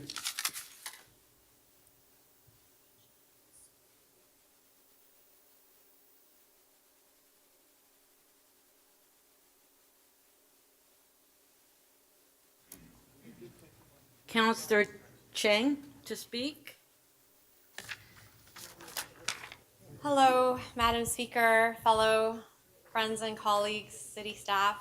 I have two motions that I'd like to put forward. The first one is that that City Council requests the province to expand inclusionary zoning beyond protected major transit station areas. And the second one is an amendment to Part O of Recommendation 1, so that it reads as follows: ensure intensification is considered through the lens of complete communities and the growth of infrastructure necessary to support livability, inclusion, sustainability, and prosperity, and explore an acceleration of infrastructure development to match the acceleration of housing development. I'd like to speak first about the first motion. Toronto has the highest number of operating cranes in the world. Every day, new housing is being added in our city, but who is living in these towers? When I look at the buildings that line our street, it actually breaks my heart to know that so many people cannot access housing in our city. And so I'm so grateful for the past council and the courage and vision that it took to create inclusionary zoning. And while it has been kneecapped by Bill 23, it's still a very important opportunity for us to build an affordable city. So I would really like to see us expand that across the city and not just focus on major transit hubs. And that's why I am moving that we request that expansion. And the second thing is we are singing this song very loud. Everyone's singing it. Doug Ford is singing it. We're singing it. Housing, housing, housing. But the same song with the same kind of passion has to be sung. Infrastructure, infrastructure, infrastructure.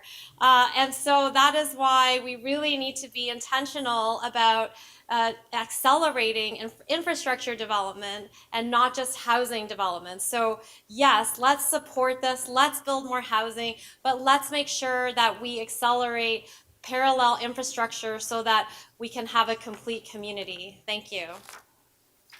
Thank you.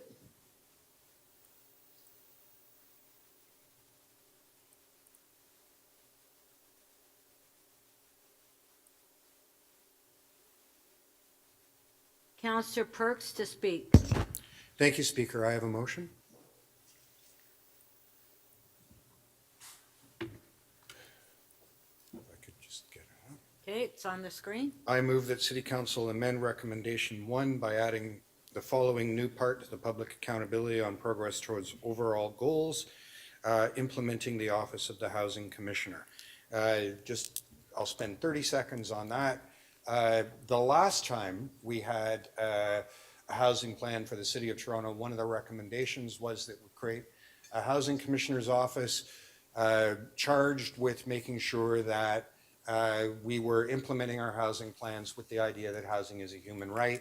We have not as yet created that office. I understand work is underway. I just wanted to make sure we attach it to this plan. I think that's non-controversial. On the other items, on the main items that are in front of us, I have a few comments. 33 years ago, 10 men died in a rooming house fire. And the rooming house was called the Rupert Hotel. There was no mechanism at that time to inspect and secure and legalize rooming houses in a meaningful way. And out of that came something called the Rupert Hotel Coalition. And over the course of those 3 decades, they have people from that coalition and activists right across the city have fought and fought and fought to say we cannot gate certain parts of the city and say no one with a low income is allowed to live there.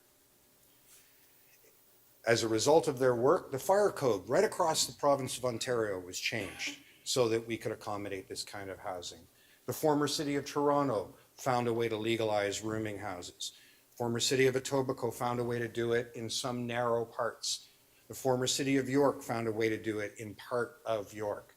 But the battle continued, and I'll be honest with you, I have tried 12 times to get to this vote over the course of the last 14 years.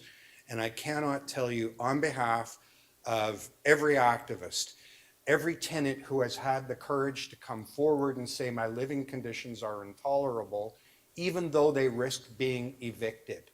Every lawyer at one of the many legal clinics who have stood up for those tenants, everyone who has fought for years and years and years, and our professional staff in the City of Toronto who have been recommending to this council for well over a decade that we do this. So many hands have worked together to lift us up to the point where we are now, I think, about to legalize rooming houses in the City of Toronto. One of the things, though, that there's an impression that I want to correct, which is that somehow this debate has been a downtown versus the suburbs debate. That's absolutely not the case. Think back to the remarks that Councillor McKelvie made. Councillor McKelvie said, I ran for public office in Scarborough saying that I would do everything in my power to legalize rooming houses. In this term, 3 new members of council ran in suburban wards saying, I will legalize rooming houses. Councillor Morley, Councillor Myers, and Councillor Cheng. It has not been a downtown versus suburban issue.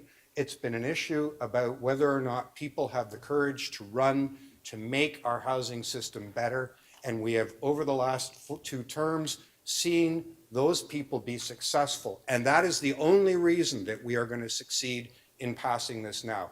The work of activists, the work of tenants, and the work of people brave enough to run for office saying, I believe that everyone should have the right to live in every neighborhood. It's a remarkable step forward. And I hope that we continue that momentum. The plan that we have today for the rest of the housing system relies heavily on the idea that the private market will solve our housing crisis. And we know for a fact that it won't. You heard me ask questions of city staff saying that no, the private market will not do that.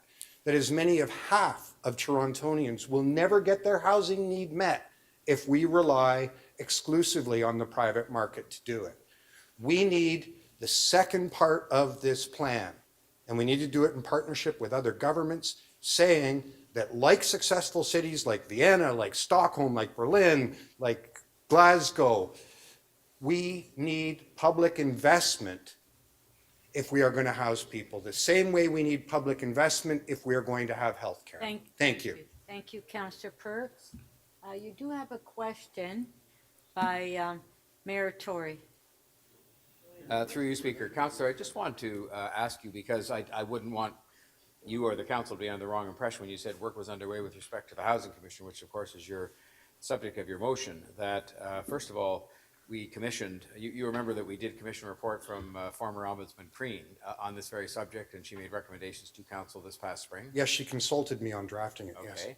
And that then there was passed by council the report that contemplated the implementation of her recommendations, which was to have, at least for now, to have the ombudsman take up this work, and there's been submissions made to have extra budget for the ombudsman to take up this work, but that was in the that was the recommendation of Ms. Crean. You recall that? I remember it being her recommendation. I also remember council during the last budget cycle voting not to fund it.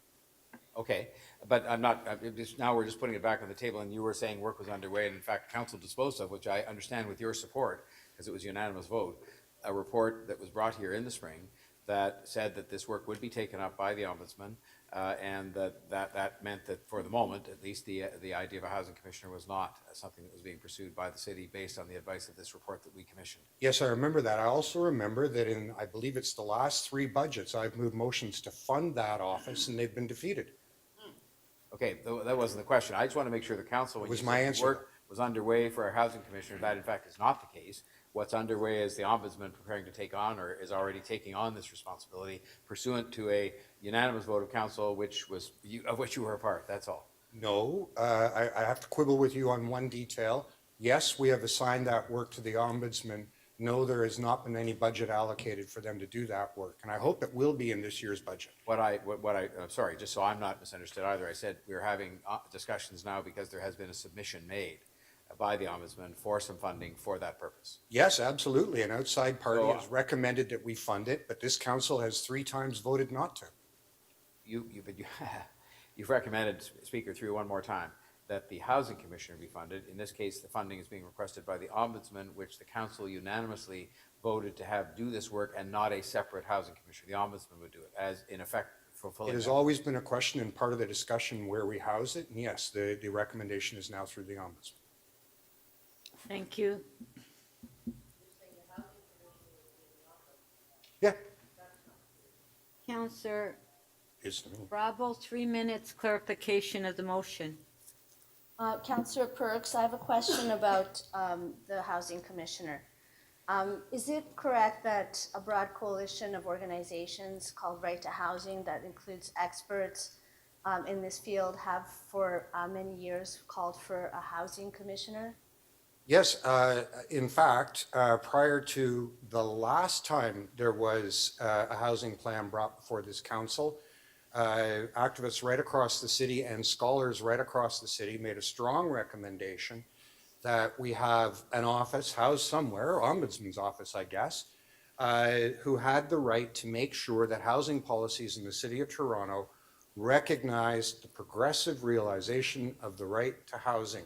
The right to housing, by the way, being something that is clearly spelled out in the Universal Declaration of Human Rights. And also now a statement made by the federal government. The question I have is around the location in the ombudsman's office. Like, perhaps I'm new here, maybe I don't understand, but the ombudsman's office is a complaint-driven office. Is that not correct? Is there is there a difference between a commissioner, a housing commissioner, and a function of the ombudsperson's office that addresses the right to housing? So I got to split hairs with you a bit. Okay. So the way the Toronto Ombudsman's office works, they both take complaints, but also they're in a position that if they're seeing a pattern, they can initiate themselves a report in an area that they just take on, saying, no, you're continually seeing problems with people being evicted from TCHC. On our own initiative, we're going to bring a report about how evictions are handled at TCHC. So housing in the office of the ombudsman, at least from the conversations I had with the former ombudsman, Fiona Crean, who we commissioned to work on this, would still allow them to do broad reports at their own initiation. So they can do proactive investigations that could impact policy outcomes, and what you're saying is that what's required now is the funding to do that. Yes, that's absolutely been the only thing stopping us, is allocating money in the budget. Thank you. Thank you.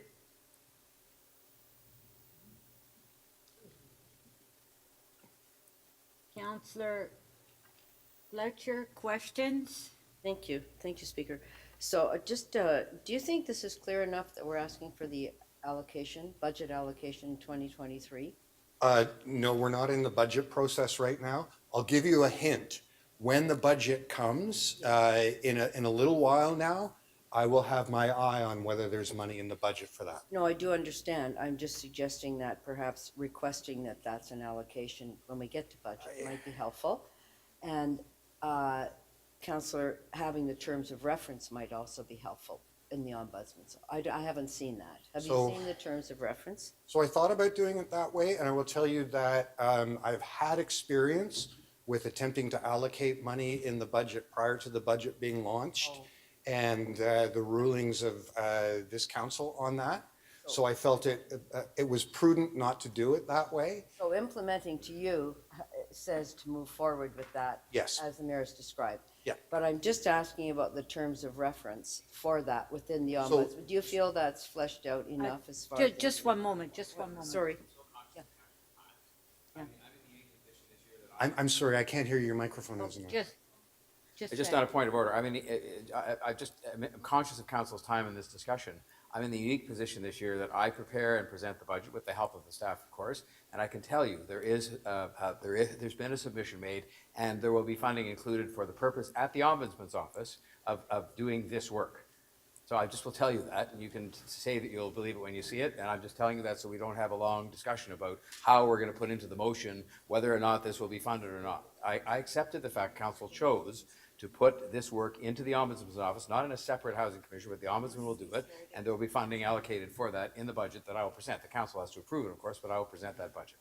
Thank you. Okay, So to finish thank you, answering your question, Okay, Councillor that's good. Fletcher. Just one sec, hold on, let me put your. Councillor Fletcher asked me a two-part question. I answered the first half. I I'd know, like but to I answer put the second. time on hold, I want us to continue. Thank you. So, So that's the good news. so the way I've moved my motion, it's part of the report back that we are due in March. So it gives staff an opportunity to say implementing the ombudsman would mean it would have this kind of terms of reference. It would have Okay. all of that kind of All support. right. Yeah. So we've clarified, and the mayor very helpfully clarified that the funding will go in the budget, and you're clarifying that the terms of reference will be fleshed out prior In to that March report. prior to implementing it. Yeah. Right? Okay, thank you. Thank you.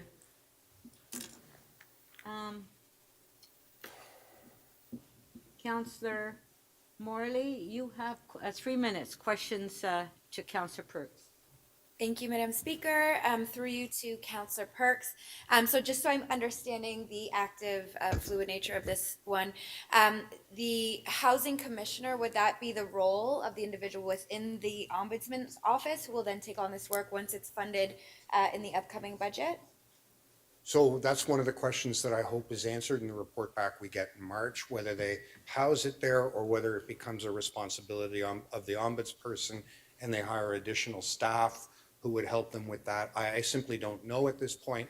I just wanted this council to be on record that this has to be part of the work. I thank you for that. And so I guess my follow-up question would be, is it pragmatic to amend this motion slightly to reflect the understanding that we now have about the ombudsman's office stewarding this, and so couching that together, does that? I don't think it's necessary. I think all we need to do is say that this council wants somebody in that role, and we will get a report back in March, which will say the ombudsman's office is the best thing. the best place to locate it. At present, all we have is a recommendation from an outside party. I want, what we don't have is a recommendation from the Toronto Public Service. So I want them to take that document they got from Ms. Crean, give us a recommendation on how to do it, and then we as a council can decide if it's the right way. Okay. Thank you. Those are my questions. Thank you.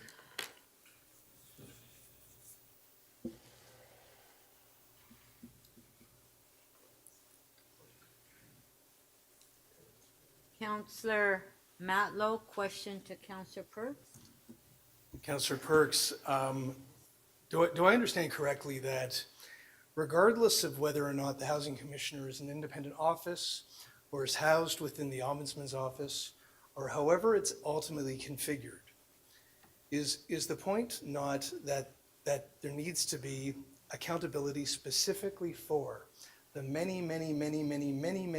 announcements and promises that this council, along with our public service, make regarding moving forward with addressing the housing crisis? That would be one of the things that I would hope a housing commissioner did, but the other is to alert us to gaps, alert us of things that we haven't done. The federal government has adopted a role similar to this, and the notion is that we recognize housing as a human right. We recognize that the current housing system, and not just in Toronto, but right across Canada, isn't built on that foundation, and that we have to progressively, as federal, provincial, and municipal governments, take the actions so that our housing system is built on the notion of housing as a human right, and to recognize those progressively, which means a step at a time. So even if we pass a plan today, and it's an incorporation of the mayor's letter along with many other motions obviously supported by colleagues, there may still be gaps. There may be things that we haven't done perfectly yet. And so this would assist us in ensuring that we continue to evolve our plans so that it's more and more effective and it actually results in housing. I think every person in the city of Toronto of good conscience should be tremendously concerned, ashamed, and heartbroken that we have well over 10,000 people in the city of Toronto who are homeless, and that we need an independent voice telling us if the housing policies that we are developing sufficiently address that crisis. We also are right now debating an item around rooming houses where people have been living in circumstances where they live might catch fire and no fire inspector's ever been in there. There are dozens of dimensions of how our housing policies do not recognize people's fundamental right to have a roof over their head. And this role will help us to solve that problem. My final question is it fair to say that your motion is really about whether or not we want to hold ourselves to account for the promises that we're making? That's part of it, yes. Thank you. Thank you.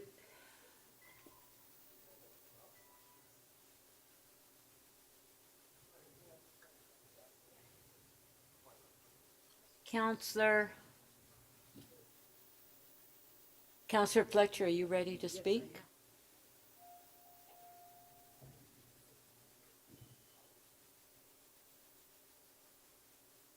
Councillor Fletcher to speak.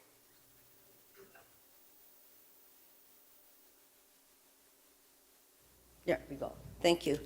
I do have some motions for this item.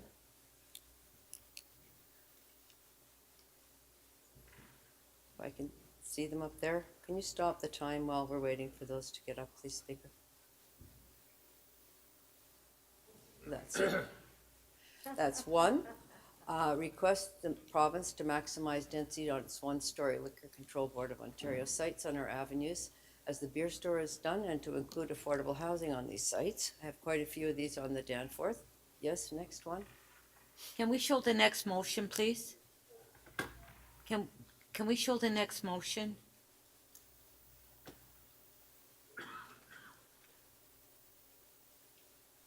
My time is just rolling away. No, I don't, I'll make up for it, don't worry. You'll make up for it, Yeah. officially or unofficially? I'll take I want to care be of on the official side. Okay. Want to pause it? Is that it? Second one? Okay, there's the motion. Thank you. And this just has to do with the Portlands and asking the chief planner, and executive director, and a waterfront secretariat to report to February 28th, 2023 meeting of Planning and Housing on the status of PH 35.7, status update on achieving affordable housing on Villiers Island, and EX 27.6, next phase of waterfront redevelopment. And I'm putting this motion because I'm very happy that in the housing plan, the mayor has included the Portlands, but I want to draw everybody's attention to the fact that we have been really trying to maximize, as I mentioned earlier, the amount of affordable housing on the Portlands. And there was a 20% that was allocated, and in a number of motions, I have asked to have it, that we try to reach 30%, understanding that there will have to be increased density on that site on Villiers Island. And I think I mentioned earlier the importance of affordable housing on the waterfront and ensuring that everyone, all of our constituents that want to move to the waterfront, whether they're wealthy, whether they're middle class, whether they're low-income people, that there's a place for everybody on Toronto's waterfront. That really should be our tenet and how we operate. So that is a motion I'm hoping you will support.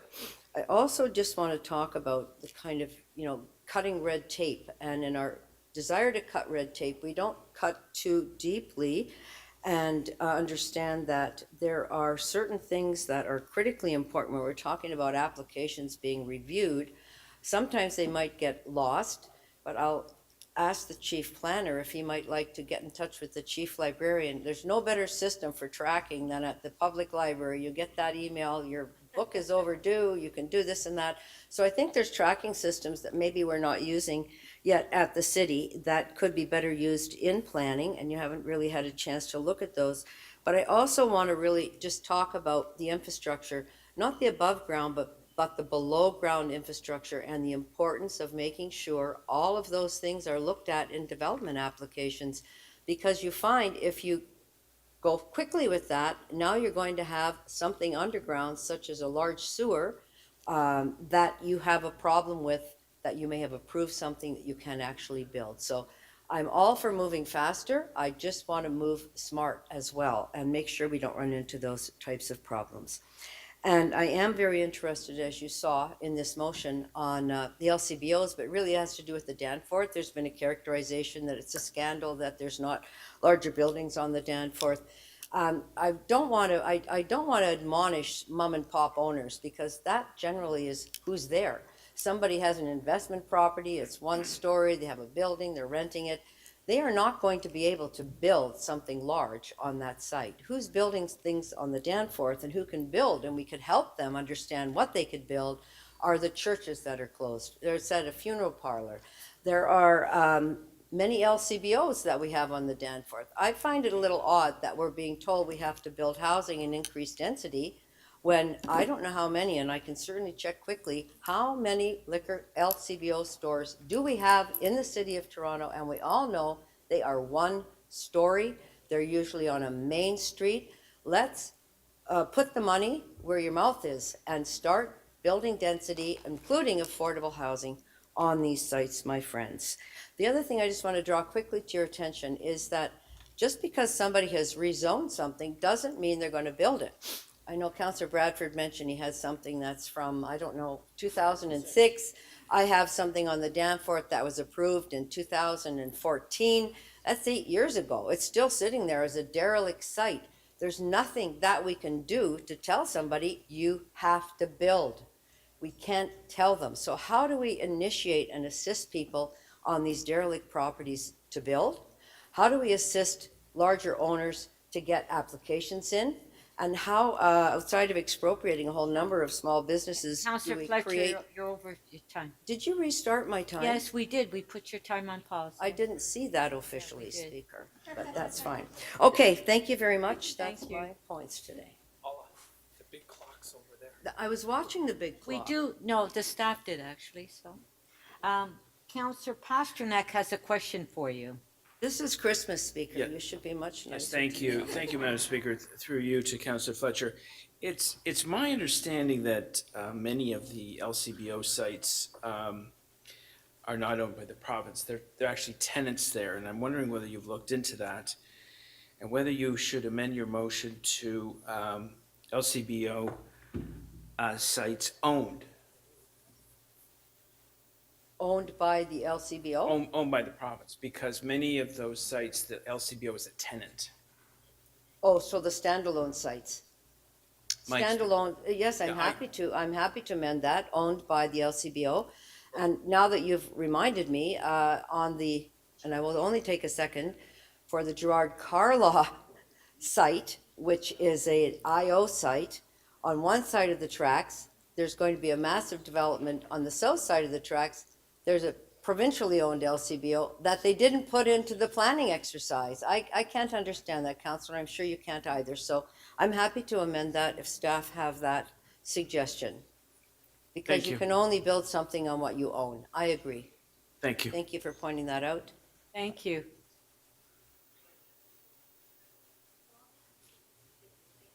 Okay. Counselor Holliday to speak. Thank you, Speaker. If I may ask the clerks to present motions onto the screen. Help me out with those.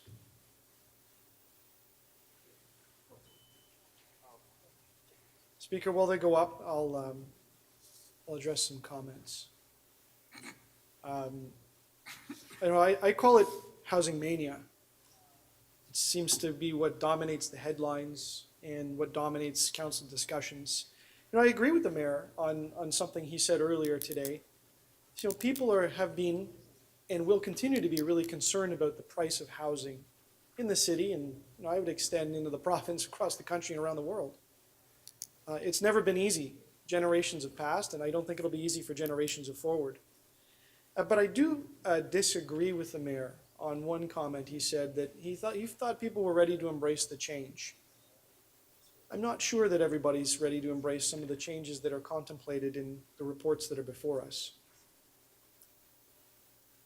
I guess one thing I wanted to point out that's fundamental is at the outset of the recommendations, it says we're going to meet or exceed provincial targets.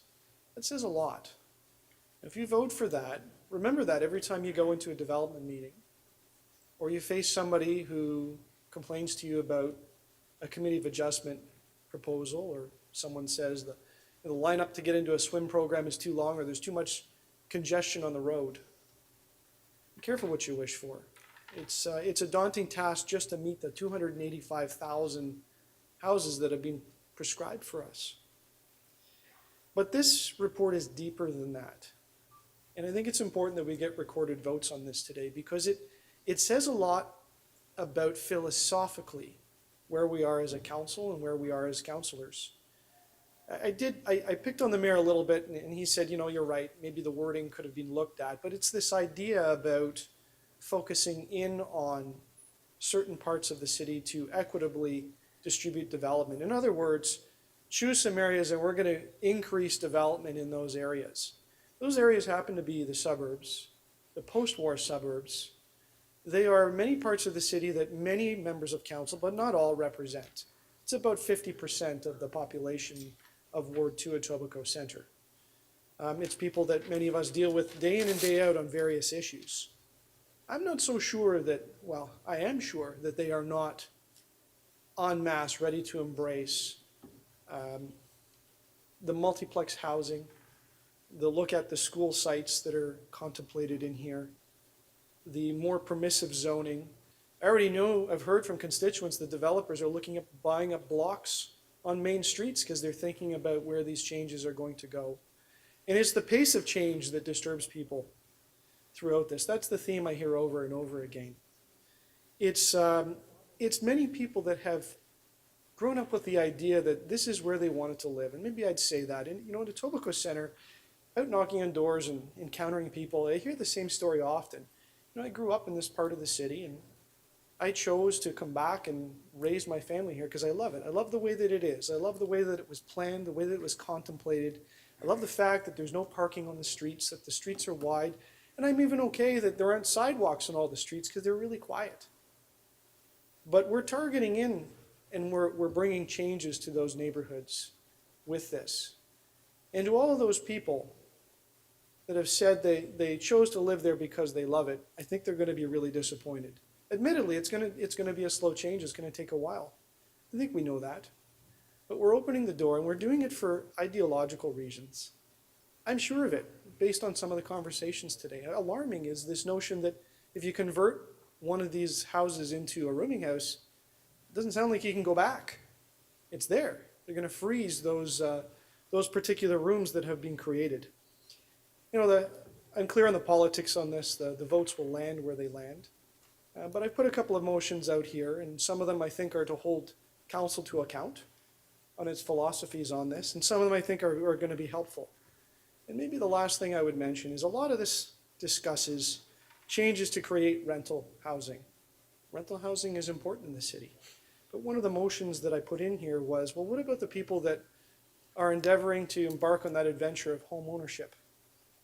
And perhaps one of my suggestions here is that we look at them too. And if there's anything that is in our circle of control on this, maybe it's to look at what we charge first-time home buyers on our municipal 5 land transfer seconds. tax. So I hope you'll take a look at that proposal to reinvestigate what we can do to help them too. Thank you. Thank you.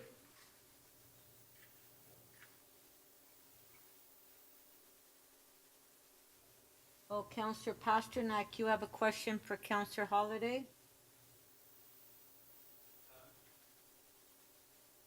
Councillor Pasternak.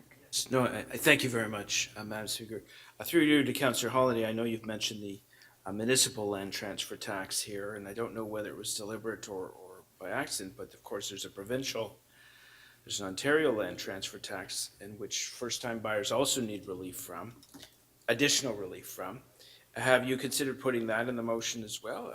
After all, the province wants the city to carry the burden on this. Maybe they should as well. Well, I tried to stay within the circles that council has the control, but I don't disagree that that's not a bad idea.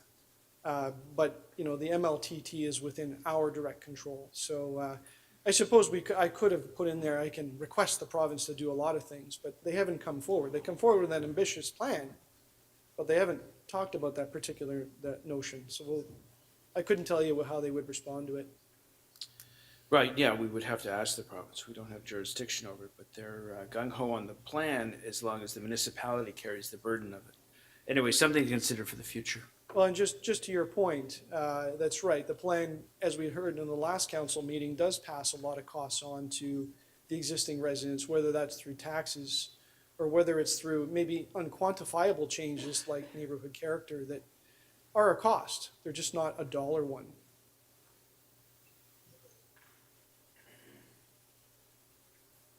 Thank you. Thank you. Councillor Bradford to speak. Just one moment, okay? Councillor Bradford. Thank you, Madam Speaker and colleagues. I have a number of motions to move. If we could just display those for everybody here. And thanks to my colleagues for all their help with this. Part A, the first one here, is just to amend recommendation number 1, where we're talking about going back and looking at our Housing Now sites. Wanted to specifically include 140 Merton Street on that, so that it includes revisiting the opportunity to increase the residential density at 140 Merton with the intention of increasing our affordable housing delivery. Number 2, adding a recommendation to develop a strategy using feedback from the Rental Housing Opportunities Table, which we heard about from Mrs. Bond, to encourage a greater supply of purpose-built rental. I have a motion here that is going to request the province of Ontario to consider the success of our rental replacement policies and not advance those legislative changes that are contemplated in Bill 23 that would result in changes, yep, there you go, to our OP policies, which have been tremendously effective here in preserving rental units here in the city. Number 2, this is also about our renoviction policy and the work that's been underway with our former chair, and a bylaw, and Councillor Fletcher and Councillor Perks, and making sure that we're exploring opportunities to negate the displacement of tenants in multi-tenant homes as they go through the renovations into compliance. Number 3 is to exempt the fraternities and sororities in the multi-tenant housing license bylaw as per the 2018 conditions. And number 4, to Councillor Cheng's point about the need to pour on the infrastructure. I went back to the province of Ontario's very own Ontario Housing Delivery Plan and the task force in February, and they have a nice recommendation in there, number 48 and 49, that contemplates the development of an Ontario Housing Delivery Fund for those municipalities that are moving forward full gas with housing in the city. I think today we are taking that step as colleagues and as a council in so much it would suffice, and hopefully we can have the funding to support that growth. So it's a long thing to start there. I think it's so important for us to be maximizing every opportunity that we have for affordable housing in this city. And I will be first to acknowledge that back when I was in city planning in the chief planner's office in 2015, in many respects we were in a different world and there was a different conversation about housing in this city. And yet over the nearly 7-8 years beyond that, my time in council last term, that conversation has changed. I think we all accept that there is a housing crisis and that the status quo is not going to deliver the affordable and the housing types and the housing options in the different parts of the city that we need. Our mayor, John Tory, put forward a very ambitious housing plan, not one from previous terms of council or conversations or debates that had taken long ago, one that recognizes the moment that we are in now, responds to the feedback that we all received at the doors over the campaign, and moves forward on those sometimes controversial, but certainly ambitious and certainly the right thing to do on housing, and brings those forward. If you go back to 2019 in our Housing Now program, which admittedly is a work in progress, you go back to 2019 and you look at that 140 Merton site, the direction at the time from the local councillor was maintain that Midtown in focus planning guidelines. What has happened since? Well, on the affordable housing site, the Housing Now site, we've achieved 18 stories. All of the sites immediately around it are significantly more than that. 30 Merton, 37 stories. 50 Merton, 39 stories. 214 Merton, 35 stories. 45 Balau, 40 stories. 120 Balau, 30 stories. 155 Balau, 37 stories. So I think for us as a council and in this housing crisis, I'm not saying it's possible. I'm not saying we can rip up the plan, but we ought to work with our housing secretariat and Create TO and our city planning to make sure that we are not squandering any opportunities to deliver maximum affordable housing on city-owned sites. It's not just that one, it's all of them, but that's one that is probably the best example where we need to go back and look and see if we can do more heavy lifting on that site. We've talked a lot about the multi-tenant housing.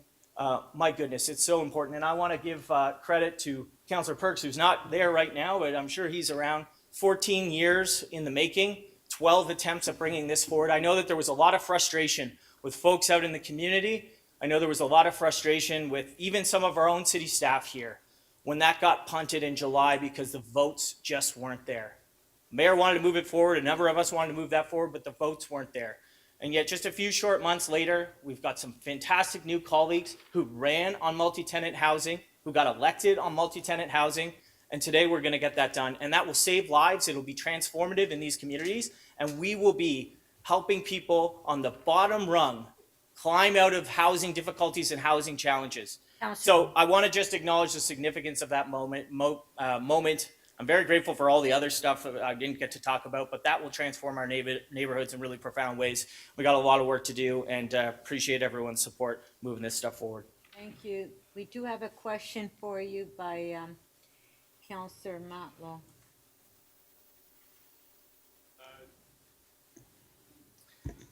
So I'm fine with the motion about 140 Burden. Have you spoken with staff about their initial, the concerns regarding Midtown in Focus came from staff. I argued to go up 4 stories. Are staff fine with this? Because I am. They are actually, and they support it and they encourage it.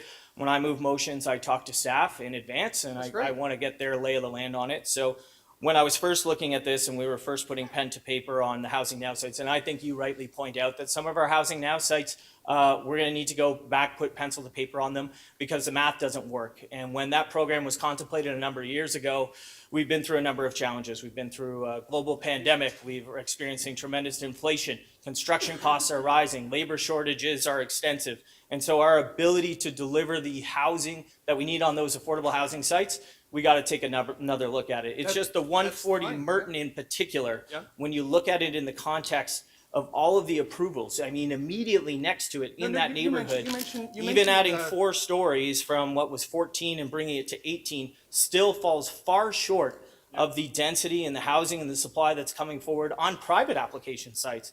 And so it just seemed to me that we ought to be looking and maximizing affordability on housing sites where the city owns it and pushing ourselves to do more. So I had conversations with staff, Create TO, Housing Secretariat, City Planning. Admittedly, we're far in this process. I'm not saying that this can be changed or ripped up tonight, but I certainly think we owe it to all of ourselves as council colleagues, and I think we owe it to Councillor ourselves. Matlow, please allow Just the trying to council answer your to question finish. about 140 Merton and running- why you're we running the need to clock. add more Councillor affordable Matlow, housing please. and density to that site. Okay, And so the answer is, there's not enough density and there's not enough affordable housing filibuster. on that site.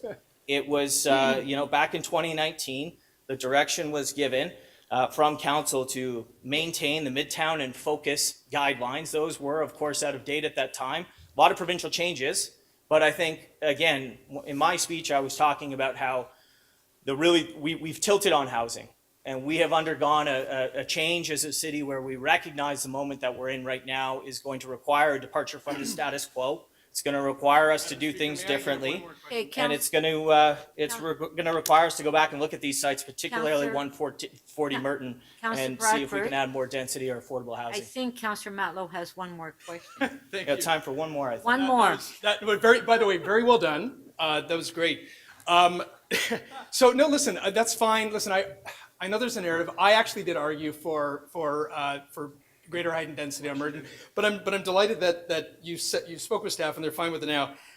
Would you also, you're pointing out one in my ward in particular, would you also support 1631 Queen Street and 1627 Danforth in your ward to go to review it and go up? Absolutely. 1631 Put it in the motion. is not yet approved, so that's still underway. So we have an opportunity to do that. I would say like 777 Victoria Park. I mean, the motion does speak to all of Phase 1 Housing Now. And if you read the motion, 1631 is actually Phase 2. It's not yet approved, and we're doing everything we can to maximize affordable housing on that site. I didn't just do that today. I've been doing that the whole way through because I've always supported housing and affordable housing, and we just have to do more of it. Okay, thank you. Point of privilege, Councillor Holliday. Thank you, Speaker. I don't know if I can speak on behalf of my colleagues, but, I do want to ask and request you help us all maintain an efficient meeting, which you always do.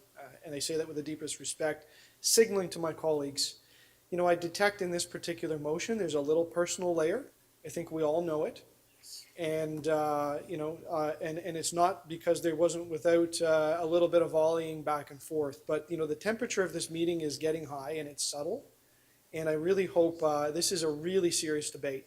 And this means a lot to the future of the city. If we could just remind members to act with dignity and honor in the chamber and, just try to keep the personal layer out of it. Thank you. Okay, so I think that's it for the speakers. Councillor Fletcher? Yeah, I just wanted to ask, and now you are the mayor's designate for ATO, and you weren't there before, but you did study what's happened. I'm sure you're aware that on every other site, there's been considerable density added. So Councillor Crawford is not here, but 605 Warden, that had a fairly significant density bump up, I think, in Councillor Pasternak's ward as well. And Wilson Heights, is that the name of your? Yes, that in order to achieve being able to build it, there had to be significant density increases. And I think this is the only site that hasn't had that. Would I be right? That's right. And, again, we all of the sites probably need to do more heavy lifting. And I think, you look at the program as it started a number of years ago, we're in a different world now. And I think probably if Create TO, that's why they actually had to go back and add more density, pilot it on rather than starting at a level that is sufficient to deliver the type of affordable housing and supply that we need. So, on a go-forward basis and in phase 2 and subsequent phases, I think we'll see more ambitious targets. But certainly that's why we have to go back and look at phase 1, as we have, but this site in particular. But all the pro formas had to be updated in order to be able to afford the affordable housing. That's Build right. it. And I'm That's not right. sure about this site. So when this is coming back, we'll look at that as well. We have What to. the subsidy level is. Okay, thank That's you very right. much. Thank you. Thank you.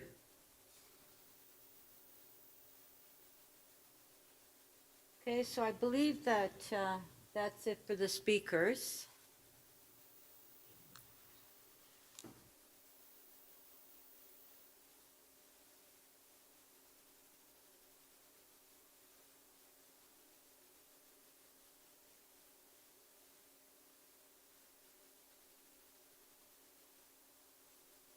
So members of council, that was the end of the speakers list.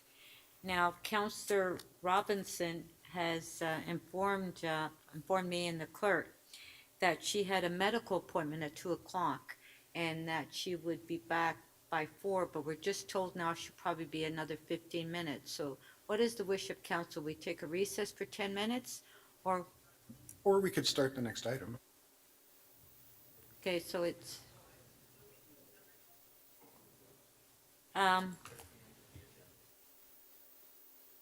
member's motion is at the end of the but does it stop us from doing it? No. So what is wish? Do we want to do the members' motions? Madam Speaker, Yes? Councillor Carroll? can I make a motion? Can I make a motion, as it is well past 4:00 and it is a key item, that we proceed with the vote? Well, Councillor Robinson asked because she has a medical appointment. And we were just told by her office that she would be here within 10 minutes, 15 minutes. Just one sec, one at a time. Councillor So if I could Fletcher and amend then- my motion, I would amend that at 4:30 we proceed with the vote. I would prefer to set a time. So I'm moving right now that by 4:30 we proceed with this vote. Okay, so we have a motion by Councillor Fletcher. I'm just going to amend that we proceed with the members' motions, the first run through, and by that time, I believe Councillor Robinson will be back. It's a fairly major piece of legislation, and I think she deserves the right to be able to vote on it. Okay, so we have two motions. So Councillor Fletcher's recommend we do the members' motion, and Councillor Carroll's is that we wait till 4:30, right? Do the vote at 4:30. Okay, so let's take then Councillor Fletcher's motion first. Councillor Carroll's motion first. Councillor Holliday? I would Yes? like to speak to the second motion. I respect Councillor Fletcher wants to keep the meeting moving, but at least personally saying, I require a bit of preparation to go through the members' motions. It's an involved process. We had agreed to do it tomorrow. So I don't find that fair to suddenly start that process up. I don't have the notes in front of me to do it. Okay, so, No, okay. Okay. You know what? Why don't we just take a 10-minute break and we'll come back? Thank you.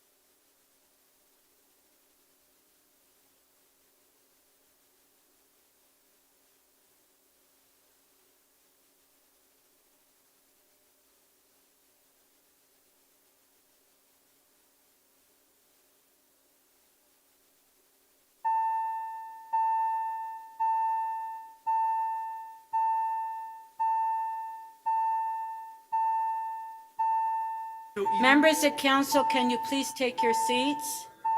Members of council? Are you dismissing Yeah. that request?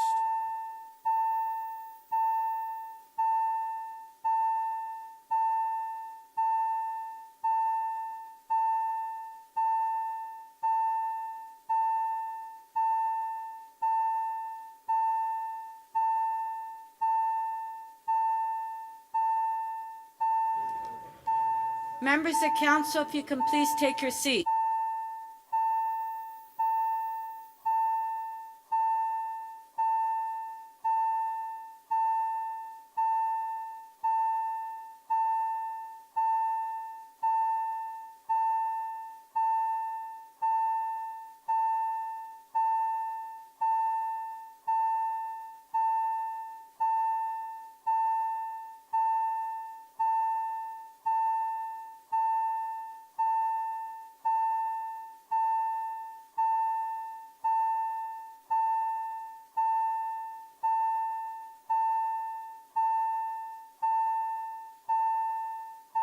Members of council, we're ready to vote. If you can take your seats. We're going to put will the staff put the order of the motions on the screen for members of council? Yeah. Well, or no, it doesn't really matter because they don't have it in front of them, right? Yeah. Okay. Counselor Holliday, point of order. Thank you, Speaker. The sense I get is perhaps members are divided on some of the recommendations, and so therefore I would ask if recommendations 1 and 2 may be separated. I realize there is a part 3, and so I can't tell you which one that gets connected with. Okay.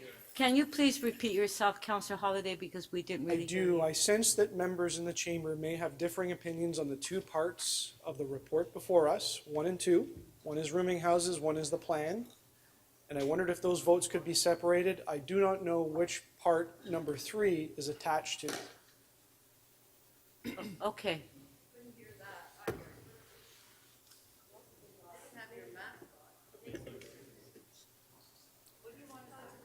1 and 2. Okay, I think that the staff, okay, just one sec. Correct. Yep.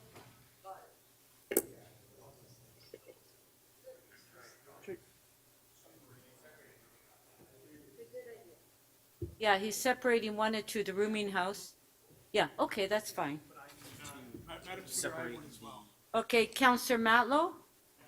In Councillor McKelvey's 2A, I believe, if I'm correct, 1 and 2 pertain to the restriction on rooms and parking respectively. So I'd like to have those singled out to be able to vote against. 1 and 2 in McKelvey 2A.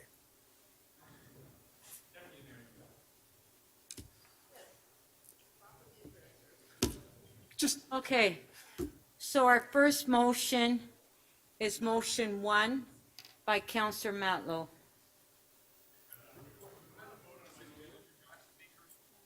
Yes, recorded vote.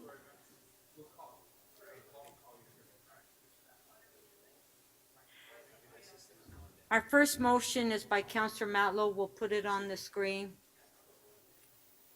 Okay, there it is on the screen. Okay, it's on the screen. Recorded vote. Okay, recorded vote.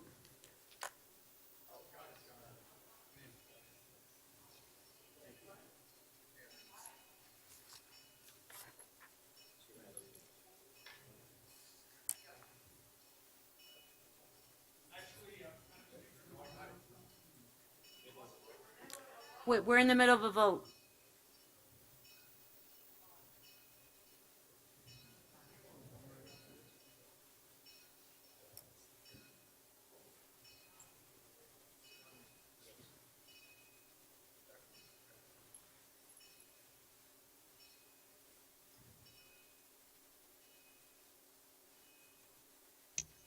Councillor Morley, are you able to vote using the system?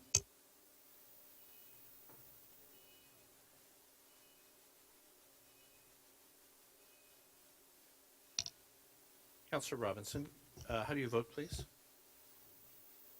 In the affirmative. It also didn't come up on my screen to vote.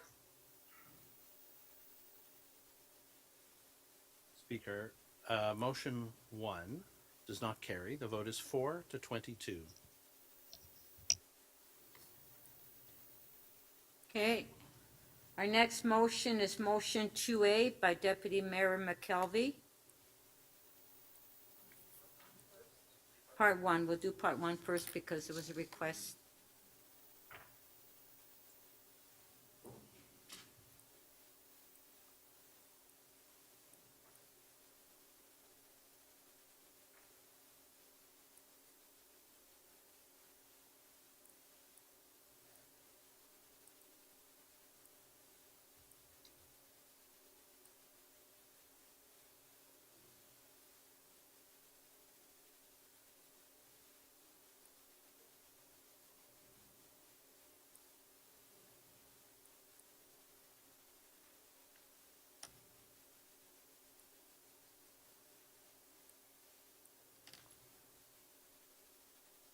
Okay, recorded vote on part 1.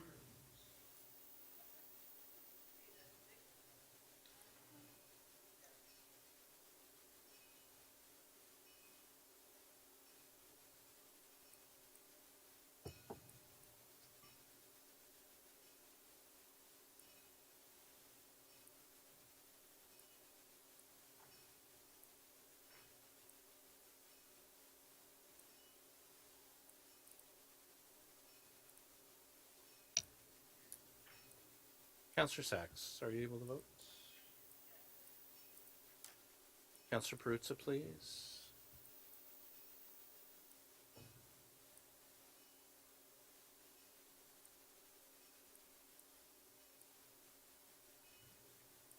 Councillor Robinson, please, how do you vote?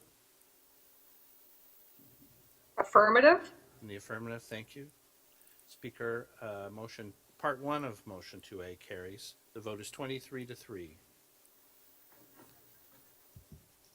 Okay, so part 2.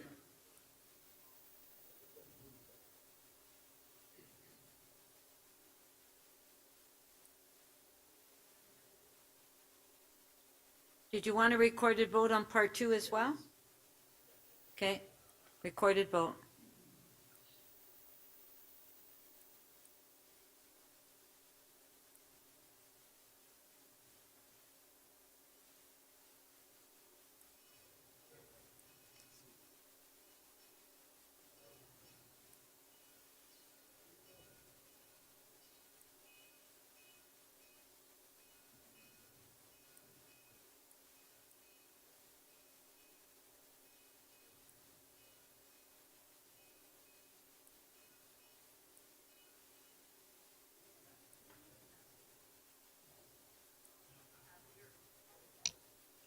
Speaker, part 2 of motion 2A carries. The vote is 23 to 3.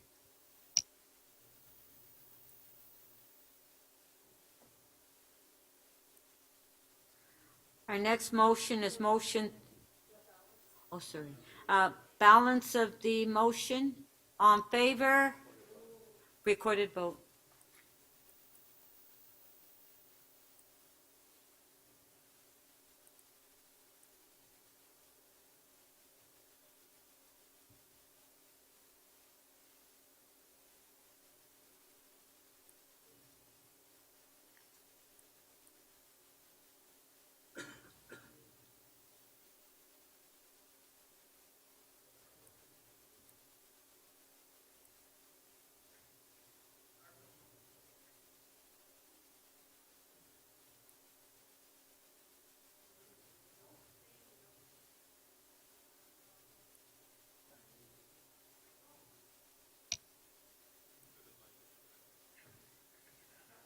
The balance of motion 2A carries. The vote is 23 to 3.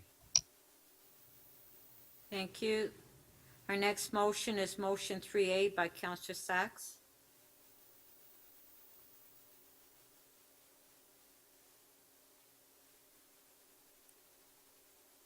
Okay, recorded vote.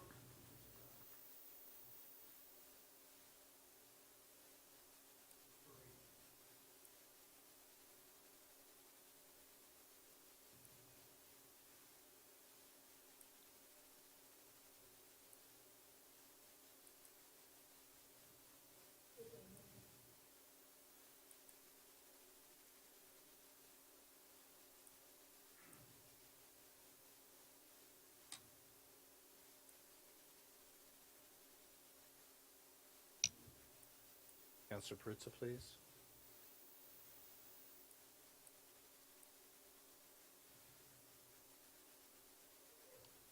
Councillor Perruzza, please. Speaker motion 3A carries. The vote is 25 to 1. Next motion. Motion 4A by Councillor Malik. Recorded vote.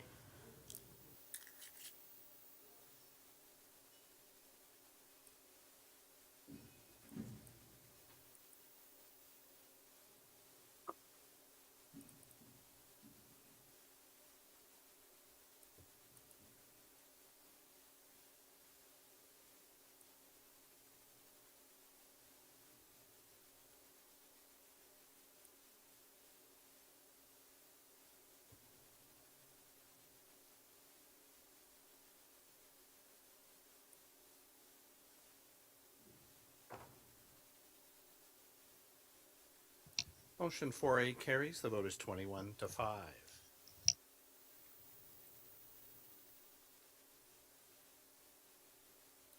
Next motion is motion 4B by Councillor Malik. Recorded vote.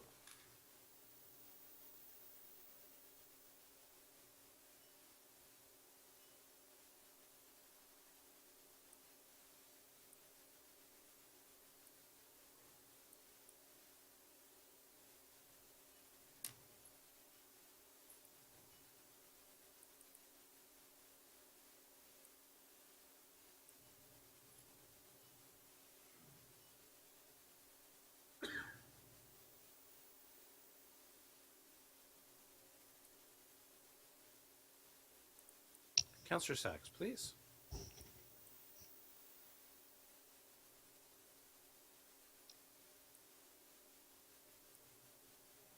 Are you able to vote electronically? No? Okay. In the affirmative, Councillor Sachs, thank you.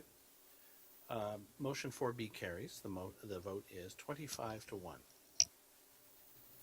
Our next motion is motion 5A by Councillor Bravo. Recorded vote.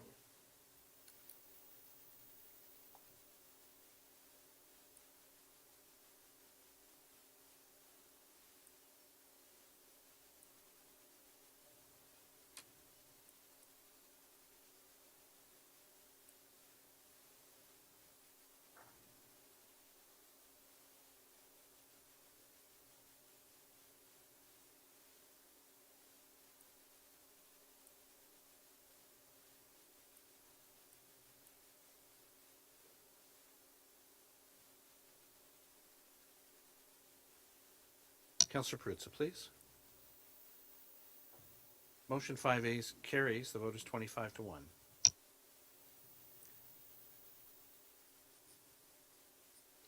Next motion is motion 7A by Councillor Chang. Recorded vote.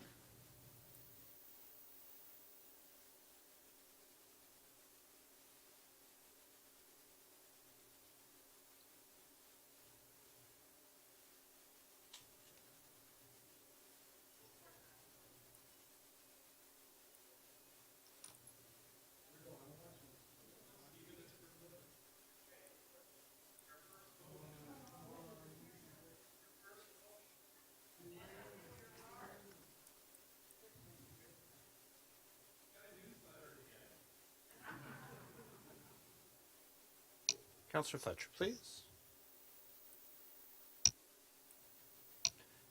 Motion 7A carries unanimously, 26 in favor.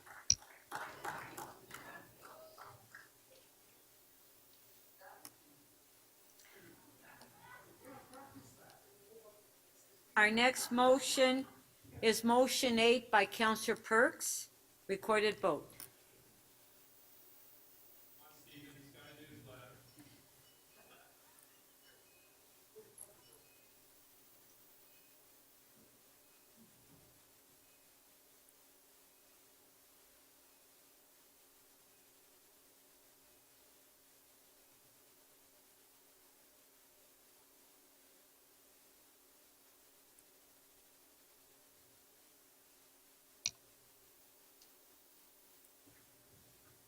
Councillor Robinson, are you able to vote?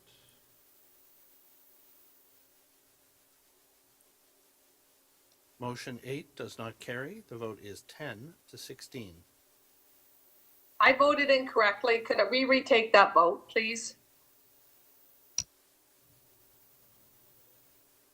Okay, who wants to reopen, to have Councillor Thompson's reopen? All in favor? Carried. So let's have another vote on Councillor Perks's motion, recorded vote.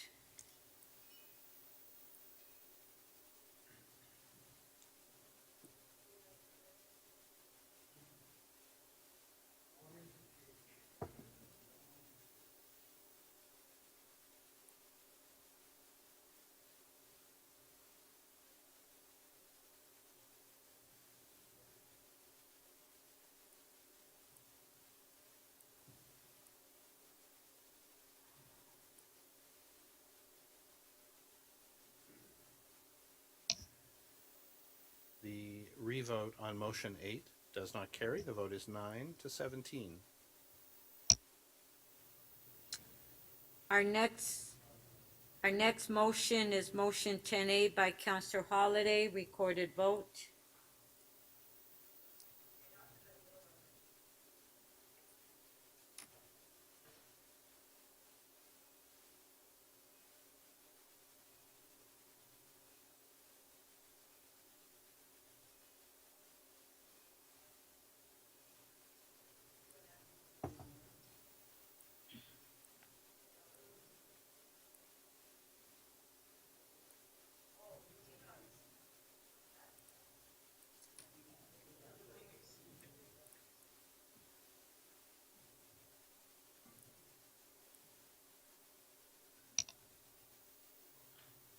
Councillor Bravo, please. Councillor Myers, Councillor Perruzza.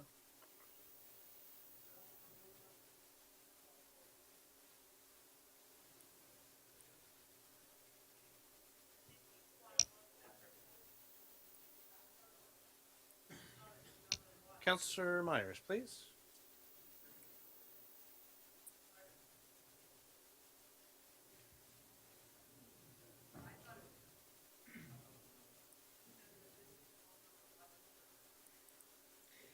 Was that? Councillor Myers, please.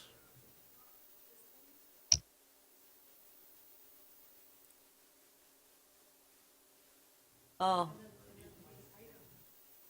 Oh, yeah, no, this wasn't a request to Councillor vote on it Myers, please. Are separately. you voting? Councillor Myers. Motion 10A does not carry. The vote is 6 to 20.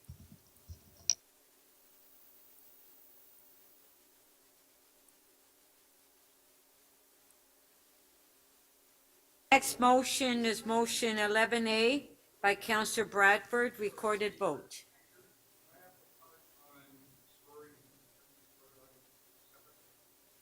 On Councillor Bradford's motion? Yeah. Okay, so 11A by Councillor Bradford, it's on the screen, recorded vote.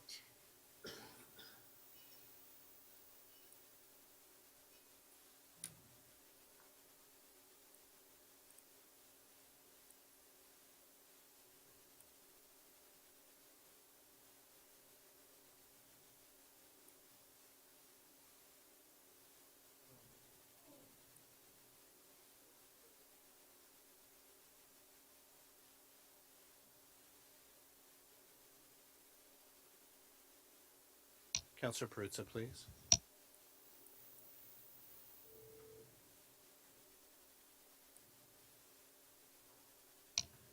Motion 11A carries. The vote is 23 to 3. Our next motion is motion 2B from Deputy Mayor McKelvey, recorded vote.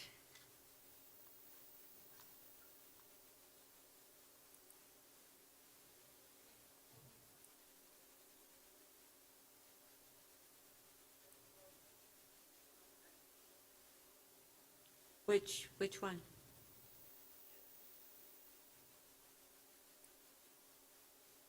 You want to vote on one separately?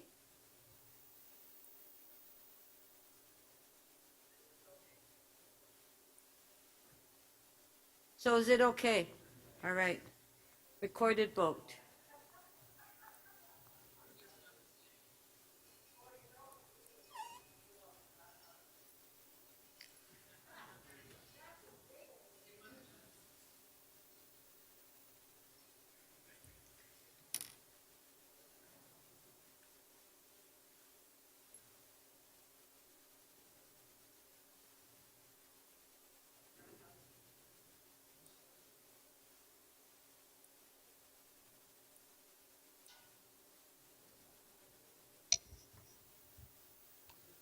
Councillor Malik, oh, thank you. Councillor Perruzza, please.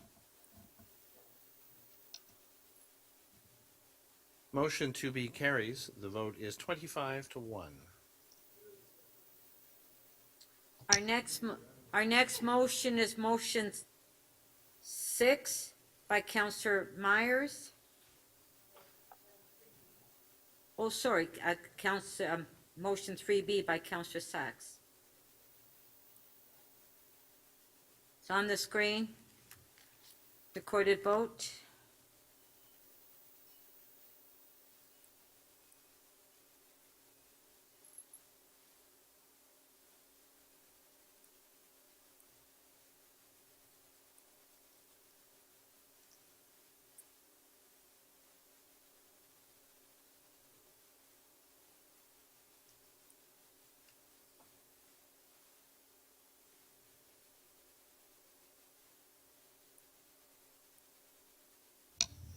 Motion 3B carries. The vote is 24 to 2.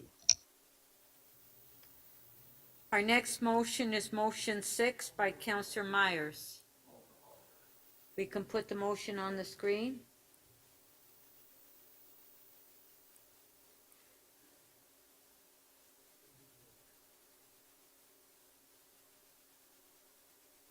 Recorded vote.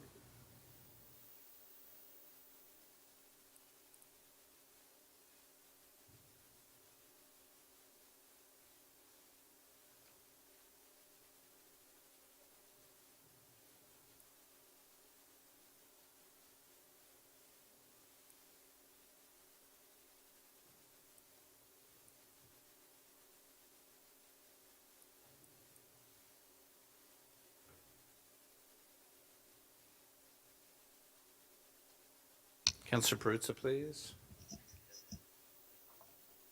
Councillor Crisanti, please. Motion 6 carries. The vote is 24 to 2.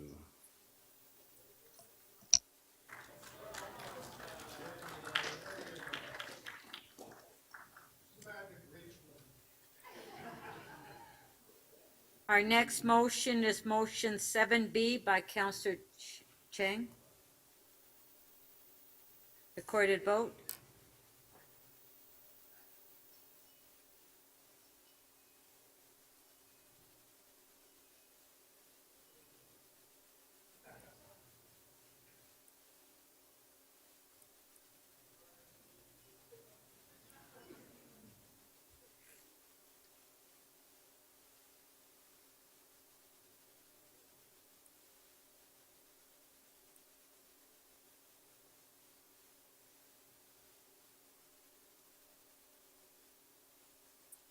Councillor Crisanti, please.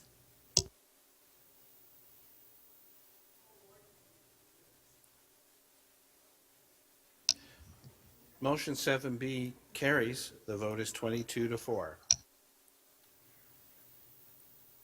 Our next motion is motion 9A by Councillor Fletcher.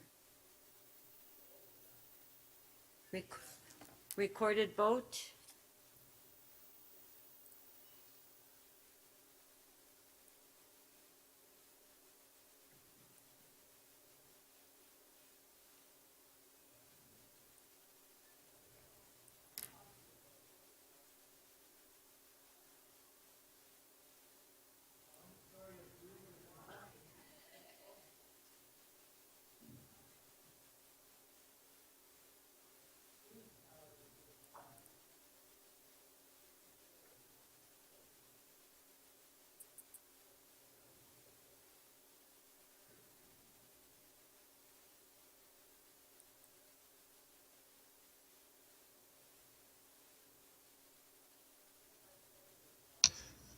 Motion 9A carries. The vote is 25 to 1.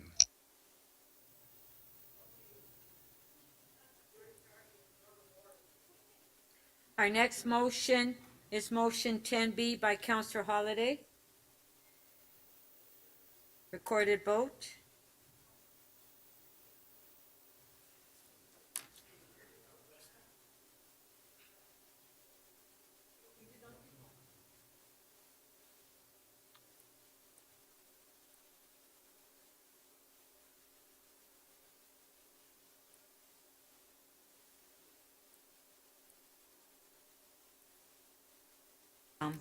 Yes, so sorry, let's just take that motion off the screen. And because I forgot, to put up Councillor Fletcher's 9B before. So Councillor Fletcher, 9B, recorded vote.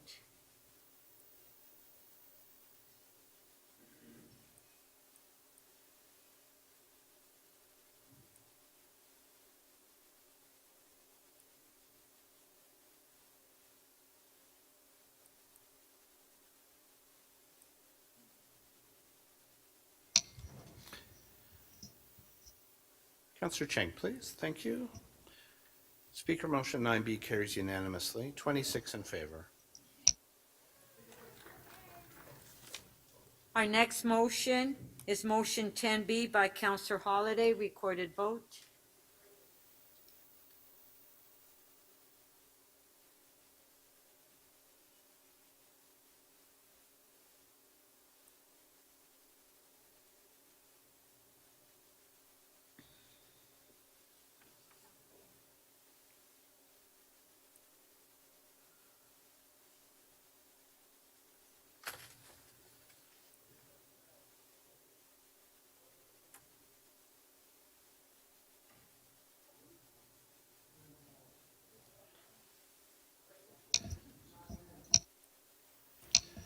Motion 10B carries. The vote is 21 to 5.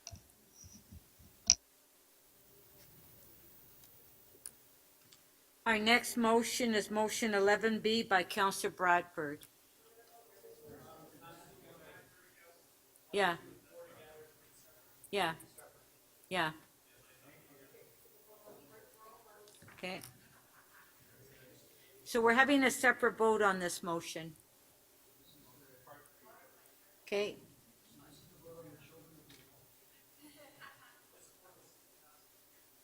Part 3, recorded vote.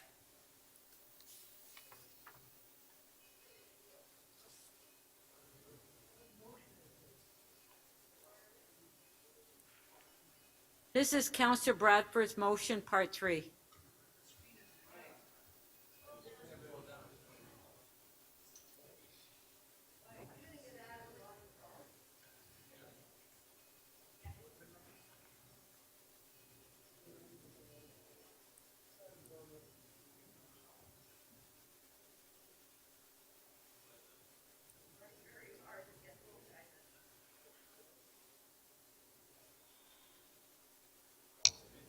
Councillor Sachs, please.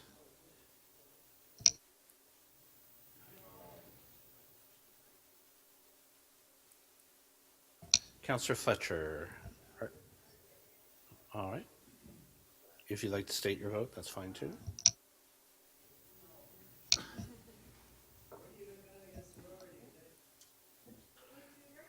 Part 3 of motion 11B carries. The vote is 19 to 6.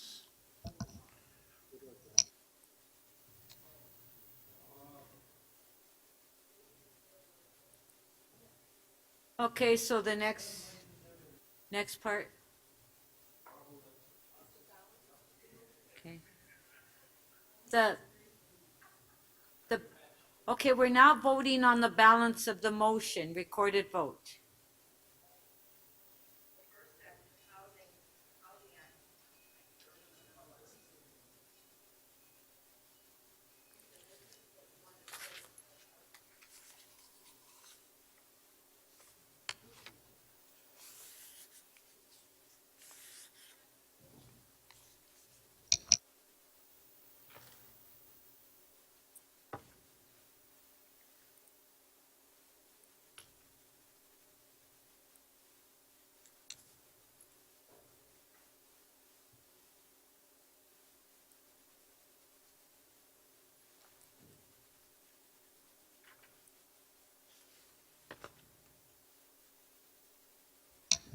Councillor Perruzza, are you voting?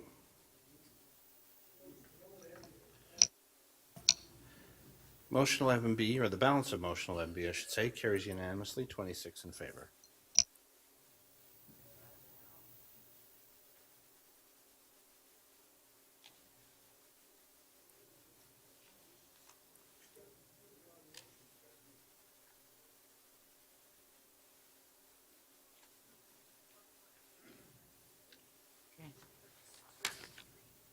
As amended. Okay, our next vote is Part 1 as amended, recorded vote.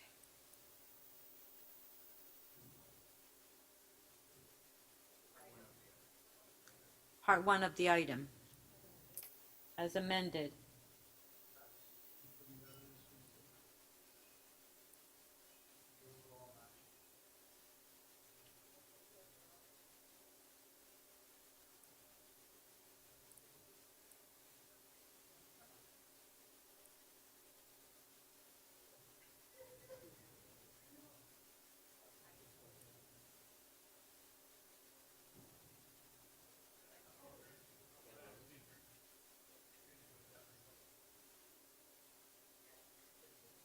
Yeah, for 2 and 3, we're doing it separately together.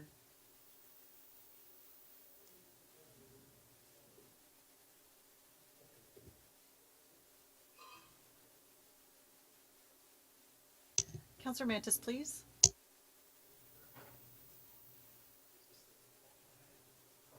This is Part 1 of the item, as amended.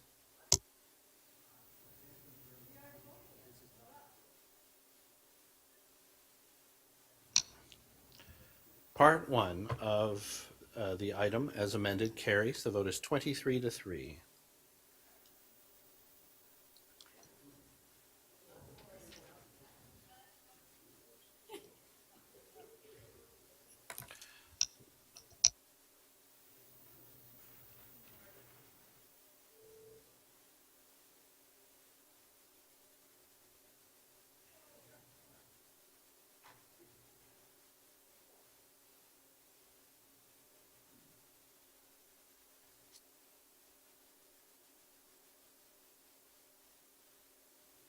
Okay, our next vote is on item 2 and 3 as amended. Recorded vote.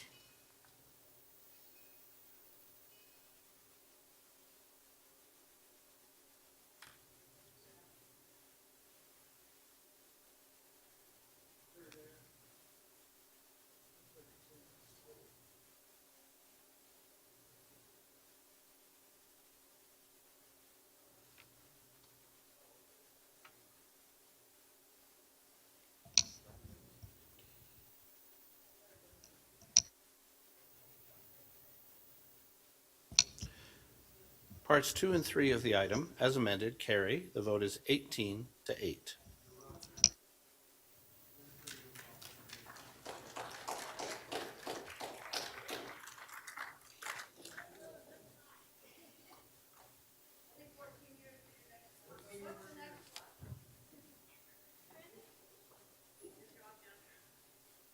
Did somebody call me? I thought somebody called me.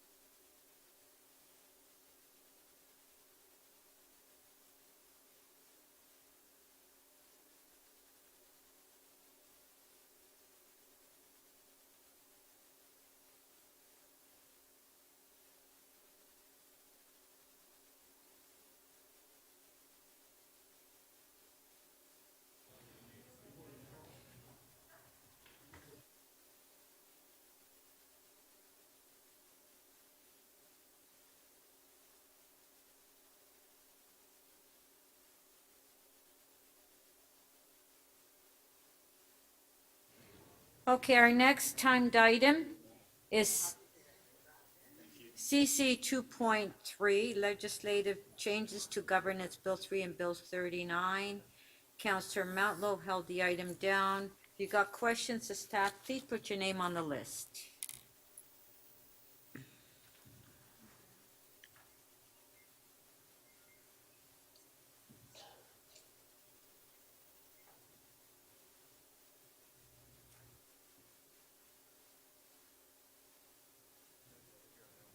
Councillor Morley, questions? Sorry, my understanding was Counselor Matlow held the item, so was he gonna speak first? Oh, questions. Okay, sorry. This is for questions. Apologies. I'm gonna take my name off the list to speak. Thank you, Madam Speaker. So you don't have any questions? No? Okay, thank you. Yeah, Councillor, yeah, perfect. I'm gonna do that. Thank you. Councillor Bravo, questions? Thank you, through you, Speaker. My question is to the city clerk. As a new councillor here, we've been provided with Chapter 27, City Council's Procedures Bylaw, that sets out the rules for council and committees. My understanding is that this bylaw rests on a set of principles outlined in Article 2 of Chapter 27. Can I have quiet, please? Thank you. Okay, go ahead. Thanks. Sorry. For the benefit of everyone present, can you please share the first two principles in subsection A of Article 2?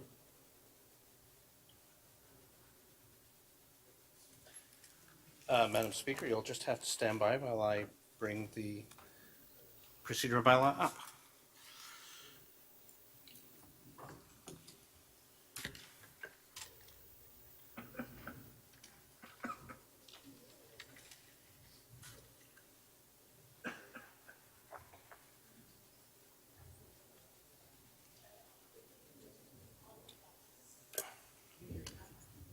Speaker, the Council's procedural bylaw contains 6 principles in it. Okay.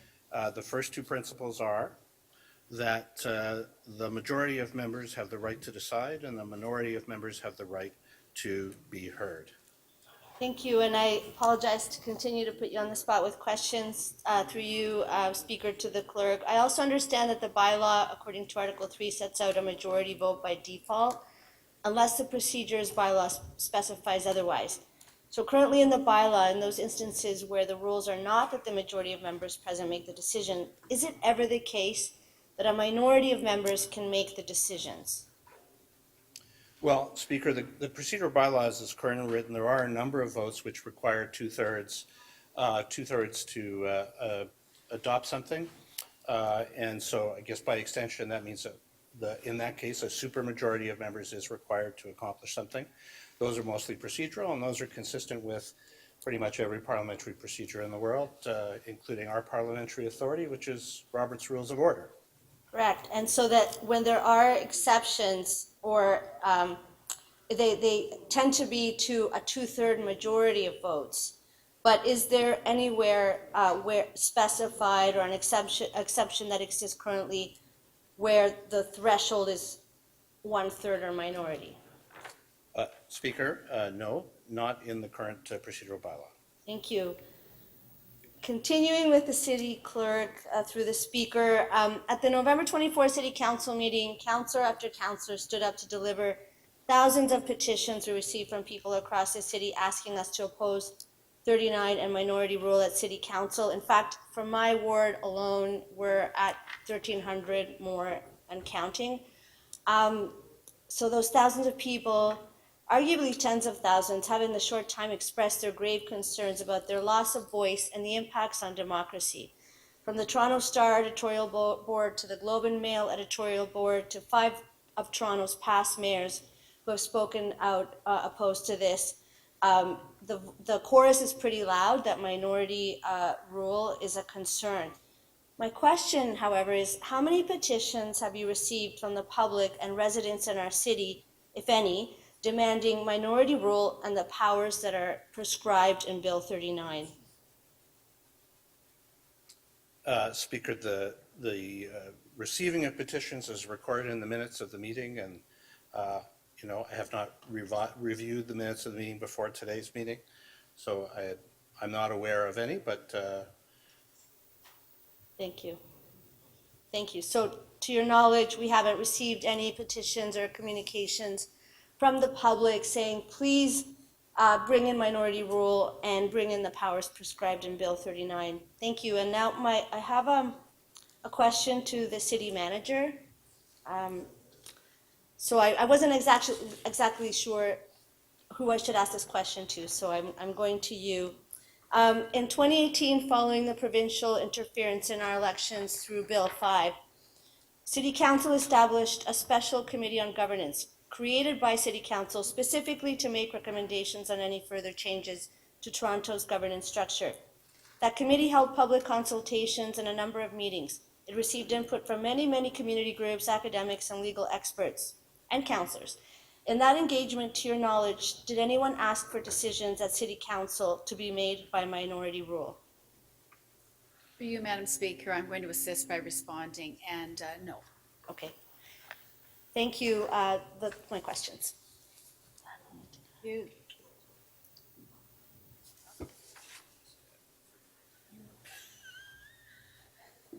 Oh, I just made that up. No, I didn't. Councillor Malik, questions? Thank you very much. Since councillors haven't been provided with any information related to this particular question, I'm unsure of who best to ask, so I guess this question is either for the city manager, the solicitor, or the clerk. A few times in the debate over this bill, there have been references made to other cities with strong mayor powers. Has the City of Toronto conducted a jurisdictional review of other municipalities across North America and the division of powers between the administrative, executive, and legislative branches? And if yes, is there a way that this research could be included in the staff report and made available to councillors? For you, Madam Speaker, I'm not aware of a jurisdictional review having been conducted, primarily because of the time constraints. However, we have done some research into other models, and I can say, just at a very high level, that the things you see in Bill 3 are not uncommon in some American cities. The minority required to pass a bylaw is not something we've seen elsewhere. Thank you very much. I know that Article 2 of the Procedures Bylaw, subsection A, sets out the principles of how we're governed, including our rights as members. Principle A is that, you may know, all members have the right to information to help make decisions unless otherwise prevented by law. And so we have the right to the information that helps us make decisions. Today we're voting on the report around Bill 39 and minority rule at City Hall. But other than that, information about the provincial bill itself and a request to consent to its implementation in our bylaws, we have not been provided with information to help us make an informed decision about whether we even want this or what best practice in its implementation might be. I did take the effort to reach out to experts in municipal government and tried to find out myself if minority rule exists anywhere at a city council or other legislative body. And echoing what you said, City Solicitor, the answer is that no lawmaking body anywhere enables a minority vote to triumph. Can the City Solicitor or the clerk or the manager tell me, if not any government, is there anywhere that we see a decision-making body allow decisions to be determined by a minority? Is there any precedent for this? I don't really have anything to add to my last response on that. Oh, okay. All right. Okay. Do you have any further questions, Councillor? No. No, okay, thank you. Thank you. Councillor Pasternak, questions? Thank you, Madam Speaker. Through you to staff, in the staff report and in other correspondence, they make the reference prescribed provincial priorities. Now, how does one define what a prescribed provincial priority is? Is that an order in council? Is that a cabinet vote? Is that draft legislation? Is that merely a public statement? The term prescribed in legislation signals that a regulation is forthcoming or that a regulation would be required to prescribe. So in this case, we can anticipate a regulation setting out the provincial priorities. While the province has publicly signaled what those prescribed provincial priorities will be, the regulation itself is not in force at this time. So you have to have this linkage between what you've just described, this prescribed provincial priority, and some kind of, I guess, municipal bylaw for this to activate. Is that? So is it when the bylaw contradicts a prescribed provincial priority, that's when this power kicks in? So there are 3 places where Bills 3 and 39 refer to the prescribed provincial priorities. One is about the mayor giving direction to staff to do research and prepare reports. Another is about the mayor's authority to veto a bylaw. And the third is under Bill 39, which would permit the mayor to introduce a bylaw to advance the prescribed provincial priorities. So the direction for policy would come from Queen's Park, and then the mayor would have the authority to move a bylaw aligning with that prescription, and then he or she or some future mayor would only need 1/3 of the votes. Yes, and actually I should, just for clarity, indicate what the province has articulated as the anticipated prescribed provincial priorities.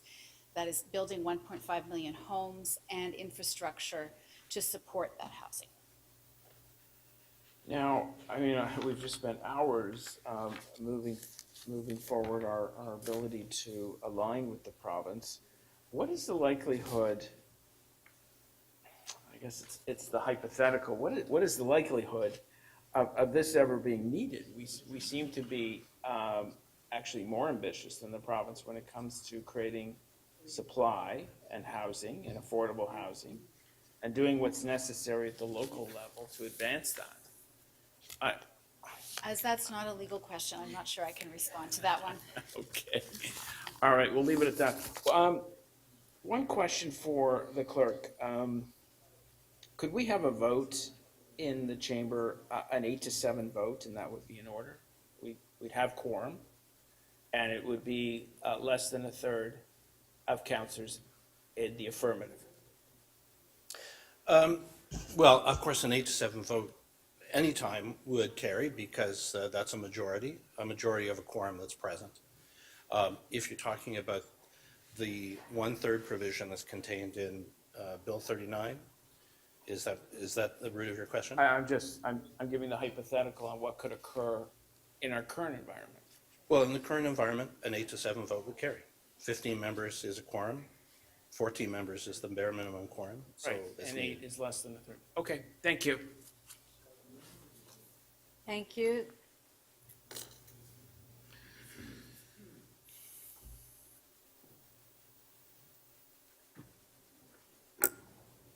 Councillor Morley to ask questions. Thank you, Madam Speaker, and through you, my thanks to the clerk's team for supporting me to rise on this issue, and questions to staff.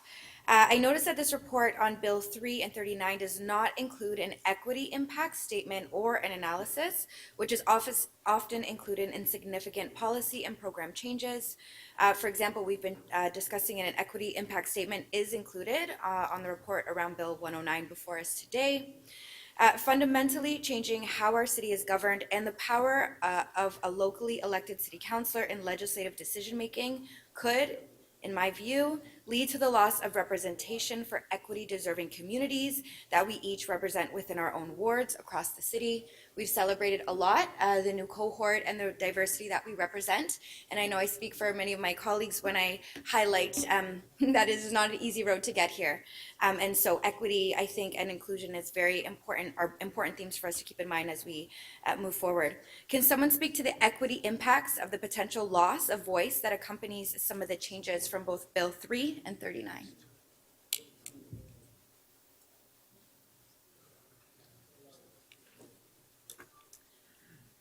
Madam Speaker, while it's not necessarily a legal question, because I was one of the people who signed the report, I can say that those who, the authors of the report, felt that it was premature to do that sort of an assessment at this point in time. Just a quick follow-up. Can we anticipate an equity statement or further assessment from staff on that issue going forward?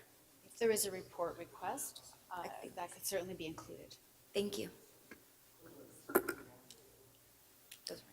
Thank you.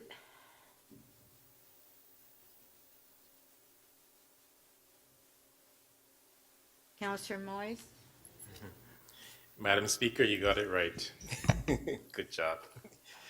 I have a process question, nothing controversial here, and this is for the solicitor. Can the head of council pass a bylaw retroactively that receives 1/3 support, or do they need to declare in writing use of these powers before a vote is taken? The legislation would require the head of council to give notice of the intention to submit a bylaw aligned with the prescribed provincial priorities that would require only 1/3, and to state reasons for that. And those reasons would be provided to every member of council as well as the clerk. Okay, thank you. And I do have a question for the clerk. I'm not familiar with what happened here in 2018, but this is around Bill 5. And regarding the conversations that we had here in council, or you had here in council, in regards to delegations. Perhaps some clarification as to what was processed back then versus the difference between Bill 3 and 39 today. Madam Speaker, I'm not quite clear on the question. Maybe the member could be a bit more specific on what it means by. Well, I'm talking about precedents, for example. In Bill, back in 2018, Bill 5, when council was reduced from 47 to 25, there was a process here around that time. So I'm just out of curiosity for my own background and knowledge in regards to what process are we doing here now that's different from before? Speaker, if the member means with respect to council processes, when Bill 5 was introduced, there was, shall we say, a little bit more runway between the time the legislation was introduced and the time that it came into effect. So there were some debates here in this chamber, special meetings of council that were held to debate Bill 5 and to adopt a position and submit it to the province. That was before the it was on the heels of the election, if you will, and that election period, the close of nominations, before the close of nominations. I would say the contrast this time around, of course, is this legislation has come into effect, in the very early part of the term, at a time when council did not have the opportunity to meet during the election period to have a debate or consider making a position to the province of Ontario. Okay. Thank you. Thank you.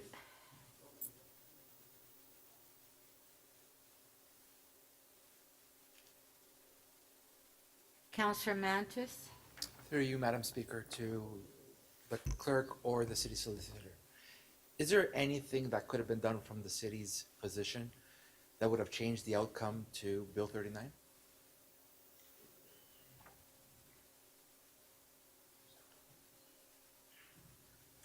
Speaker, speaking from a clerk's point of view, I don't know how to answer that question. That's really a political question. Maybe the city solicitor? So there was some opportunity to make submissions to standing committee, but I understand that members of council did take advantage of that opportunity. Ultimately, though, this was a provincial decision. So Would- council has no control over that. Any letters of objection or any objections from the city, would it have affected the decision that was made by the province? Well, the province had the authority to make this decision without requiring approval from the city. That's what you're asking. Could we compare this, this bill, Bill 39, in the way that it was brought down by the province, similar to Bill 5, that was also brought by the province in 2018? A couple of things come to mind there. One is the timing, and the second is the lack of consultation with the city itself. Thank you, Madam Speaker. Thank you.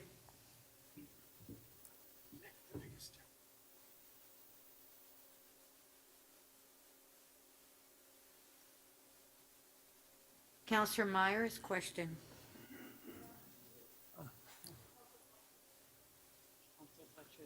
Oh, sorry. I had my glasses on too, sorry. I take off my glasses, yeah. Sorry. Councillor Fletcher. I just have some questions, and someone's brought up Bill 5, so I think perhaps, I don't know if it's the clerk or the city solicitor, but Bill 5 was introduced. The province introduced it. We couldn't change Bill 5, correct? It was a provincial bill. Who wants to answer? That's correct. Thank you. We couldn't change Bill 5, but I believe we had a motion that said we didn't like Bill 5. Is that correct? Yes, Speaker, that is correct. Council took positions during those debates in the fall of 2018. So the fall, or perhaps it was July. Well, it was an extended period of time. Yes, you're right. At the Because end it of the was- summer break into the fall, if I recall It was correctly. immediately a few days before, as I recall, a few days before the end of the period when you could put your name in for election, correct? Yes. And it happened to be at our last council meeting. It was perhaps 27th of June or somewhere there. And we took a position that said we did not like Bill 5. Now, I think, which would be considered different than thinking we could change Bill 5. We can't change Bill 5. We couldn't change Bill 3. We can't change Bill 123. We can't change Bill 39. That's correct. But council has the ability to take a position to say, we like Bill 3, we like Bill 5, we like Bill 123, or we don't like Bill 123. We often do that. Isn't that correct? That's correct, yes. And the only way we can let the province know is if we collectively say that. It's different, I think. Would you not agree with me? It's different for council to have a say than for somebody to attend the hearing and have a position there at Queen's Park. That is correct. So officially, we have taken a position on Bill 123, correct? Bill 23, yes. Bill, is it Bill 20? I keep putting a 1 in front of it. Yeah, Bill 23. We did one on Bill 5. Yes. And, but we haven't been in session to deal with Bill 3 or Bill 39. So this would be the opportunity to express our opinion to the provincial government as a collective if we think this is a good bill or a bad bill. Is that not right? This would be an opportunity, yes. Pardon me? Yes. Is there any other opportunity? This would be the first opportunity. This would be it. And just on, in your report, Mr. Clerk, when you'd written it, and I don't know if since then, was the bill proclaimed, or at the time of writing, you said it was not proclaimed, and the city solicitors indicated the regulations haven't been established yet. Could you just bring us up to date on that too? Sure. The Bill 3 has been, is in force. It's been proclaimed and in force. There are certain provisions of it that are awaiting the regulation on the provincial priorities, however. So not all of it is quite yet operable. And Bill 39, I understand, has been given royal assent, but it has not been proclaimed. And we are waiting both news of that and news of the regulation that the city solicitor mentioned regarding provincial priorities.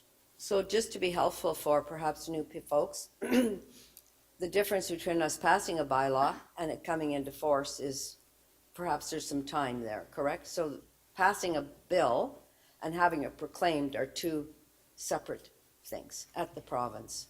So yes, and to be Oh, clear. sorry. Bill 39 has passed, but it comes in force on a date to be proclaimed, and that date has not yet been proclaimed. And we are So- also awaiting regulations. So Bill 3 has been proclaimed, there's a few regulations missing, so that's done. But Bill 39 actually hasn't yet been completely finished because the proclamation hasn't happened yet. It is So not in force. if we wanted to say something, this would be the moment to say it, This is an opportunity. for an council opportunity to do make a that. statement, should that be the will of council. Thank you very much. So understanding it's not complete, because I don't think it's hard to understand, I think you'd agree with me, it's hard enough to understand all of our procedures, but understanding the provincial ones and where we are in a particular moment in time Yes, they is are very also different from difficult. So that's very helpful, thank you. And Speaker, I have a doctor's appointment at 6, so I'm going to ask if we. And that, to all of you, my friends, please, thank you. You have a doctor's appointment at 6? Yes, so I'm just asking the councils to please make sure that we can vote on this in the morning rather than go till late at night. Thank you. Because it's a council vote, so I'm appealing to my colleagues. Thank you. Okay. Well, we'll see where we're at. It's 20 to 6 now.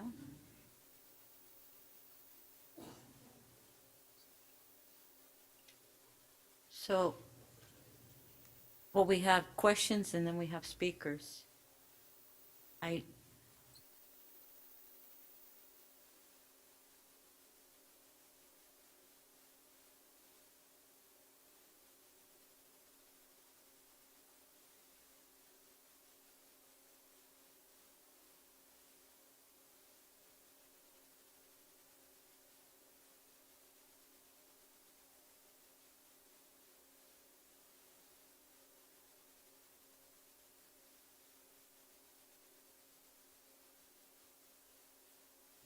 Okay, so we'll finish at 6.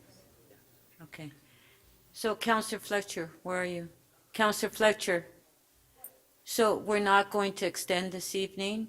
So you're going to the doctor's, fine, we're going to recess at 6.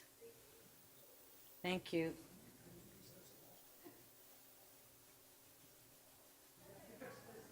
Counselor Myers, questions? Thank you, Madam Speaker. At the July 2022 meeting of City Council, Toronto City Council passed a decision that included City Council requests the Province of Ontario to consult with the City of Toronto on governance prior to granting additional authorities to the city commensurate with strong mayor governance models.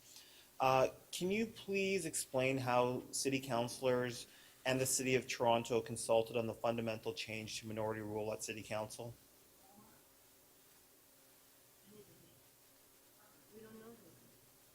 That question's for anybody.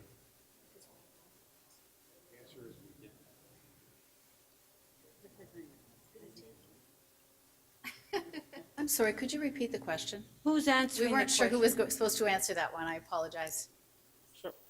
At the July 2022 meeting of City Council, Toronto City Council passed a decision that included, quote, City Council requests the Province of Ontario to consult with the City of Toronto on governance prior to granting additional authorities to the city commensurate with strong mayor governance models, end quote. Can you please explain how city councilors and the City of Toronto consulted on the fundamental change to minority rule at City Council? I'm not aware of any consultation on Bill 39. I believe your question is specific to Bill 39. And then I have some more procedural questions. Can you please provide, if you have a timeline for when we will receive updated procedural bylaws? Speaker, I'm happy to address that question. So There's a recommendation contained in this report which authorizes the solicitor and I to bring forward bills that would bring the council procedures into alignment with the legislation that's currently in force. So the procedures aren't amended specifically. The law is the law, and that law prevails at the moment. The special powers and duties of the mayor are written into law, so they exist, if you will, in parallel with our council procedures.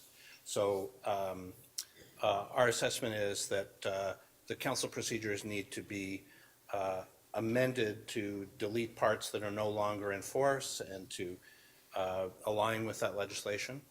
And those, we're working on those now, and those bills will be submitted early in the new year. But I should stress that those bills don't have to be introduced and passed to create the procedural atmosphere and the rules. Like, the rules are clear. They're Chapter 27 as amended or as modified by Bill 3 and Bill 39. So, it's knowable what law is in effect today without us having to do those edits. But those edits will be done so that readers will have the opportunity to see what is in force and what is no longer in force. Thank you. And are you able to confirm whether or not Bill 39 will have an effect on what constitutes quorum? There is no change to quorum contained in Bill 39 or Bill 3. And I guess this question is for the city solicitor. If it is of the opinion of the head of council that in order to achieve a prescribed provincial policy, that the head of council could raise or decrease taxation rates, would that be acceptable under Bill 39? So neither Bill 3 nor Bill 39 gives the head of council authority to set the tax rate. And also, I want to clarify my previous answer. While there was no formal consultation with the City of Toronto, I did personally confer with some of the lawyers at the ministry, letting them know very neutrally practical issues and technical legal issues. But I had no instructions to be in favor of or opposed to anything. So it was very much a technical lawyer-to-lawyer discussion. It was not consultation on whether anything was a good or bad idea. Understood. And just a clarification, so does that mean that in order to affect the tax rate, that it's a majority of vote of council is still required? That's correct. Normal procedures would apply to setting the levy or the tax rate. Thank you. Thank you. Councillor Chang, questions? Thank you, Madam Speaker. Not all U.S. cities use the strong mayor model, which, to be clear, never includes minority rule. Is there any evidence that cities using a strong mayor model make better decisions than cities that do not? And is there any information that shows that this is a best practice? Because that's really a subjective judgment, whether there are better decisions or worse decisions connected with either governance model, I'm not really comfortable answering that question. Okay, thank you. Can you tell me if there are any cities in the U.S. that use the strong mayor model where the strong mayor authority is restricted to policies aligned with the state government as the current provisions are to fulfill provincial priorities? Based on my limited research, I'm not aware of that, and I have actually asked that question of a few city solicitors in large U.S. cities. Thank you. And my last question is, what would happen if one day an evil tyrant becomes our mayor and has this level of power? What damage could be done to the city of Toronto? I'm really not able to answer that one either. Thank you. Thank you. Councillor Perks, questions? Thank you. Following up on a question Councillor Myers asked, while the mayor cannot set tax rates, does this bill give the mayor authority to bring a housing-related matter to council that reallocates budgets?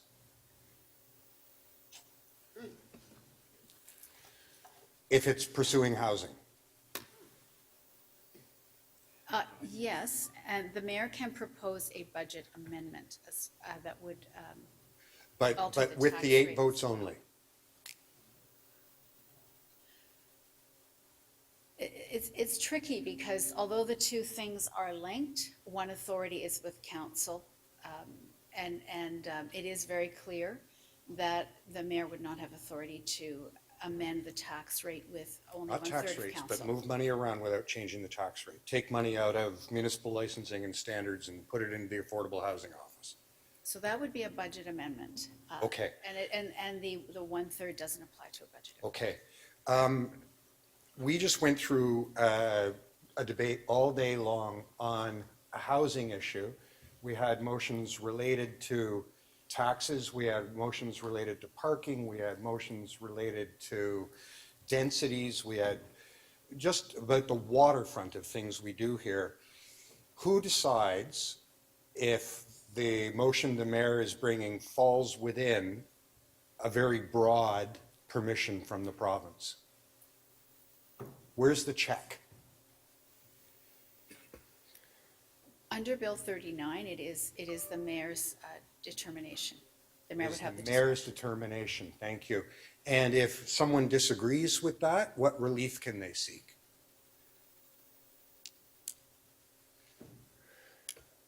Well, in an extreme case, there could be legal remedies, but I would think that would be a very extreme case. Thank And you. If the mayor brings an item to council under the Bill 39 powers and someone moves an amendment and a majority of councillors vote for it, but the mayor does not, what happens to that amendment? Could you repeat the question, please? Okay. I apologize. The Somebody mayor pinged me on brings, Jabber if just the a mayor moment. brings an item under Bill 39 and a motion is placed on the floor of council and a majority of members vote for it, but the mayor does not, does that motion become part of the final vote? Does it go through as an amendment? I'm not sure I understand this scenario. Oh. I would think if a majority votes in favor of something, then yes. Okay. To the clerk, we only approve amend. bylaws when we approve bills. We otherwise just approve motions. The authority here is for bylaws. So does the vote 8 plus the mayor only apply to the bills, or does it apply to motions? Speaker, I'll be honest with you, because we haven't seen the regulations and because Bill 30, we're talking about Bill 39 here. Yes. Because Bill 39 has not come into effect and we have not seen any regulations that come forward, we are, we're hopeful to see those regulations and may give us some indication on how to interpret those words that you've just mentioned. But I'm correct that the legislation says bylaws, not motions. Yes, and Okay. it's a discussion that I've started with the solicitor about how to interpret bylaw, and it's fair to say I don't know the final answer yet. Okay. Given that you said that the quorum doesn't change, what happens if there are 9 members present in the council chamber, including the mayor, and they all vote for something the mayor says and there's no one else here? A quorum is required for a meeting to be conducted, so that's a higher order issue. There must be 14 members present. Okay. Does the third change based on how many members are present, or is it the mayor plus 8 always? Wording in the legislation is 1/3 of members of council, so it's full members of council, as opposed to members present and voting, which is sometimes what we do here, but this is 1/3 of the full council. Okay, so given the series of questions that I have just asked and the number of times and that others have asked, and the number of times we've been told we're still in negotiations, we don't know, we're waiting for the regulations, do you think this council today has the information necessary to take a position on Bill 39 and all of the strong mayor powers, or would we be well advised to ask for those regulations before we debate it? Okay, that was your last question. Council would certainly be in a better position to take a position if it had the regulation.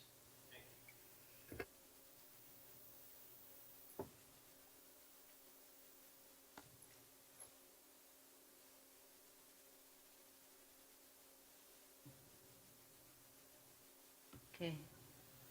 Counselor Holiday? Yes, just one moment. Okay, go ahead. We have been talking about how it could be the opinion of the head of council whether or not a matter falls within the prescribed priorities.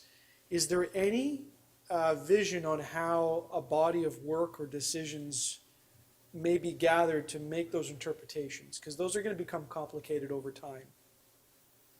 I'll ask that of the solicitor. Maybe that's a question for the clerk, but I suspect we'll be in the business of making those determinations. So much of this, well, all of this is new really, and like any new process, as you work your way through it, and we would do that together, you start to find a way, and people become comfortable with how you're managing. In my view, we will all, over time, get a better sense of what those priorities mean. In my view, also, many things will very obviously fall within the prescribed provincial priorities or outside of that category. Is there any way to, or any precedent to define the opinion of a head of council? That would mean in the considered view of the head of council acting reasonably.